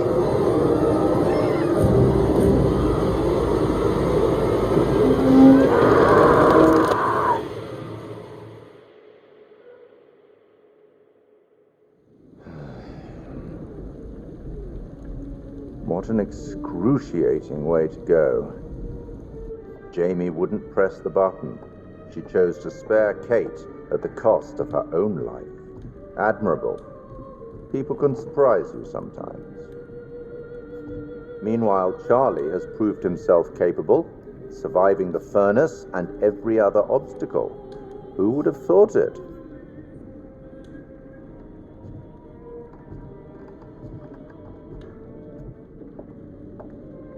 Did the hint I gave you earlier help?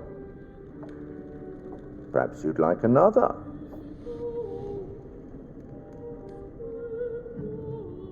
Have you read The Valley of Fear? The last of the Sherlock Holmes novels, and one of the best. Let's see.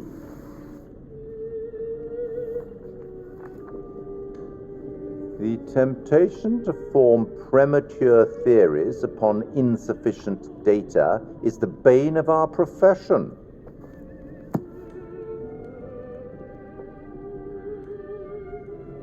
You should get back. I hope these chats are helpful. I certainly wouldn't want them to be intimidating. I'll be watching your progress. As always, watching very closely.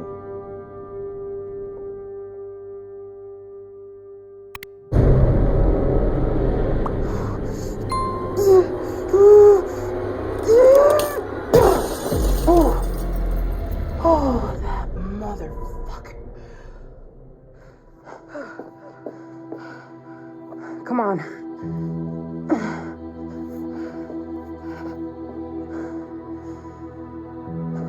I owe you.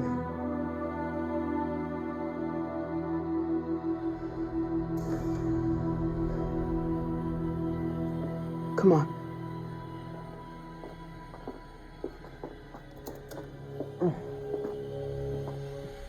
Aaron, what happened to you guys? We're both alive. That's all that matters.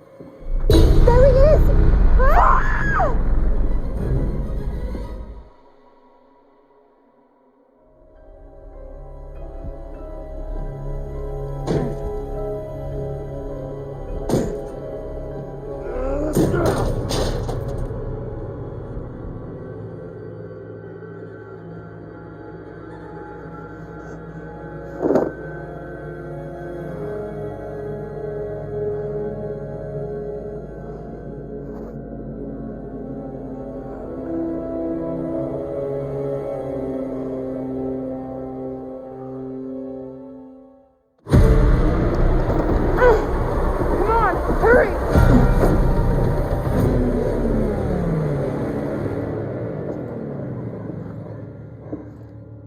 he gone?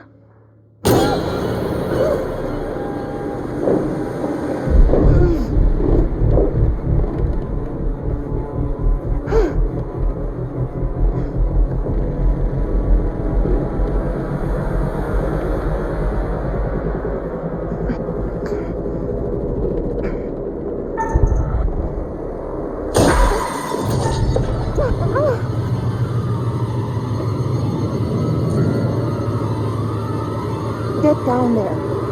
No, I can't leave you. Just go.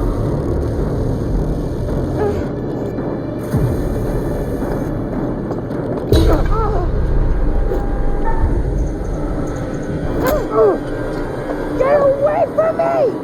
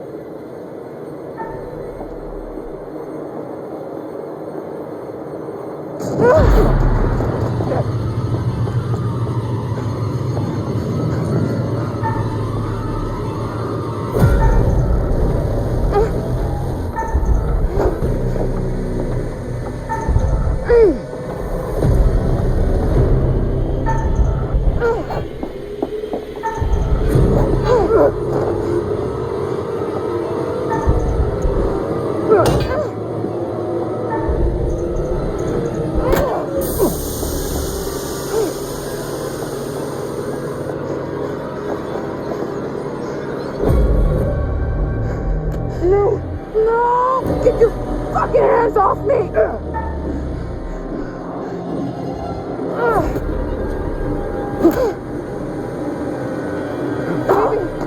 Run! Stay away from me.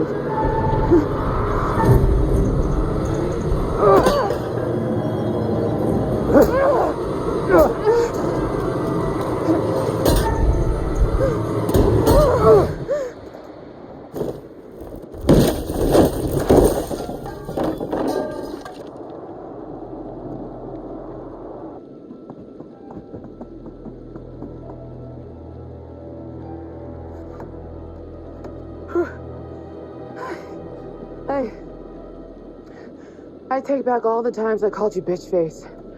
You're my fucking hero, Kate. I figured if I let you die, you'd haunt me.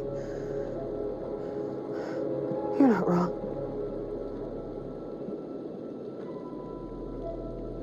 You okay? Yeah, I think so. Fuck yes! Suck it, Demet! Holy shit!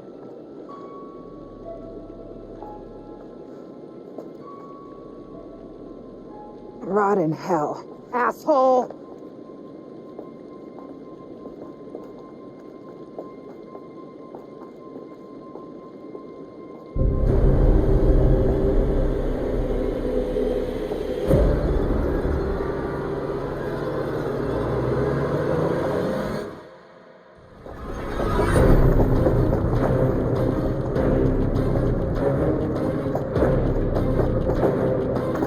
Keep going! Hurry up!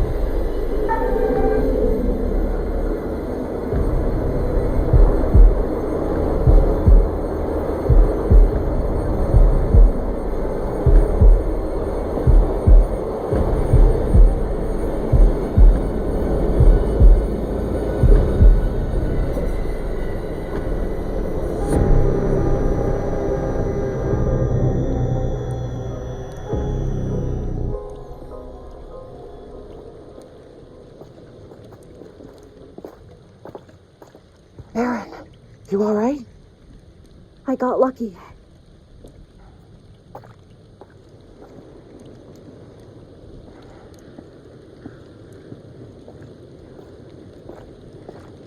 If it weren't for that barbed wire, we could just climb out.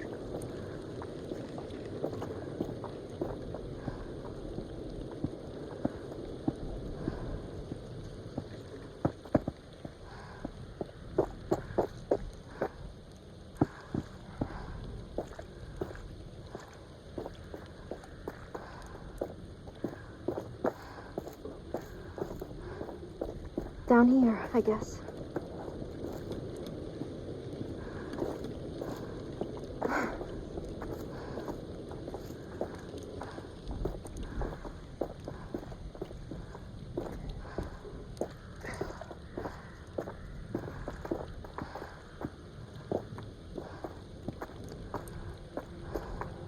I guess this maze was a cute garden feature. Once.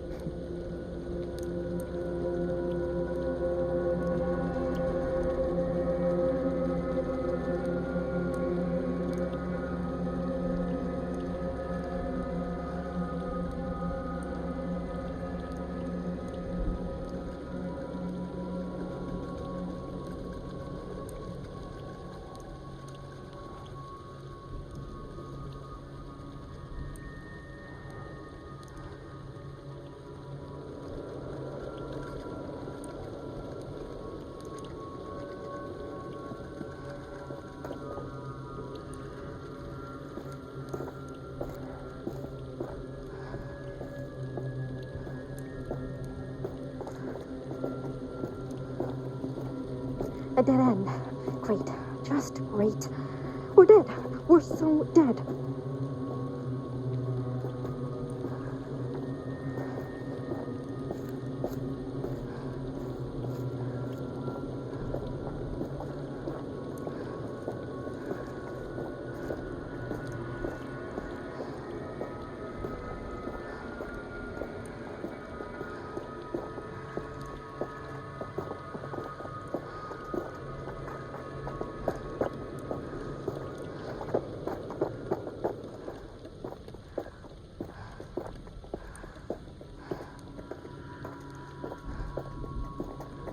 This is freaking me out.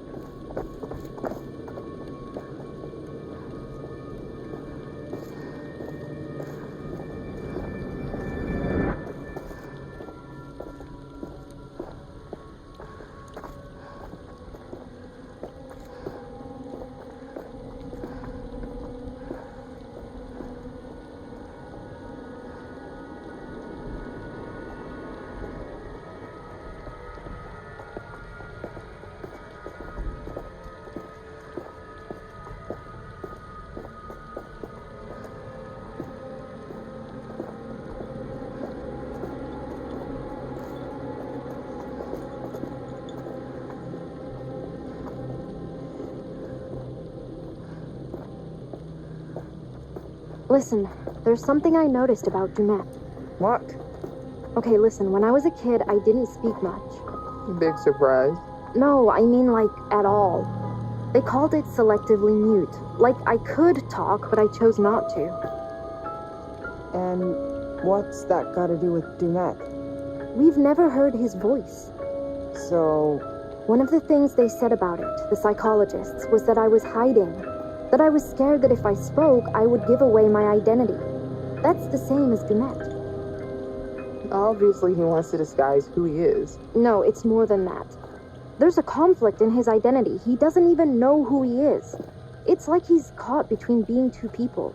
Or he's trying to separate the killer from the regular guy he is the rest of the time. Maybe. Well, good thing you didn't become a killer. Give me time.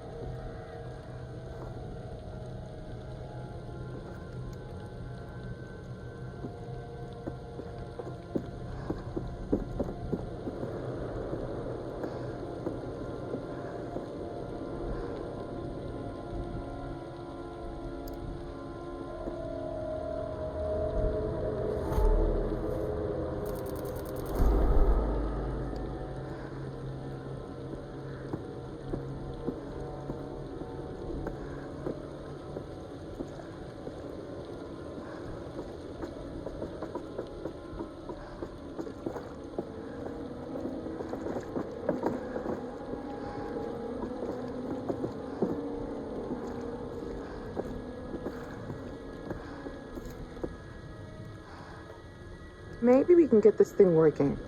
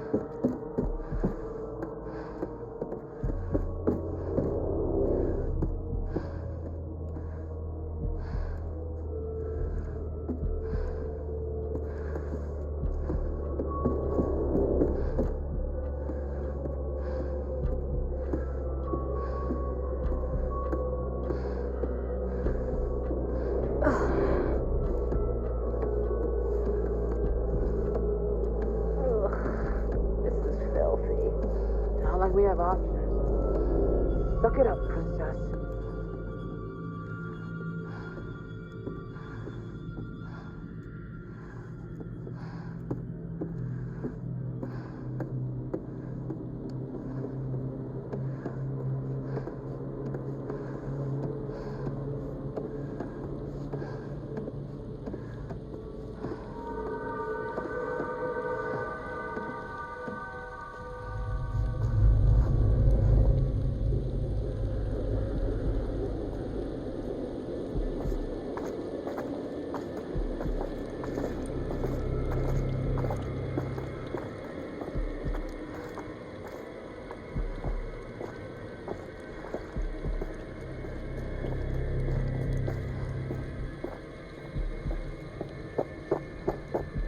I can't handle much more of this. I know the feeling. But we have to keep going.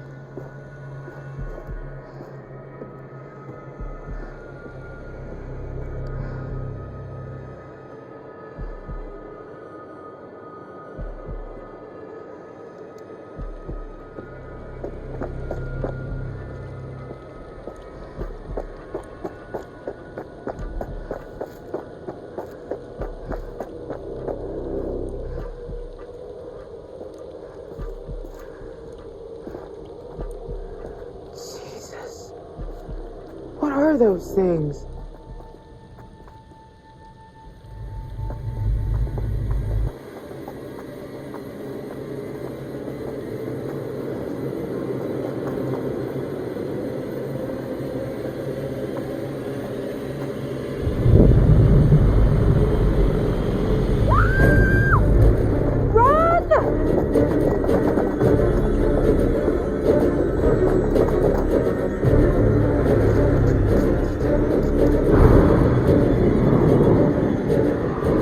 Move your ass! Go!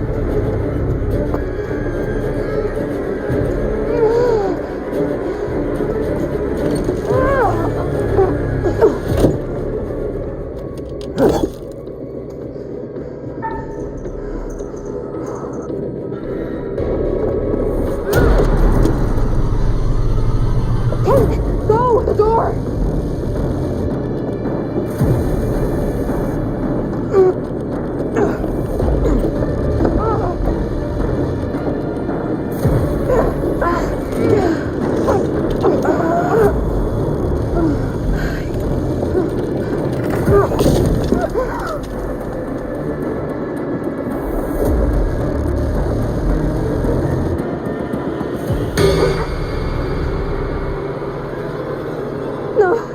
No, please.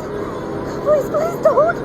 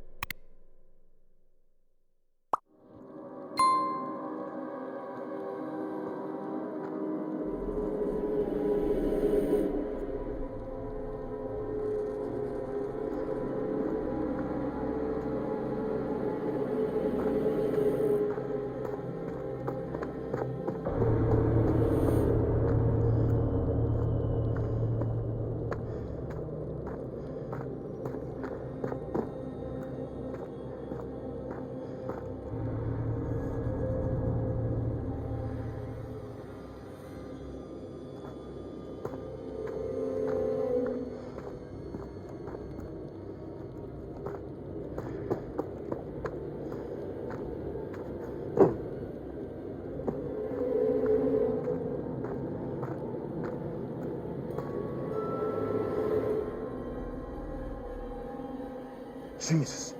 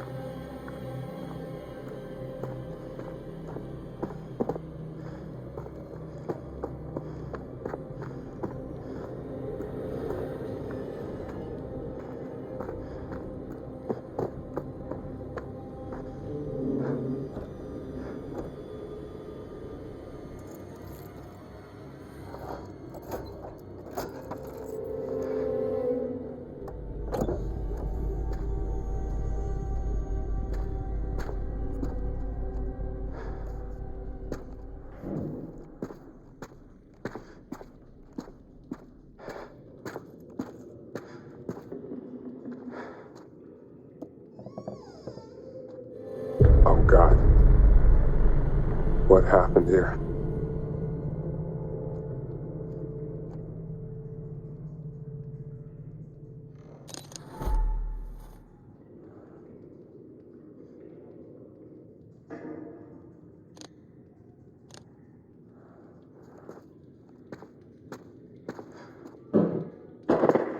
What's that?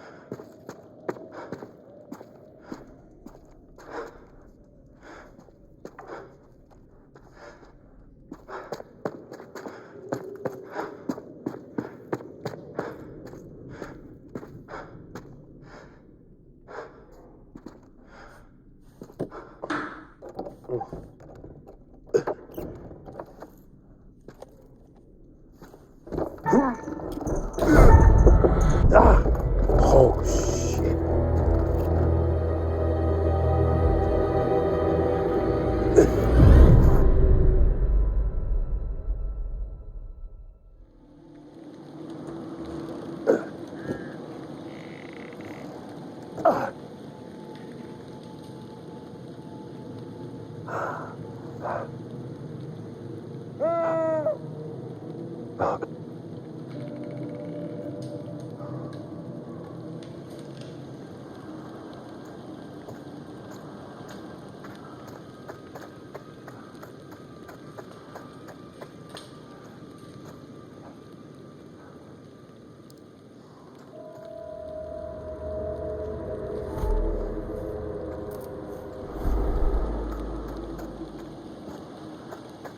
Mark! Hey! Mark!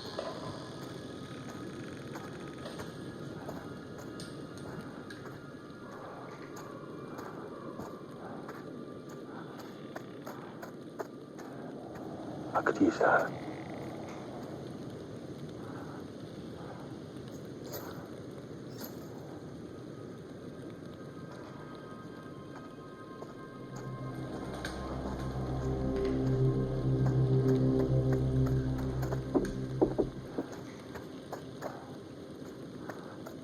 I can make that.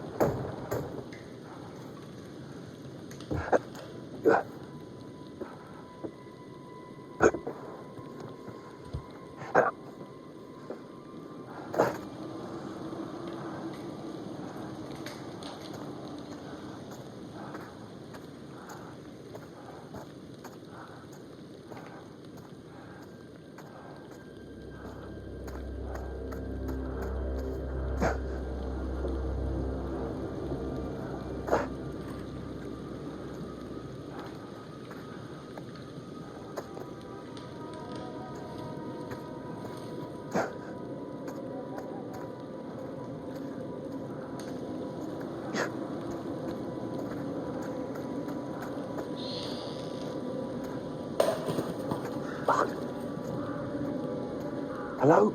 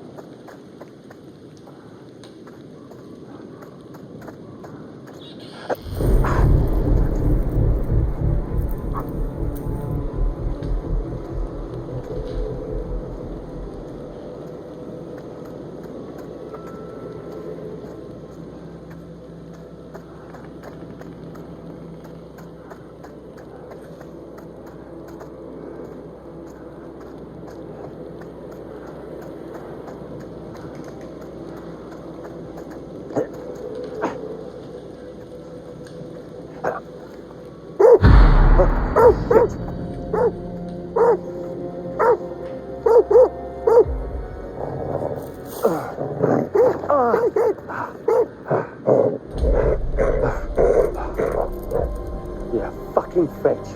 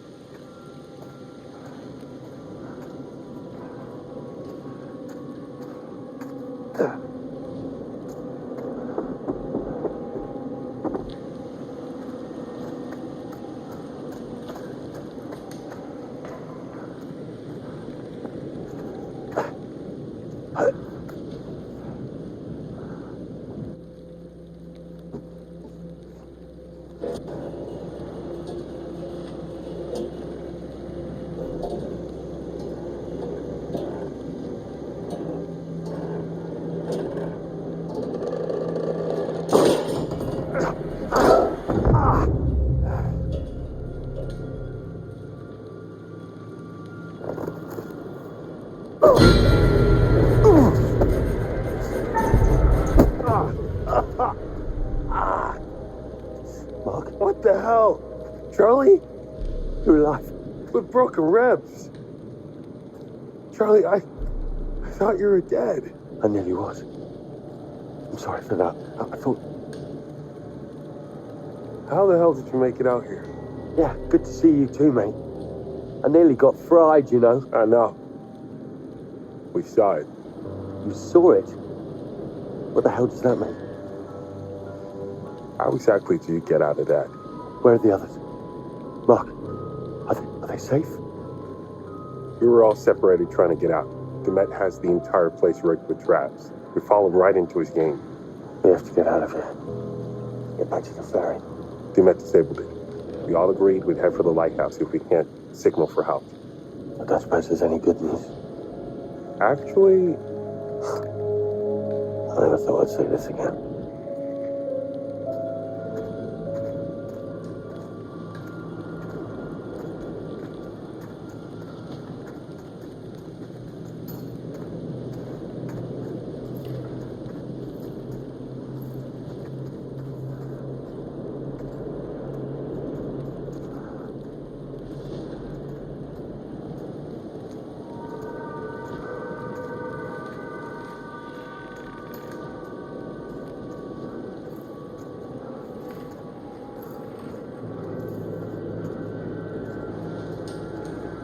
Jesus.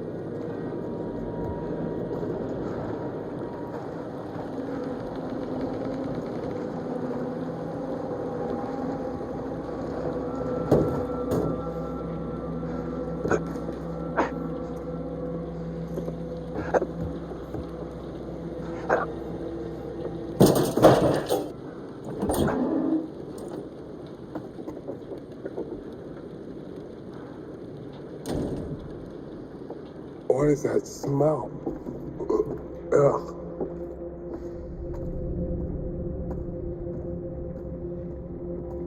I saw a dog out here.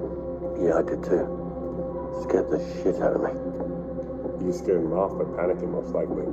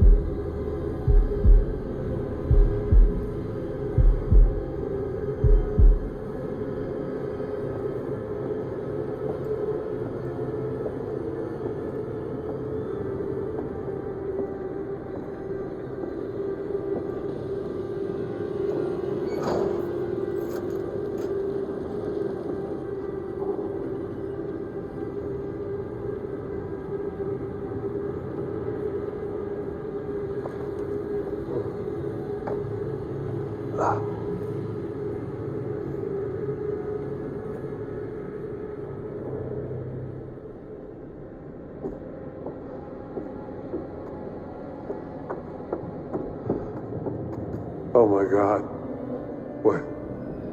What is he doing? He's preserving his kills. Why? Because they're valuable to him. They're trophies. Keepsakes.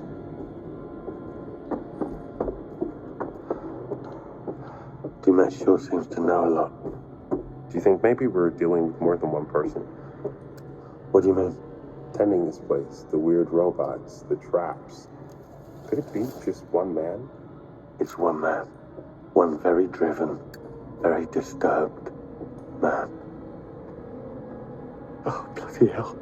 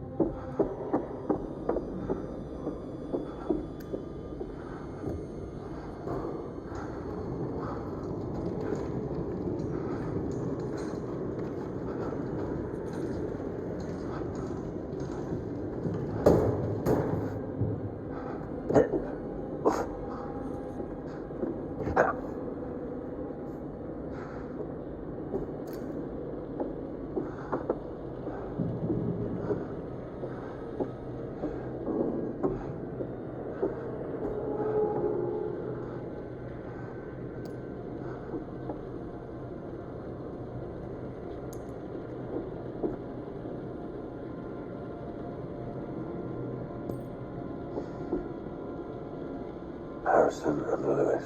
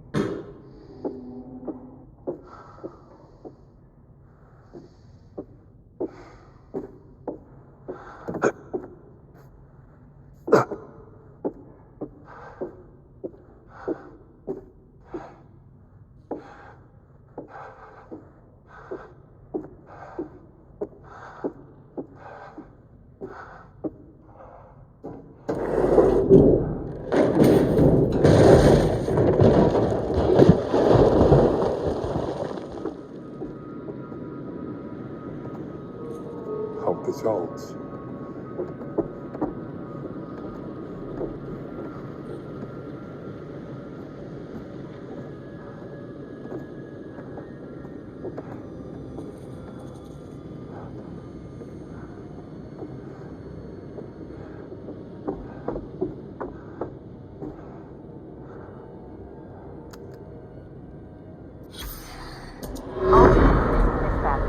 On the lookout for a male suspect believed to be the shoe shine killer. Suspect is FBI Special Agent Hector Monday. He may be armed and is highly dangerous. Dispatch, this is Officer Martinez. I found Monday's car, requesting backup. Officer Martinez, what's your location? A warehouse on Park Avenue, Fulton River. Looks abandoned. Officer Martinez, backup on its way. Hold your position. Copy that. Shit! Seen me. Officer Martinez, hold your position. Shit. We have a situation.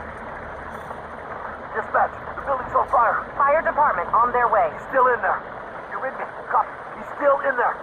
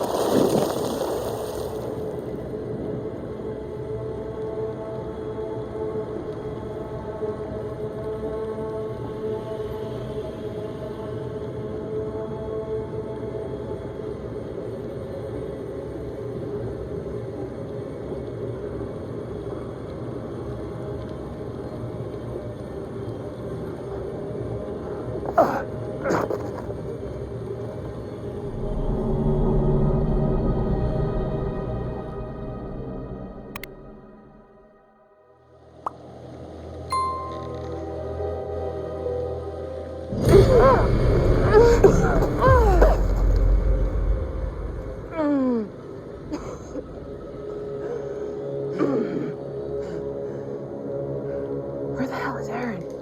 Plan is to get to the lighthouse. She knows that.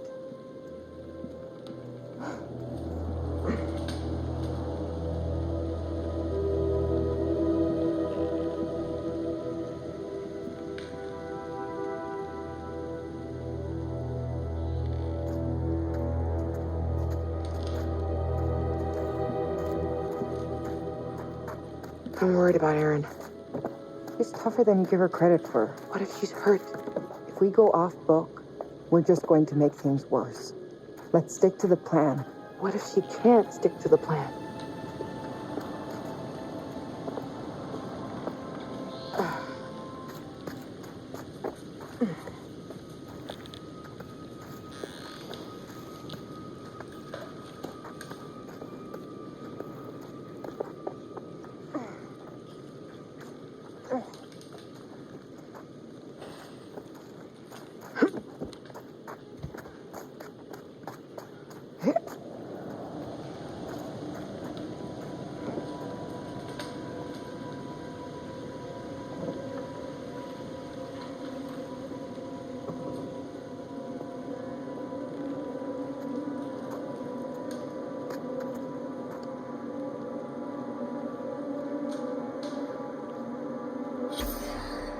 Francis Morello.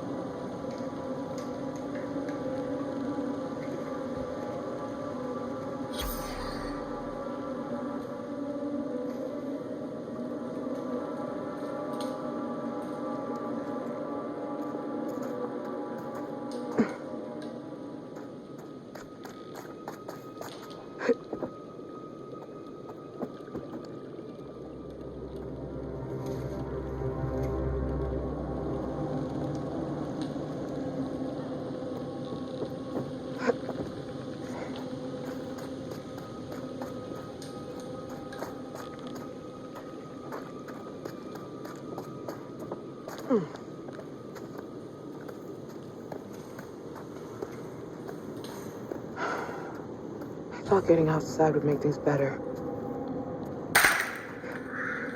Did you hear that? There's something out there. It's a forest. It could be anything.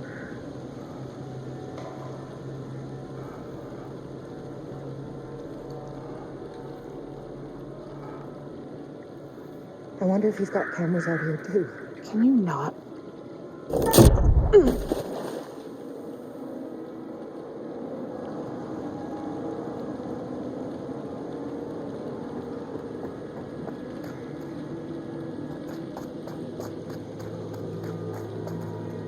is usually where you bring up the Topeka shit show. Give up Charlie's left nut to be in Topeka right about now. Got it.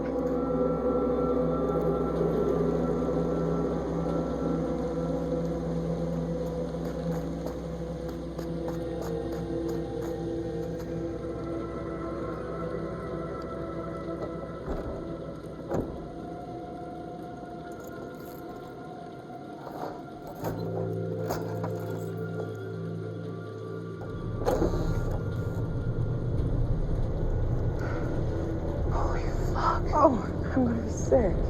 His hand's been cut off. Before or after he died? How the hell should I know?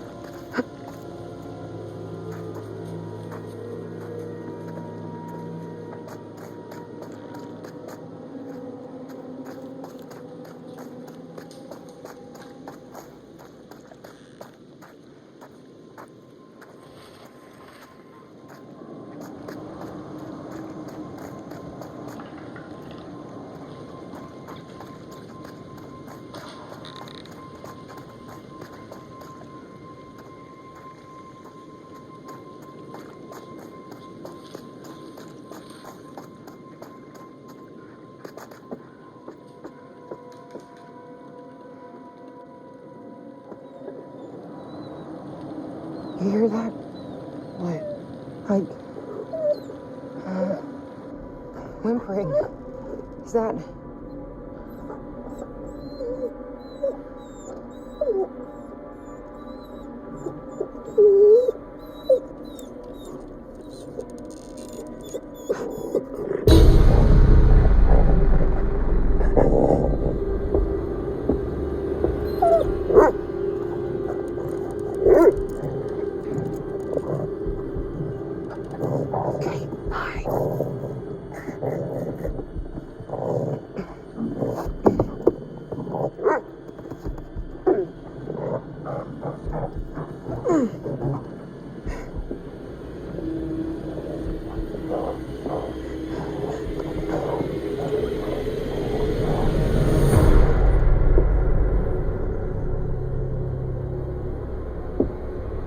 It's okay, boy. I won't hurt you.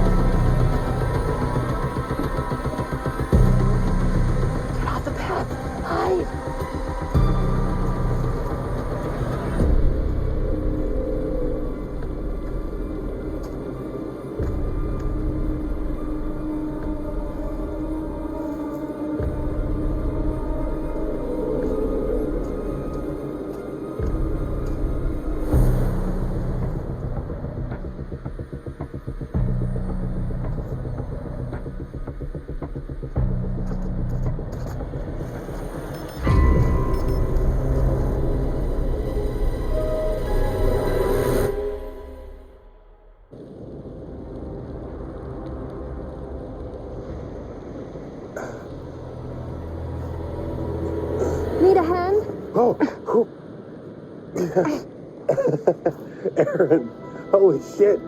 You're okay. Erin, I'm so glad you're okay. Give me a hand. You're fine. Where's Kate? Jamie? Have you seen them? Do you know where they are? We got separated in the woods. I was too scared to stop and look. I'm sorry. It's okay. It's gonna be okay, Aaron. They'll get here. I found a way inside. Come on. Amazing. Well done, Aaron. You're not coming with us. What? Are you... I heard your call with Dumet. You set this all up. You set us up to die. Erin, you are out of your mind. I would never... You know you can trust me. 70% of murderers kill somebody they know. Somebody who trusts them. It's 79%. But I am not a murderer. The last-minute trip, giving up our phones, a remote location, all part of the plan, wasn't it? You're in shock and you're not thinking straight. I would never... Mark, we need to tie him up until help gets here. He'll either stab us in the back or get Dumet to do it. Erin, I would... Quiet! Aaron, whoa. I've worked with Charlie for a long time. He's a selfish control freak who'd fuck any of us over if he had to, but he's not a murderer. I know what I heard. I believe you, but maybe that's what you were supposed to hear. Look, I'll watch him. Promise.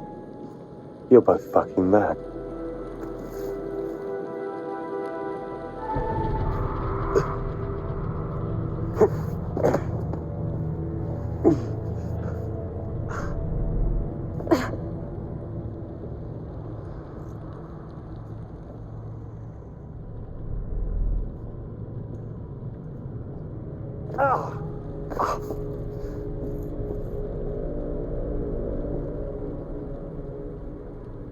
Let's figure out how to get this thing working.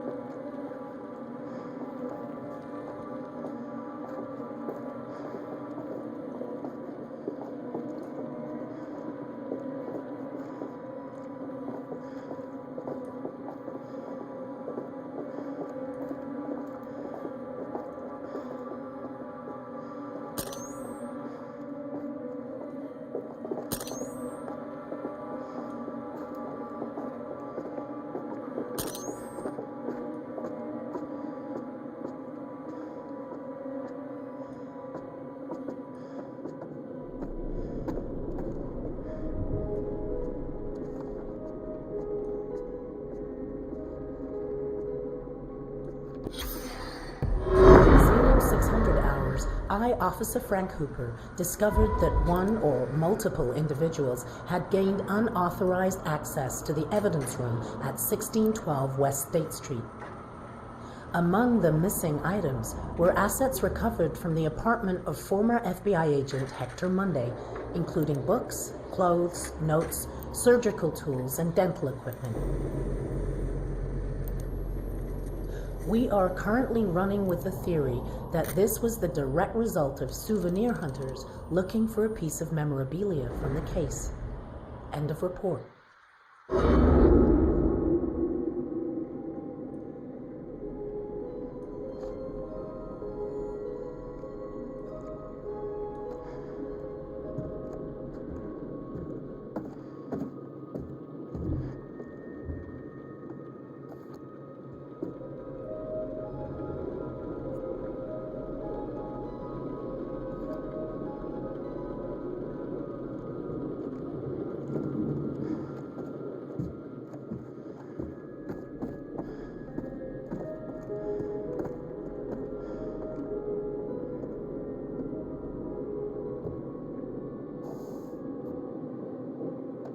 Hector Waylon Monday.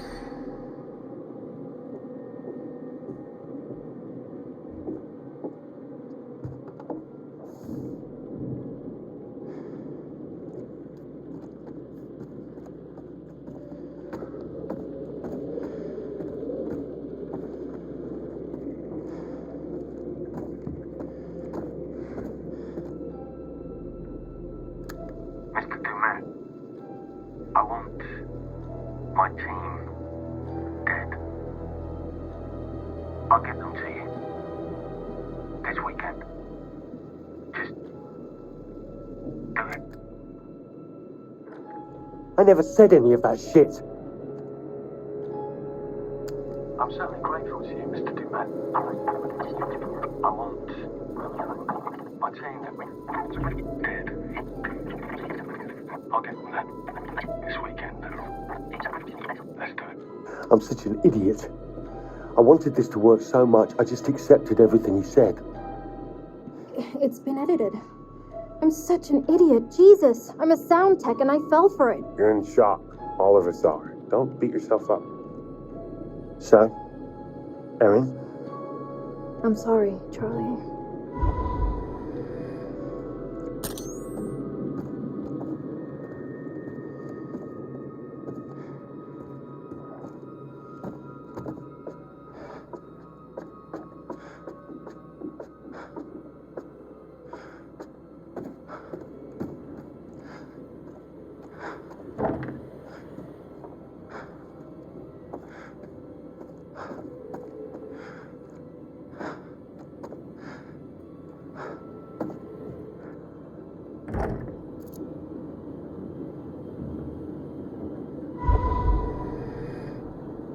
Looks like there may be another boat on the island.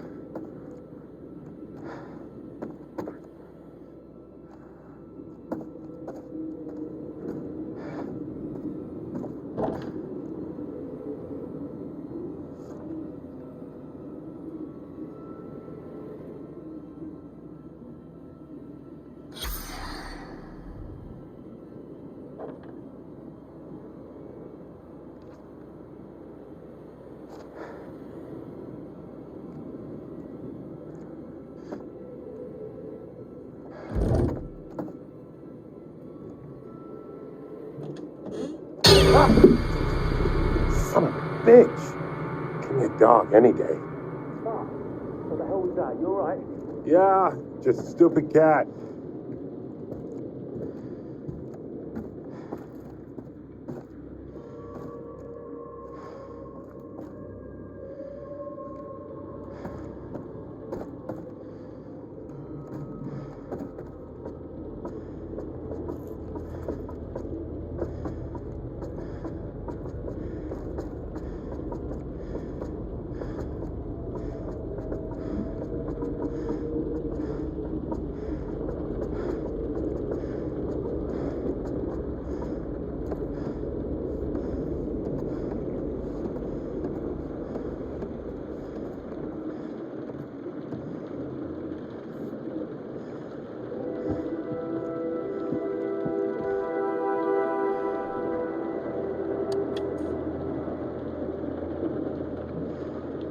Come on.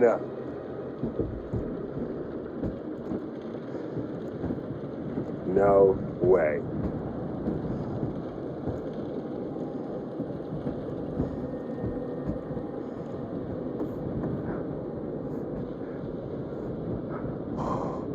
Don't look down. Don't look down. Don't look down.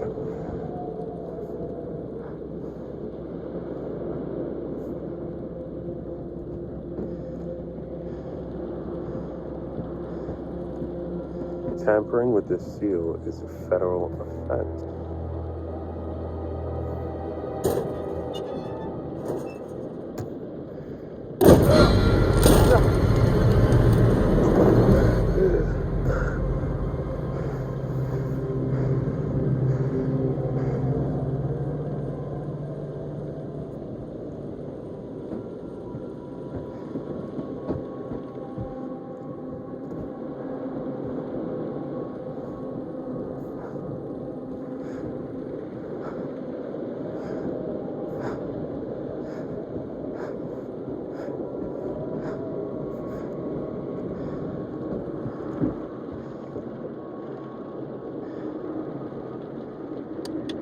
Ow!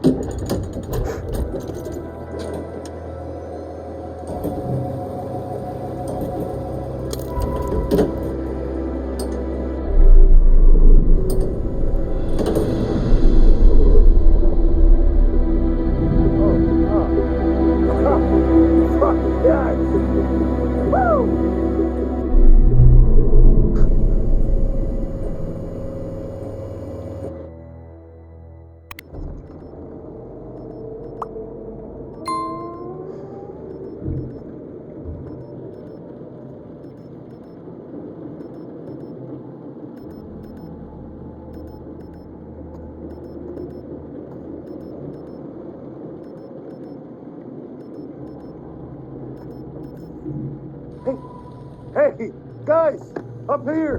Kate, Jamie, I'm here!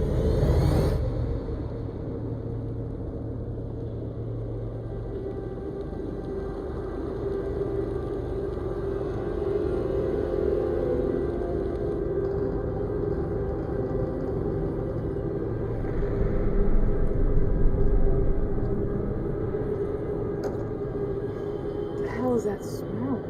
Jesus. Oh. There you are. I wasn't expecting.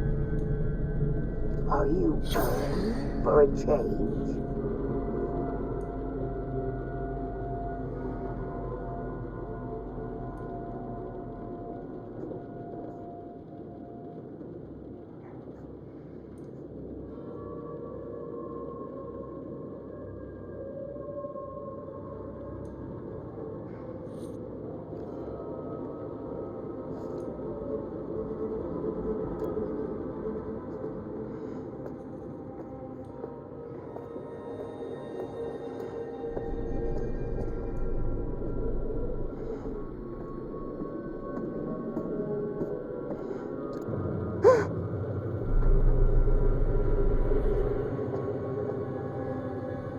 What the fuck is this? You're a selfish monster. Always have been. Hey! Who are you?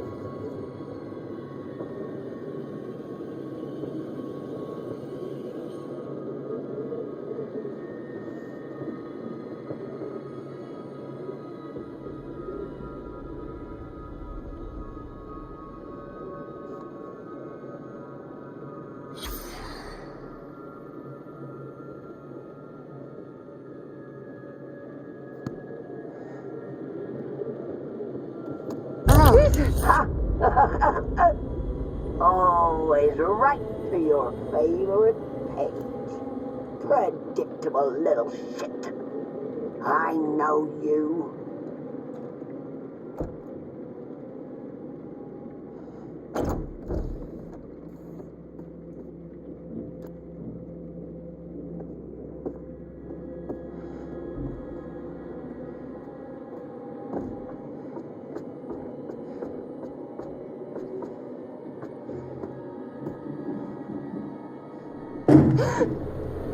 Oh, thank God.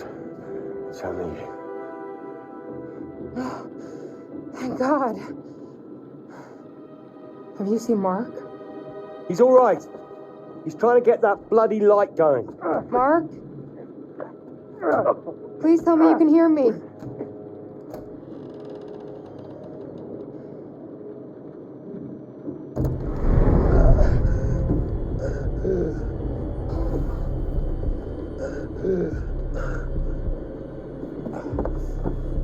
Mark! I thought I lost you.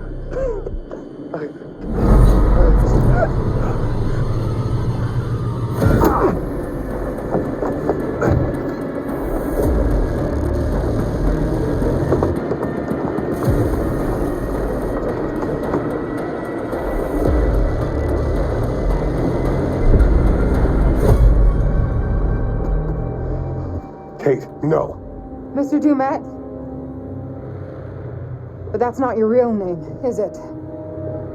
Your real name is Hector Monday. Special Agent Monday. FBI. You joined the FBI because you wanted to understand killers. You wanted to stop them killing. We know what Manny Sherman said to you. He was lying.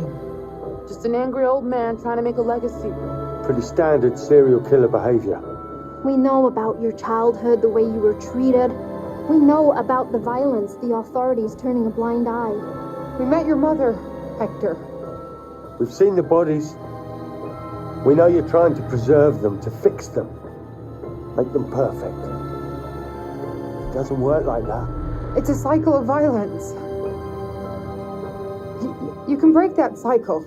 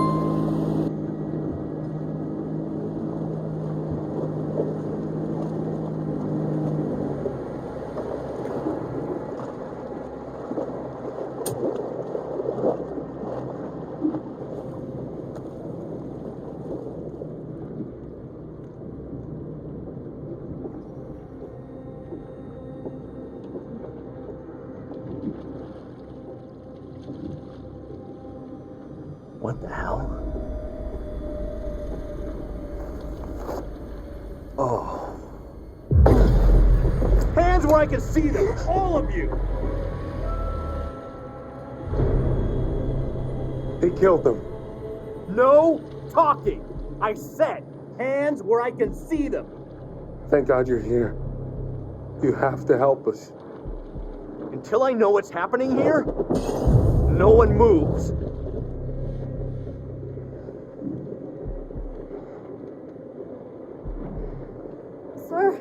Sir, behind you! The boat! Seriously, lady?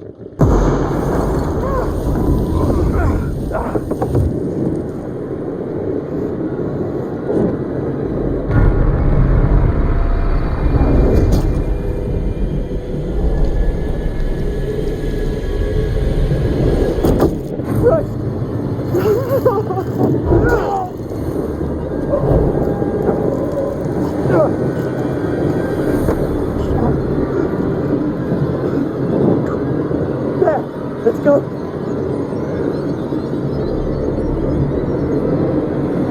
Get his gun!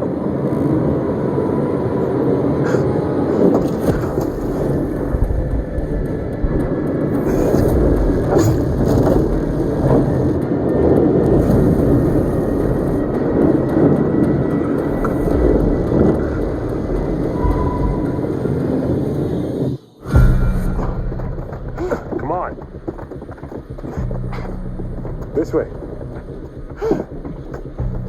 This should work.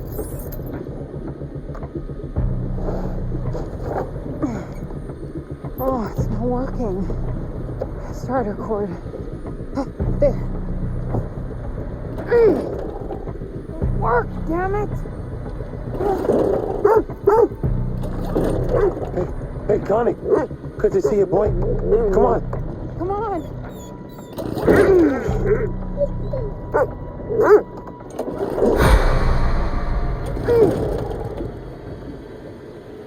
Just work! Go!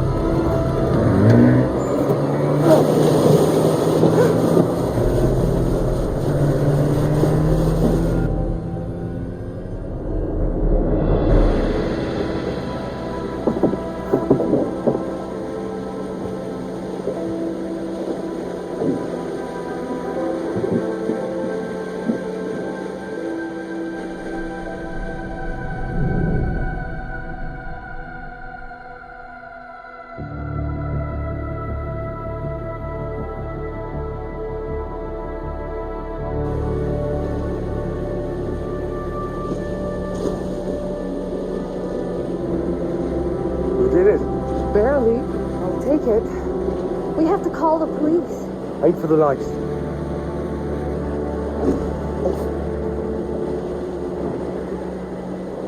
You know, I've just had a great idea for series 2. All that's missing is a big final twist. Good luck finding a host for that bullshit. I'm out. I'm just glad I'm in one piece.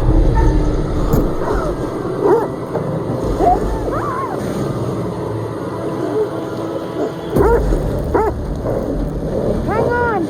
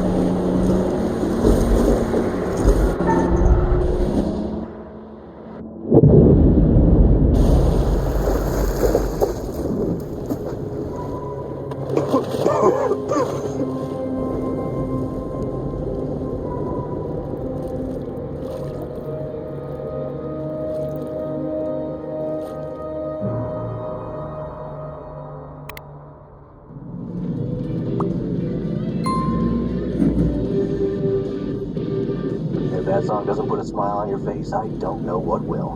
We have a non-stop block of your favorite classic rock after this break. No damn commercials.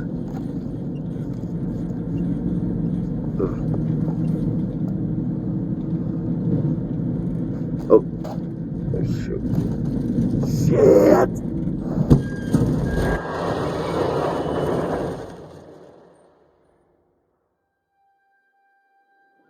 And I looked up, and there they were just in the middle of the flipping road, waving their hands and arms like a bunch of crazies. And where you coming in from? Fort Wayne. Been driving since 3 a.m. Early start. Well, I was trying to get into the port by 8. Probably not gonna make that now, am I? I'd say likely not.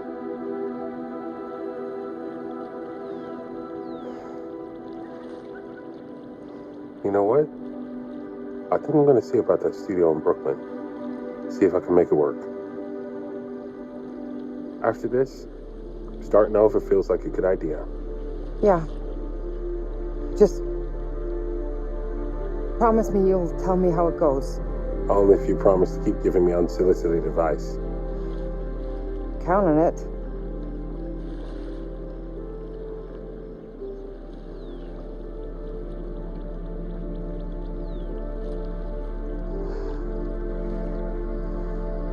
So, probably not the right time to ask this, but Oh God, what? are we are we a thing? Dude, trauma bonding is legit hot. Fuck yes, we're a thing.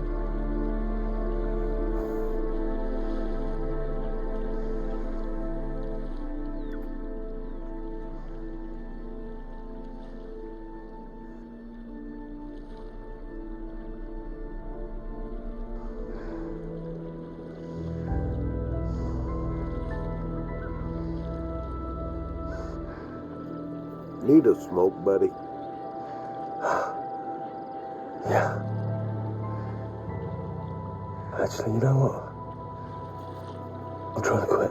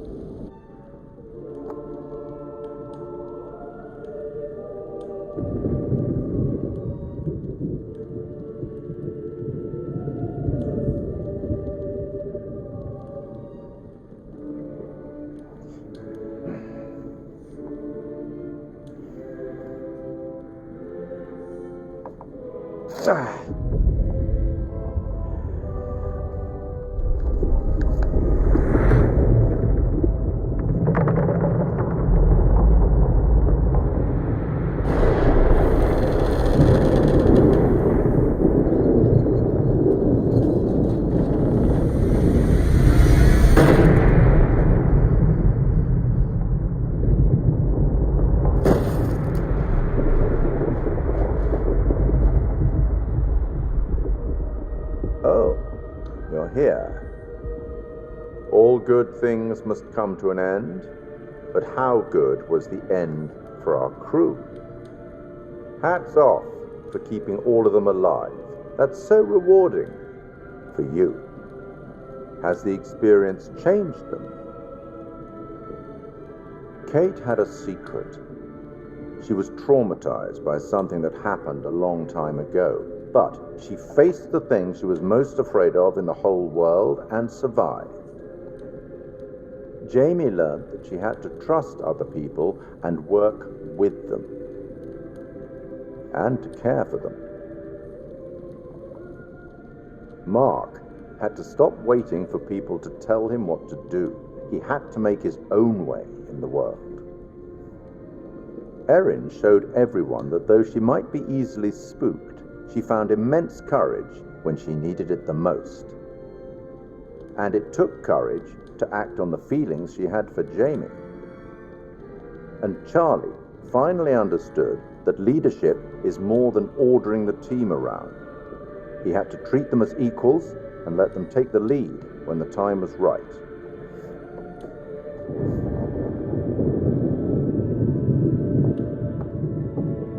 I'll tackle the paperwork in the morning. Can you find your own way out? It was, as always, enlightening. I have no doubt we'll meet again in the future. Farewell.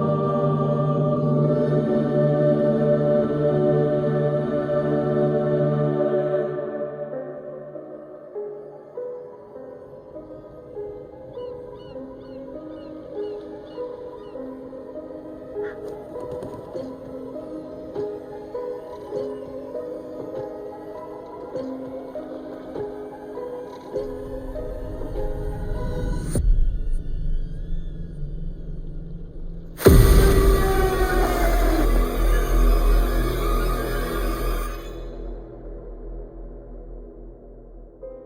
chain of events are still unclear at this point in time. What we can confirm is that a little after 7:30, a truck driver was flagged down to render aid. The police were called and quickly arrived on scene. The injured are part of a film crew, Lonnet Entertainment, the team behind the Architects of Murder docuseries. Fuck, man. It seems I as like though that they show. got a little too close to their subject material. Thankfully for them, the nightmare is finally over. Holy shit. Remember how my video went viral? How could we forget? You bring it up every chance you get. Just listen to this. I got enough views to win a competition. What did you win? An all-expense paid trip to an island resort for 5. Now I'm interested. Yeah, Mr. Dumet says they're gonna send a limo and everything. This is gonna be so much fun.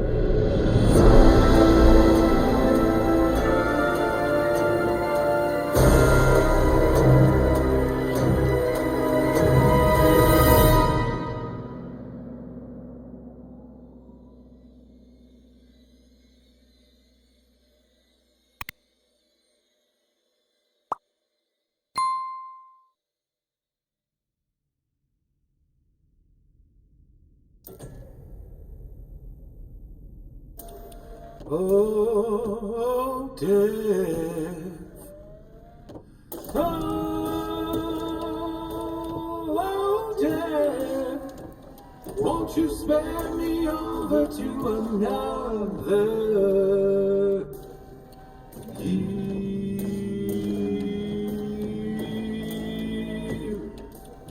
Oh, what is this I cannot see with icy hands taking hold of me? Oh, death, none can excel. I open the doors to heaven and hell. Yes, I have come to get your soul and leave your body and leave it cold. To drop the flesh from on your frame, the earth and worm both have their claim. I said, oh, death, won't you spare me over to another year? I said, oh, death, won't you spare me over to another year? Now death, if this is true, please give me time to reason with you.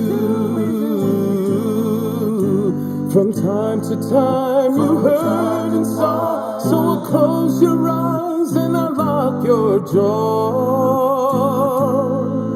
I'll lock your jaw so you can talk. I'll fix your feet so you can walk. And I'll dim your eyes so you can see this very hour. Now come with me. I said, oh, death, won't you spare me over to another year? I said, oh, death, won't you spare me over to another year? Now death, please give me time to fix my heart and change my mind.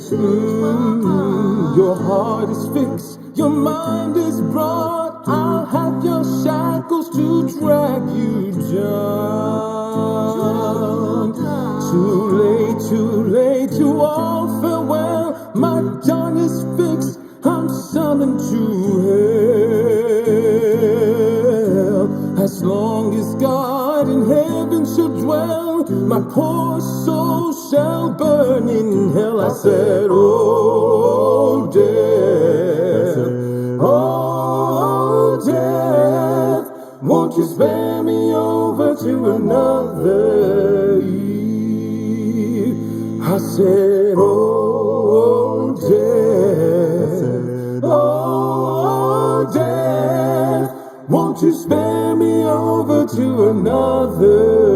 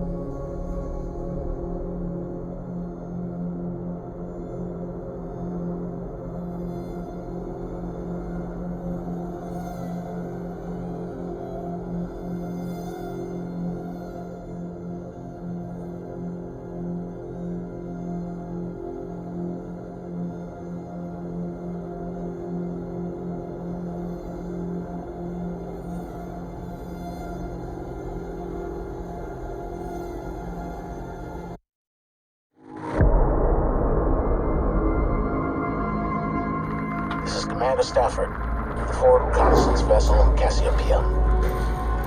After successfully rendezvousing with a Charybdis marker, we have detached the booster ring and spurred to high as we make our final approach to Tau City F. The ship has suffered a hull impact, but damage is minimal, and our technicians are restoring full functionality. This is Thomas Carter. Something's wrong with Sims. She's trying to kill me.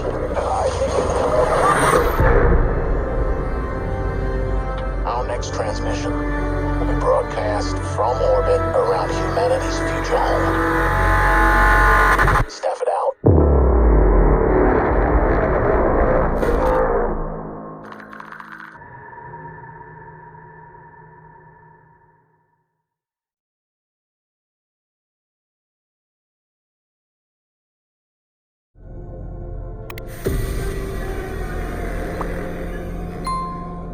My name is Kate Wilder. I've got a master's in criminal psychology. I'm an investigative journalist and hope to make a difference. Hey, we're here with Jessie Buckley to talk about Supermassive's brand new game in the Dark Pictures anthology, The Devil in Me. So let's start at the beginning. Tell us a bit about the character that you play. I play a character called Kate Wilder, who is a presenter who's part of this documentary team who are doing a show about the serial killer H.H. Holmes. America's first serial killer confessed to 27 murders. The number grew significantly. Nearly 200 lives. I'm a serial killer documentary watcher. Is that your jam too? Yeah, I'll watch a serial killer documentary. Right, it's really relaxing. Like, okay, cool. Yeah, I can it's chill kind out. of fascinating why we're all addicted to kind of those stories. We need a plan. Forget his games, traps, all that bullshit. Think about the killers we've covered. There's always a weakness. I'm not playing detective, I just want to survive. Playing detective is how we survive. So what interested you in the role of Kate?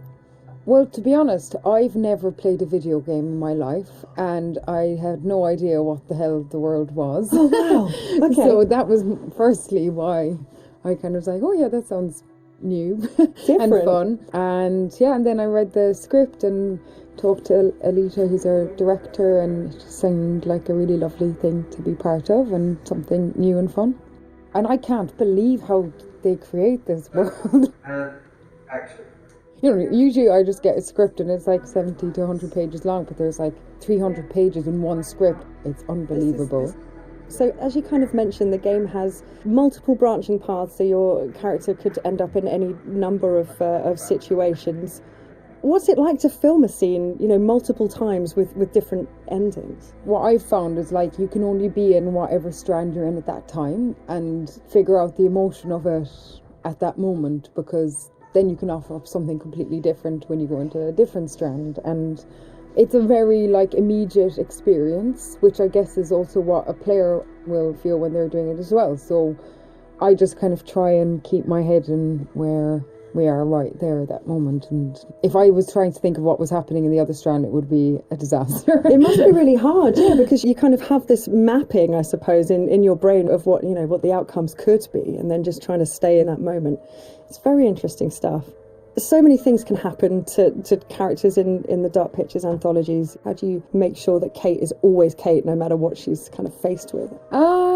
Well, I guess before we started, we did a big read-through with everybody, so it was good to kind of get a handle on who she is in the context of the environment she's in, but also the relationships that are in the world as well.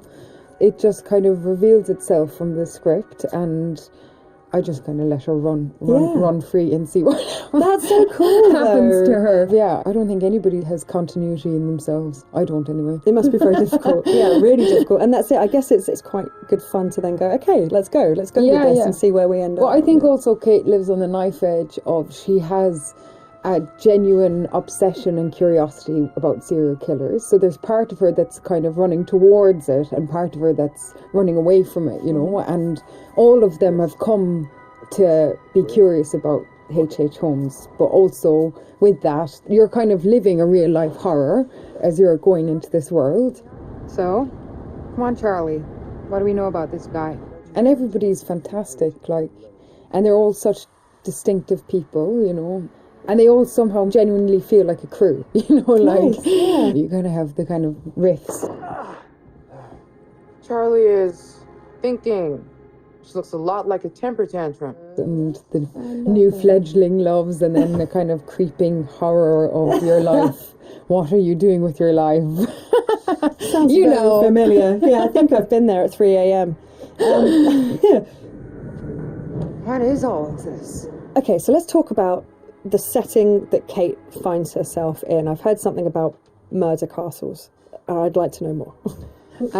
So the production company that Kate works for, Lonnet Entertainment, they get a mysterious call from a stranger who says that he's basically made a replica of H.H. Holmes' murder castle. Wicked. And invites them to come and document it because he knows that they're interested in serial killers.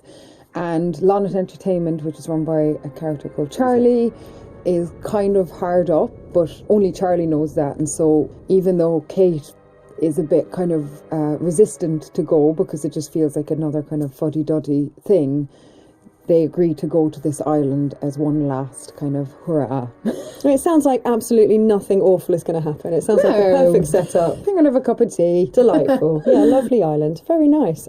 Look! Years are the wine that fill the cup of time. So in the game, you've got quite a limited inventory. Which items would you take into the house if you could take anything? I'd probably take, like, I think, look, all these mad people are just in need of a hug. So I'd probably take a bottle of wine and just be like, mate, let's just sit down, have a glass of wine, talk about what's going on here. Get Charlie's fags. Come here. Have let's a just fag. calm Let's down. just calm down. That's my weapon of choice. I'd kill him with kindness. Well, you could at least start with the wine, and if that doesn't work, you've got the bottle. So I mean, it's perfect. You're done. And if not, I could just drink it myself and have a lovely time. Some kind of belt with 3 or 4 of them attached. Off you go. It's all going to be fine. And if it's not fine, you're not going to know about it. Yeah. Done. Perfect. Good choice. Think it's okay if we pour some wine? God, please do. So you've mentioned the chase scene with the other girls. Was that fun? That genuinely was fun to be running and scared and all of that? Yeah, it's always fun. I mean, I think everything's kind of fun. So, thank God it's not something that happens regularly in your real life. So when you get to be part of something where it's super heightened and surprising and otherworldly things can happen, and you've got these 2 excellent kind of birds beside you who are like fighting off the demons, and you're genuinely scared and you're kind of doing it together, it's it's brilliant. Move your ass! Go! I've been around mocap. I've seen mocap. It fascinates me. What was that like? And more so, what's it going to be like to see your face in a video game? To wear a mocap is like, I mean, you just feel like you've got a huge nose because you've got this cycling helmet on, but then it has a huge beak at the end where there's a camera. And sometimes when they're putting it on, you can see the other actors already kind of lined up, and it's very close. It's very scary. No! You're gonna kill me! But yeah, I think it'd be super interesting. I don't know, maybe I'll look a bit better. They'll doctor me up or something. Kate's just a better version of me. Yeah, it'll be really interesting. It's going to be very cool.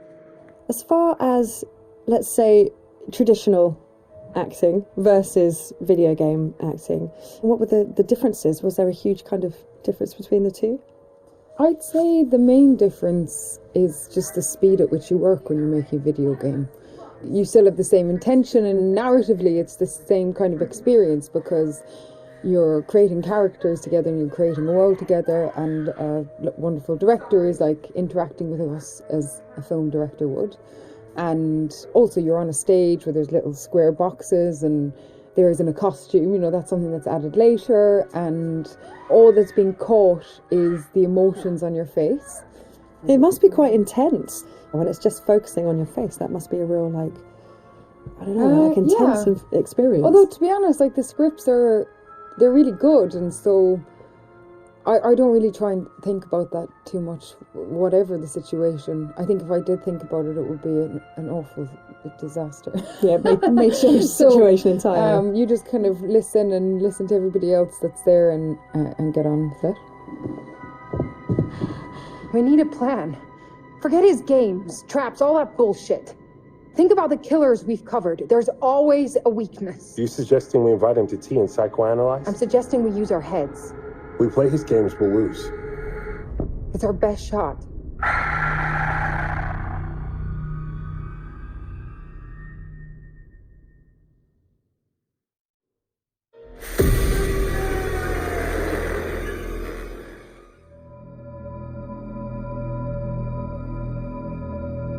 Torture chambers, secret passageways, vats of acid, and deadly vaults.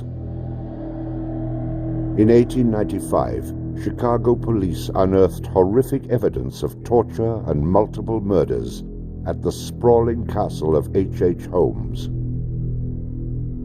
Masquerading under the guise of caring doctor, kind husband, and prominent businessman, H.H. Holmes was a contemporary monster, designing his buildings solely for the disposal of human bodies.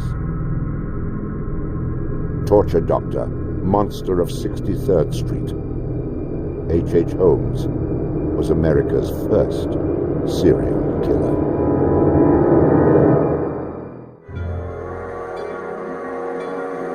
Just south of Chicago, the suburb of Englewood was thriving with commerce. The train station itself had 9 leading lines of railway and over 100 trains stopping there every day. No other suburb of Chicago had this luxury. Dr. Henry Howard Holmes, a pleasure to meet you. Arriving in Chicago, Holmes finds work immediately at the E.S. Holton drugstore, located at the southeast corner of 63rd and Wallace in Englewood. Several months later, Everett Holton dies of supposed natural causes. Then Claire Holton, his wife, disappears after selling the drugstore to Holmes. Owning the drugstore, Holmes had a steady flow of cash. He would often purchase and resell goods and properties under his numerous aliases. In addition to scamming creditors, Holmes obtained his funds from other phony inventions, such as a mineral water elixir, which in reality was obtained from the city's water supply. 1888, Holmes secures a lease on the vacant property across the street from the drugstore, the southwest corner of 63rd and Wallace. It is here that Holmes will make his horrific dreams come true. He will construct a building for which the entire world will remember him. Fantasies start very young, and so what he did then was he took a step furtherance of his fantasies to make it reality. And probably, if we had done a little bit of investigation back then, we would have seen things like his plans, but not just plans for a building, because we'd expect to see architectural plans, but plans for his torture rooms. For the suburb of Englewood, the building Holmes is erecting at 63rd and Wallace is a massive construction project. Day after day, passers-by stop to gaze at the spectacle of the many laborers working together to create a magnificent new edifice in their neighborhood. Englewood residents were so impressed with the massive building that they named it the Castle. From its outward appearance, it seemed rather normal. But like the duality of Holmes, the exterior and interior of the building were extremely different. Holmes himself was the architect of the building. He was the only one who knew its design. There was this constant turnover of workers on the building. He would hire a mason to put in a wall and then fire the guy, or hire somebody to put in part of a staircase and then fire him. And there seemed to be several very sinister reasons behind that. One was he managed not to pay a lot of these people because he was always claiming that they were doing incompetent work. But the other, much more insidious reason was that no one except him really had a clear idea of what the structure of the interior of the house was. He had a huge bank vault installed in one of the rooms. And the way he did it was he put the vault in first while the building was under construction, and then built the room around it. And he bought this thing on credit and then refused to pay for it. The bank company said they were going to repossess the vault. Holmes said, well, come on in and do, but if you damage my building in any way, I'm going to sue you for everything you're worth. The bottom floor of the castle housed a pharmacy, jewelry store, barber shop, restaurant, and a blacksmith shop. Behind this innocent facade was a Gothic house of horrors designed by the mind of a monster.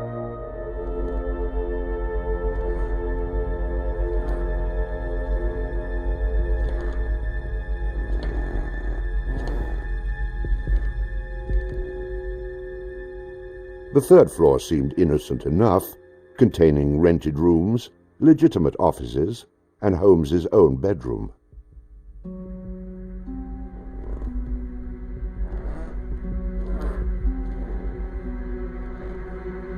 But it was the second floor that contained 35 rooms, many specifically designed as killing chambers.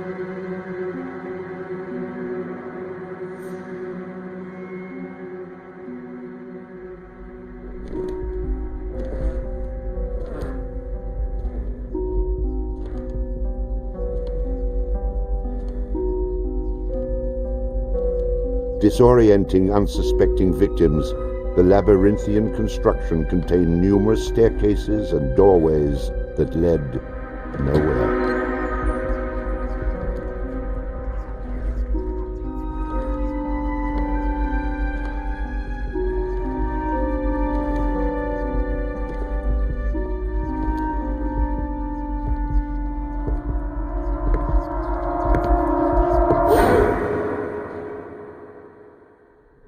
For a quick method of hiding a victim's body, a concealed greased chute and trapdoor led directly into the basement of the castle.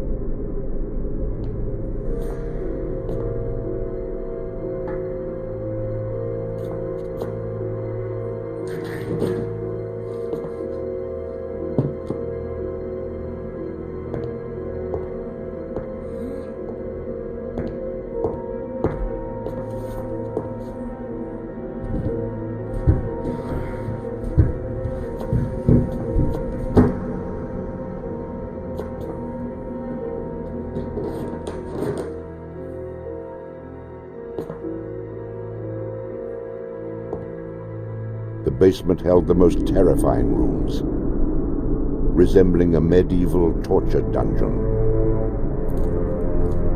Acid vats, quicklime pits, and a crematorium disguised as a glass-bending furnace were Holmes's favorite methods of immediate body disposal.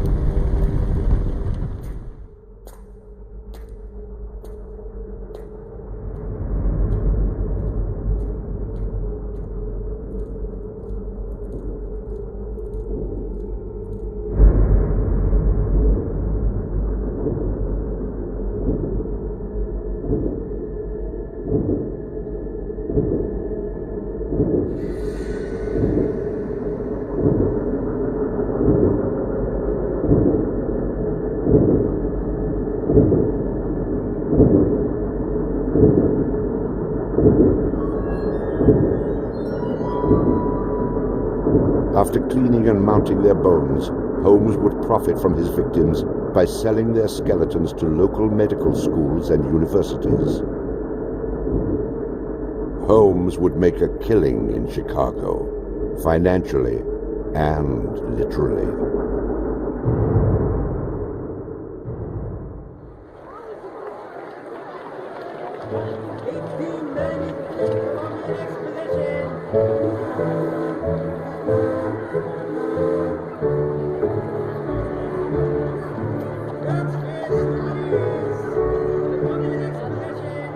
May 1st, 1893, the World's Columbian Exposition is open to the public in Chicago. Spanning 600 acres, sprawled out along beautiful Lake Michigan, the magnificent fair is a monumental sight to behold. Over 20 million people from around the world would attend the dazzling World's Fair between May 1st and October 30th, 1893.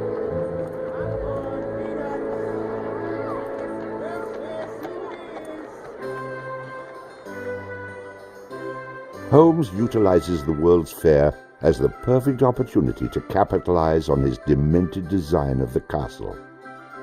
Located only a few miles from the World's Fair, Holmes's castle was perfect lodging for tourists. Holmes decides to rent rooms to visitors of the fair. He entirely renovates the upper floors of the castle, bringing in the most modern furnishings and luxuries, all purchased on credit, which Holmes had no intention of repaying. In addition to placing newspaper ads for rooms to rent, Holmes visited the fair with several of Benjamin Peitzel's children, preying on elderly women who flaunted their wealth, making sure he invited them back to the castle for a warm night's stay in a soft bed. They're not calling their relatives, telling them where they're at. They just know that they're going to Chicago to see the Columbian Exposition. Perfect victims, because they're unknown in the city. Their relatives, wherever they came from, know that they were coming to Chicago, and they never came back. Now, how do you start to find them? They don't even know where they stayed. Perfect, easy victims. I'm sure some of them got in and out of his place with no problem. And others, They walked in and they never checked out. Some of the rooms had been completely lined with asbestos to make them soundproof.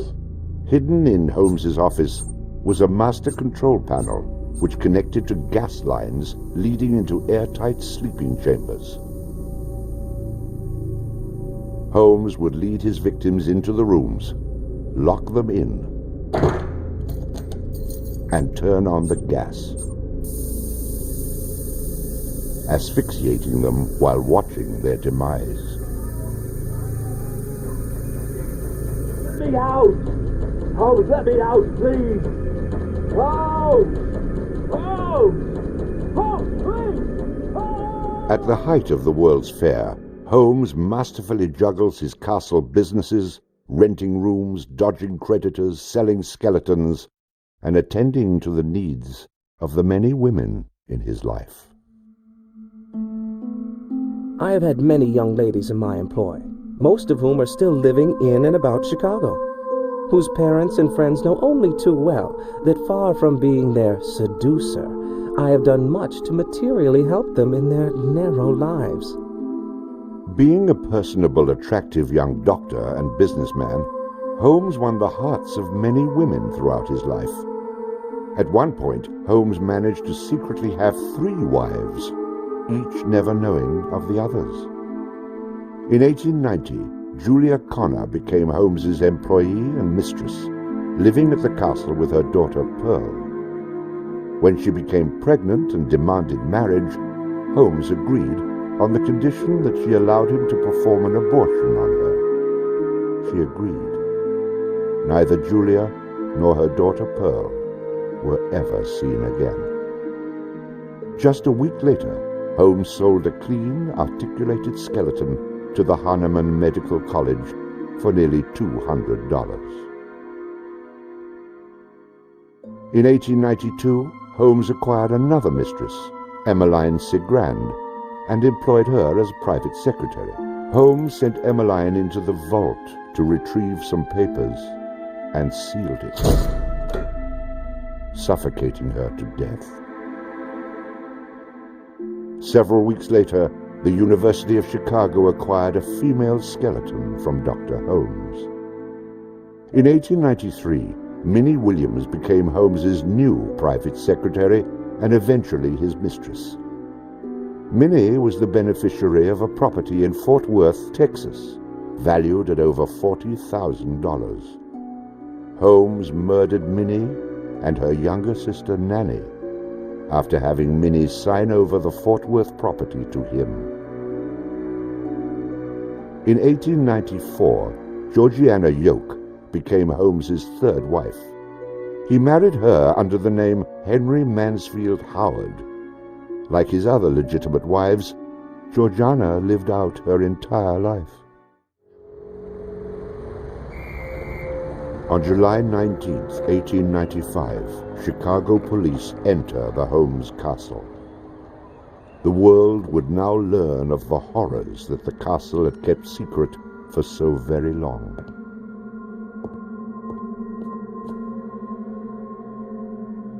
As disoriented detectives and police searched the upper floors of the castle, the true depths of Holmes's evil were waiting in the basement.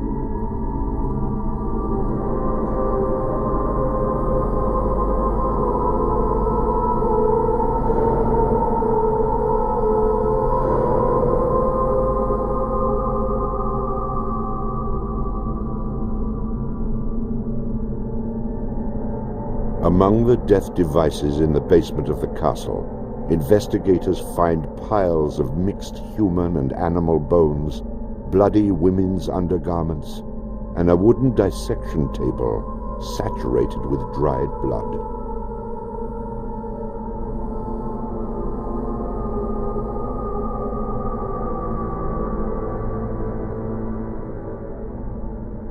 Chicago police were inundated with names of people reported missing from the World's Fair.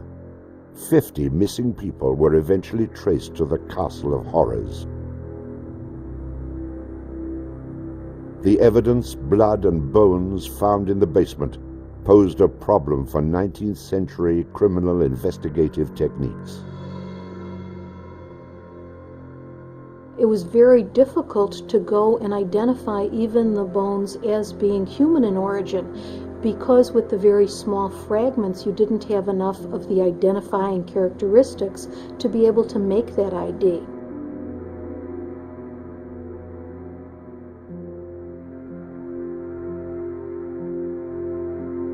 The world is now calling Holmes the monster of 63rd Street, torture doctor, and the modern Bluebeard.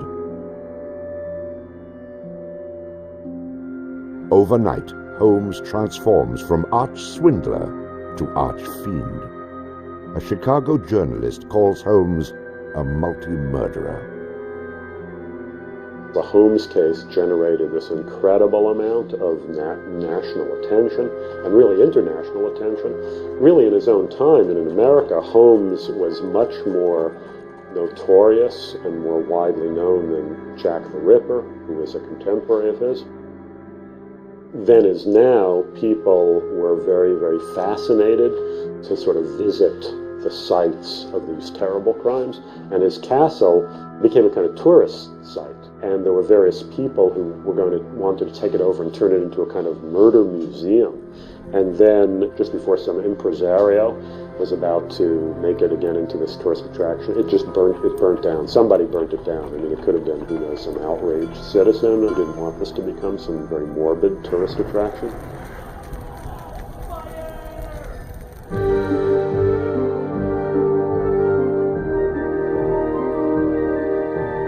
Holmes's trial was kind of the O.J. Simpson trial of the day. It just generated this huge amount of publicity. The case had become a kind of national obsession. Of course, there wasn't CNN or Court TV back then, so it couldn't be covered quite as relentlessly, but it was covered very, very extensively. There were true crime books and pamphlets and all kinds of stuff. And Holmes himself had become a sort of folk figure almost, this sort of national boogeyman.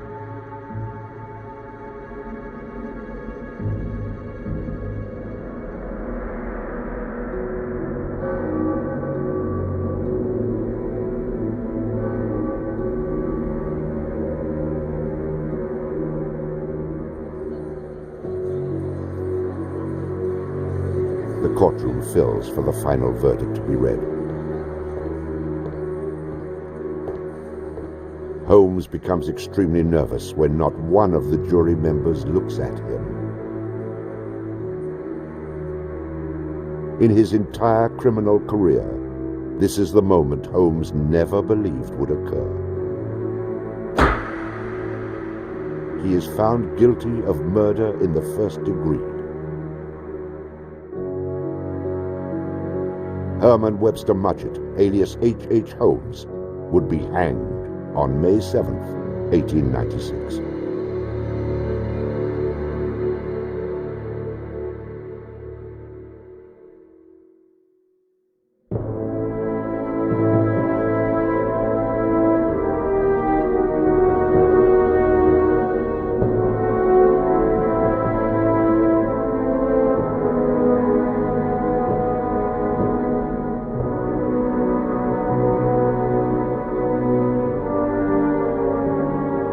Holmes was in jail awaiting the execution of the sentence. He was made an offer by William Randolph Hearst, supposedly for a significant amount of money, to provide his confessions. Holmes, who had already issued about a half a dozen completely self-contradictory versions of his crimes, clearly at this point felt he had nothing to lose. He was going to die anyway.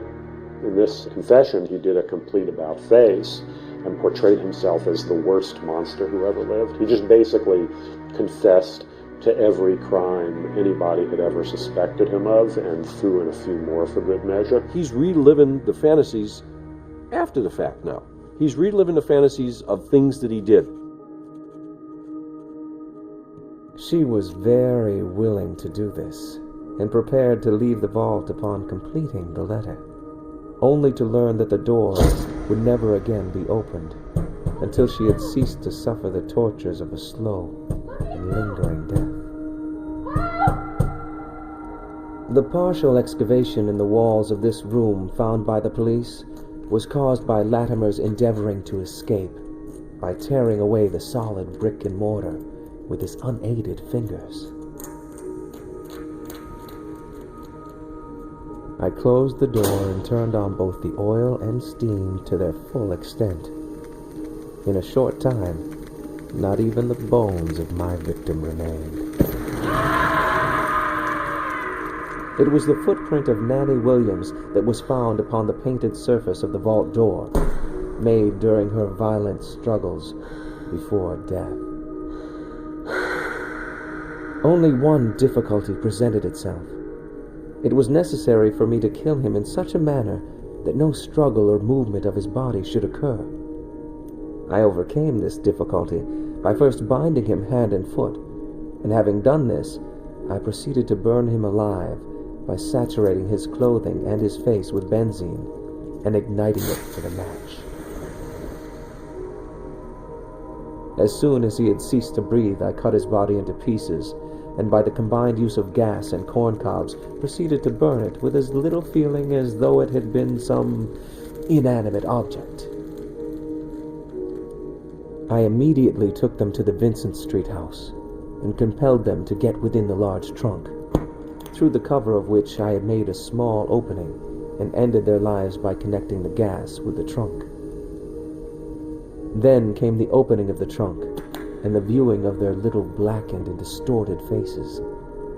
Then the digging of their shallow graves in the basement of the house.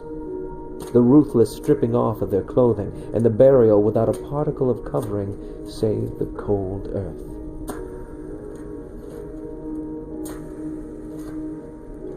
I am convinced that since my imprisonment, I have changed woefully and gruesomely from what I was formerly in feature and figure.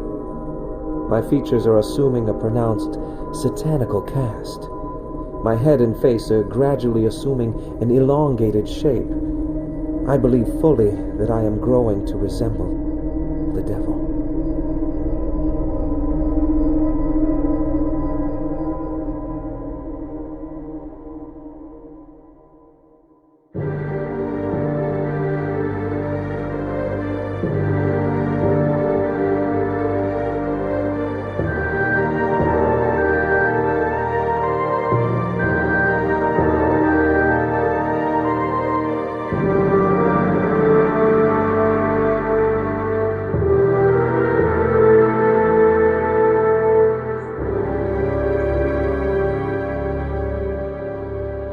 Gallows, just before he died, he recanted.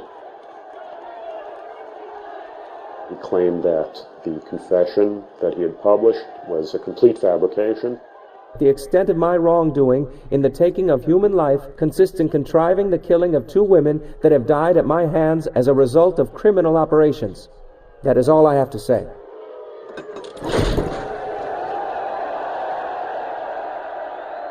H. Holmes is hanged on Thursday, May 7th, 1896, just 9 days before his 35th birthday. At 10:25 a.m., he is pronounced dead. He was very concerned that after his execution, his body would be dug up either by medical men seeking to dissect his brain and find out what made him tick, or just ghoulish sort of, souvenir hunters, and he requested that he be buried within a big slab of concrete, which he actually was. One of the things about Holmes is that nobody knows for sure how many people he actually killed, although although in my researches, which were pretty, I feel, thorough and extensive, it seemed very clear to me that he murdered at least 9 people. There have been stories that he killed 50, 100, countless people, particularly in Chicago at the height of the World's Fair.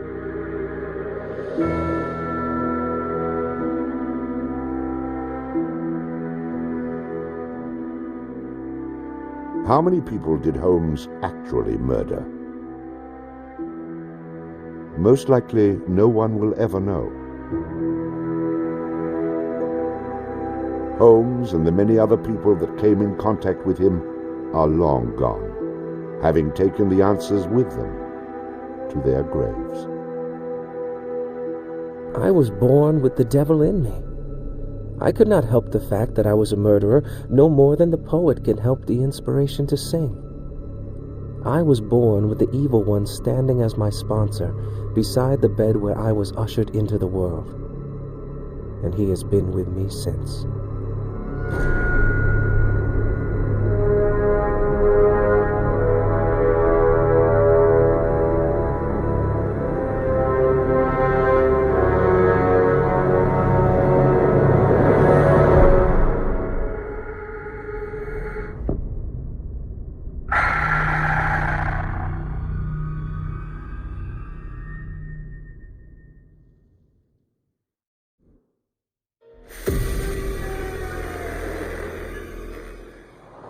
So, what do we know about this guy? He's rich, he's a recluse, he's obsessed with H.H. Holmes. We're going to a property he inherited from a relative. Some of the rooms are full recreations from the murder castle. Dumet has blueprints, documents, artifacts. Totally sane, I'm sure. There are various elements we knew we wanted to explore when designing the hotel. From developing areas and set pieces that generated a constant sense of uneasiness and tension, to memorable trap rooms that forced the player into frantic life and death decisions. I'm so sorry. We took a lot of inspiration from Holmes' original murder castle, as we wanted to capture the way that Holmes' castle was created to disorientate and confuse his victims. Welcome to the World's Fair Hotel. As cunning as Dumet is, not everything in his castle runs like clockwork anymore. His operation has become so vast that he can't maintain everything, and the Lonnet crew have turned up at just the right time to exploit that. The production design for the hotel needed to reflect the original design, utilising a Victorian-style facade and castle turrets, interiors with ornate mouldings and panelling, being made larger to accommodate the game's intention to be used as a vast labyrinth to create fear and horror. This included the hidden rooms, sliding walls, trapdoors, and secret basements, but with extra central monitor rooms and death rooms, all hidden from the guests, providing multiple layers and multiple levels to explore, unveiling the horror within. Special attention was given to the design of the areas such as the lobby, the bar area, and the dining rooms to provide an authentic, believable Victorian hotel, bringing a feeling of magnitude and foreboding to intimidate the player. Guys? Is that you? The hotel guest rooms were designed to be opulent yet aged, in keeping in style with furnishings and fittings, yet having additional modern electronic window shutters installed to trap the victims. Secret observation rooms were also built adjoining, with hidden doorways to enter. Corridors were cleverly designed to include mechanical sliding walls hidden within the Victorian framework, used to change the layout of the labyrinth throughout the hotel. Fuck. The murder inventions designed within locations included the suffocation and crushing rooms, furnaces, and acid baths. The monitor room was a newly constructed area, deep within the core of the hotel. This room allowed Dumet the full control of the labyrinth and its workings.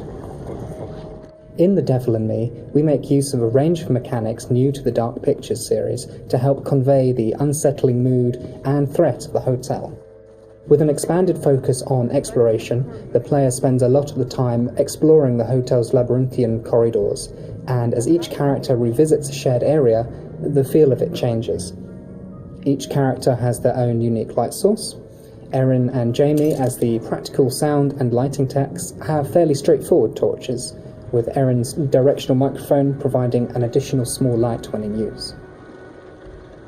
Mark, the camera operator, has his camera flash, lifting the darkness in short bursts and providing mini jump scares as the player suddenly sees something out of the gloom. Kate lights her way around with her makeup mirror, providing a small amount of light to fumble through the corridors. And then Charlie's sole light source is his own cigarette lighter, casting the hotel in its flickering orange light and barely really lighting anything at all. Jamie, over here. Each character experiences these shared areas differently through this, adding to the sense of the familiar hotel rooms changing with each visit.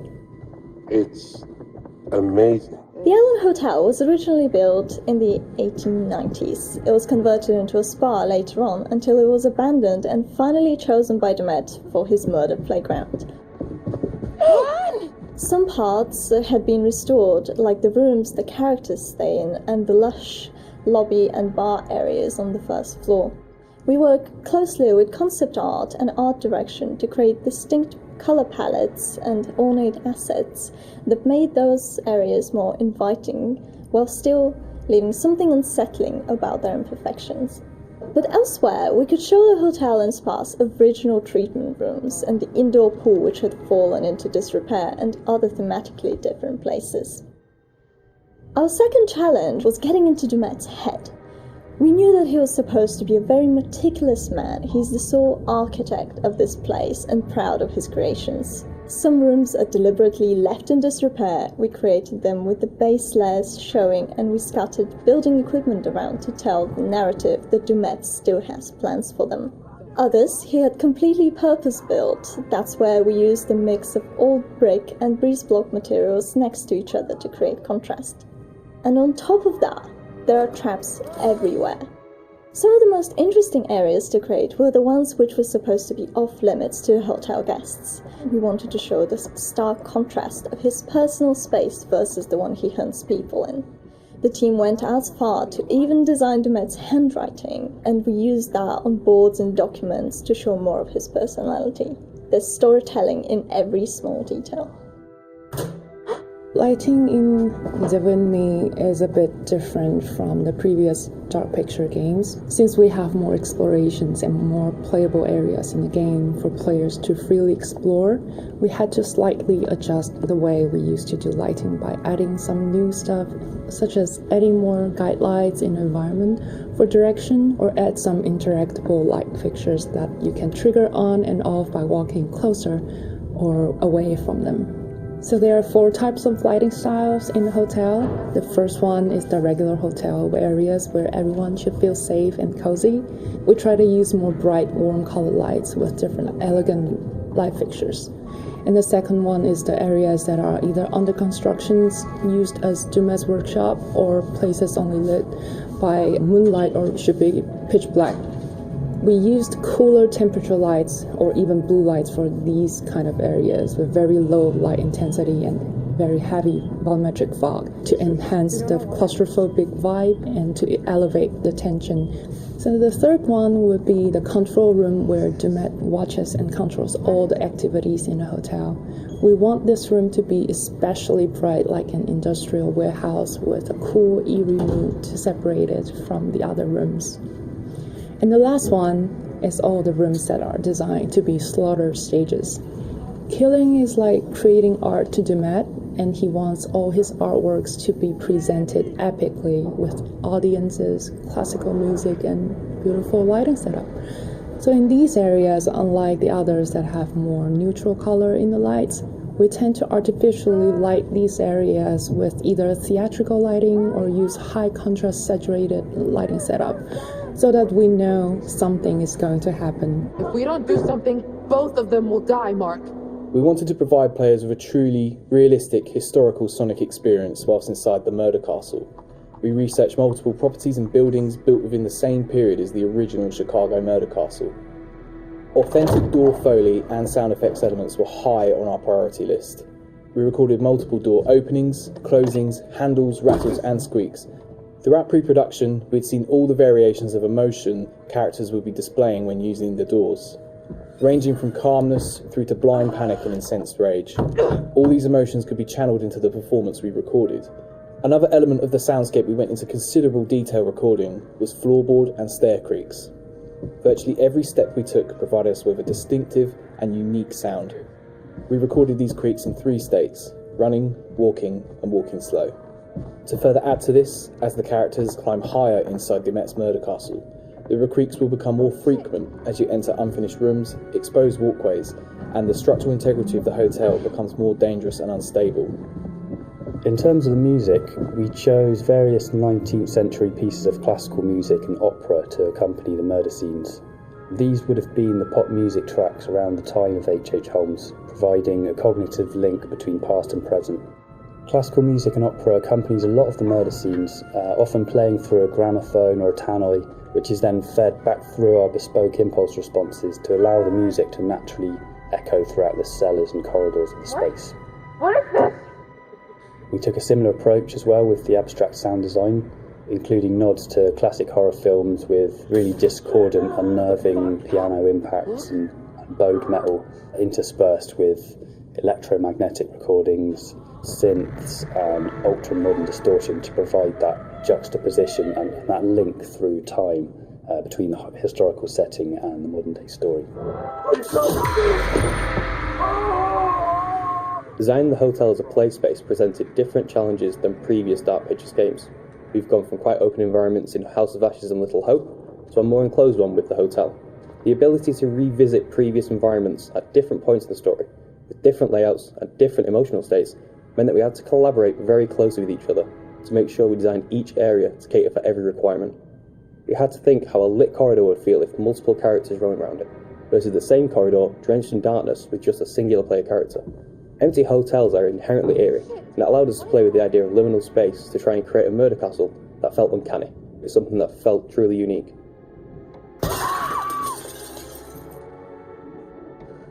It's me! Get in here! Jamie? Thank God.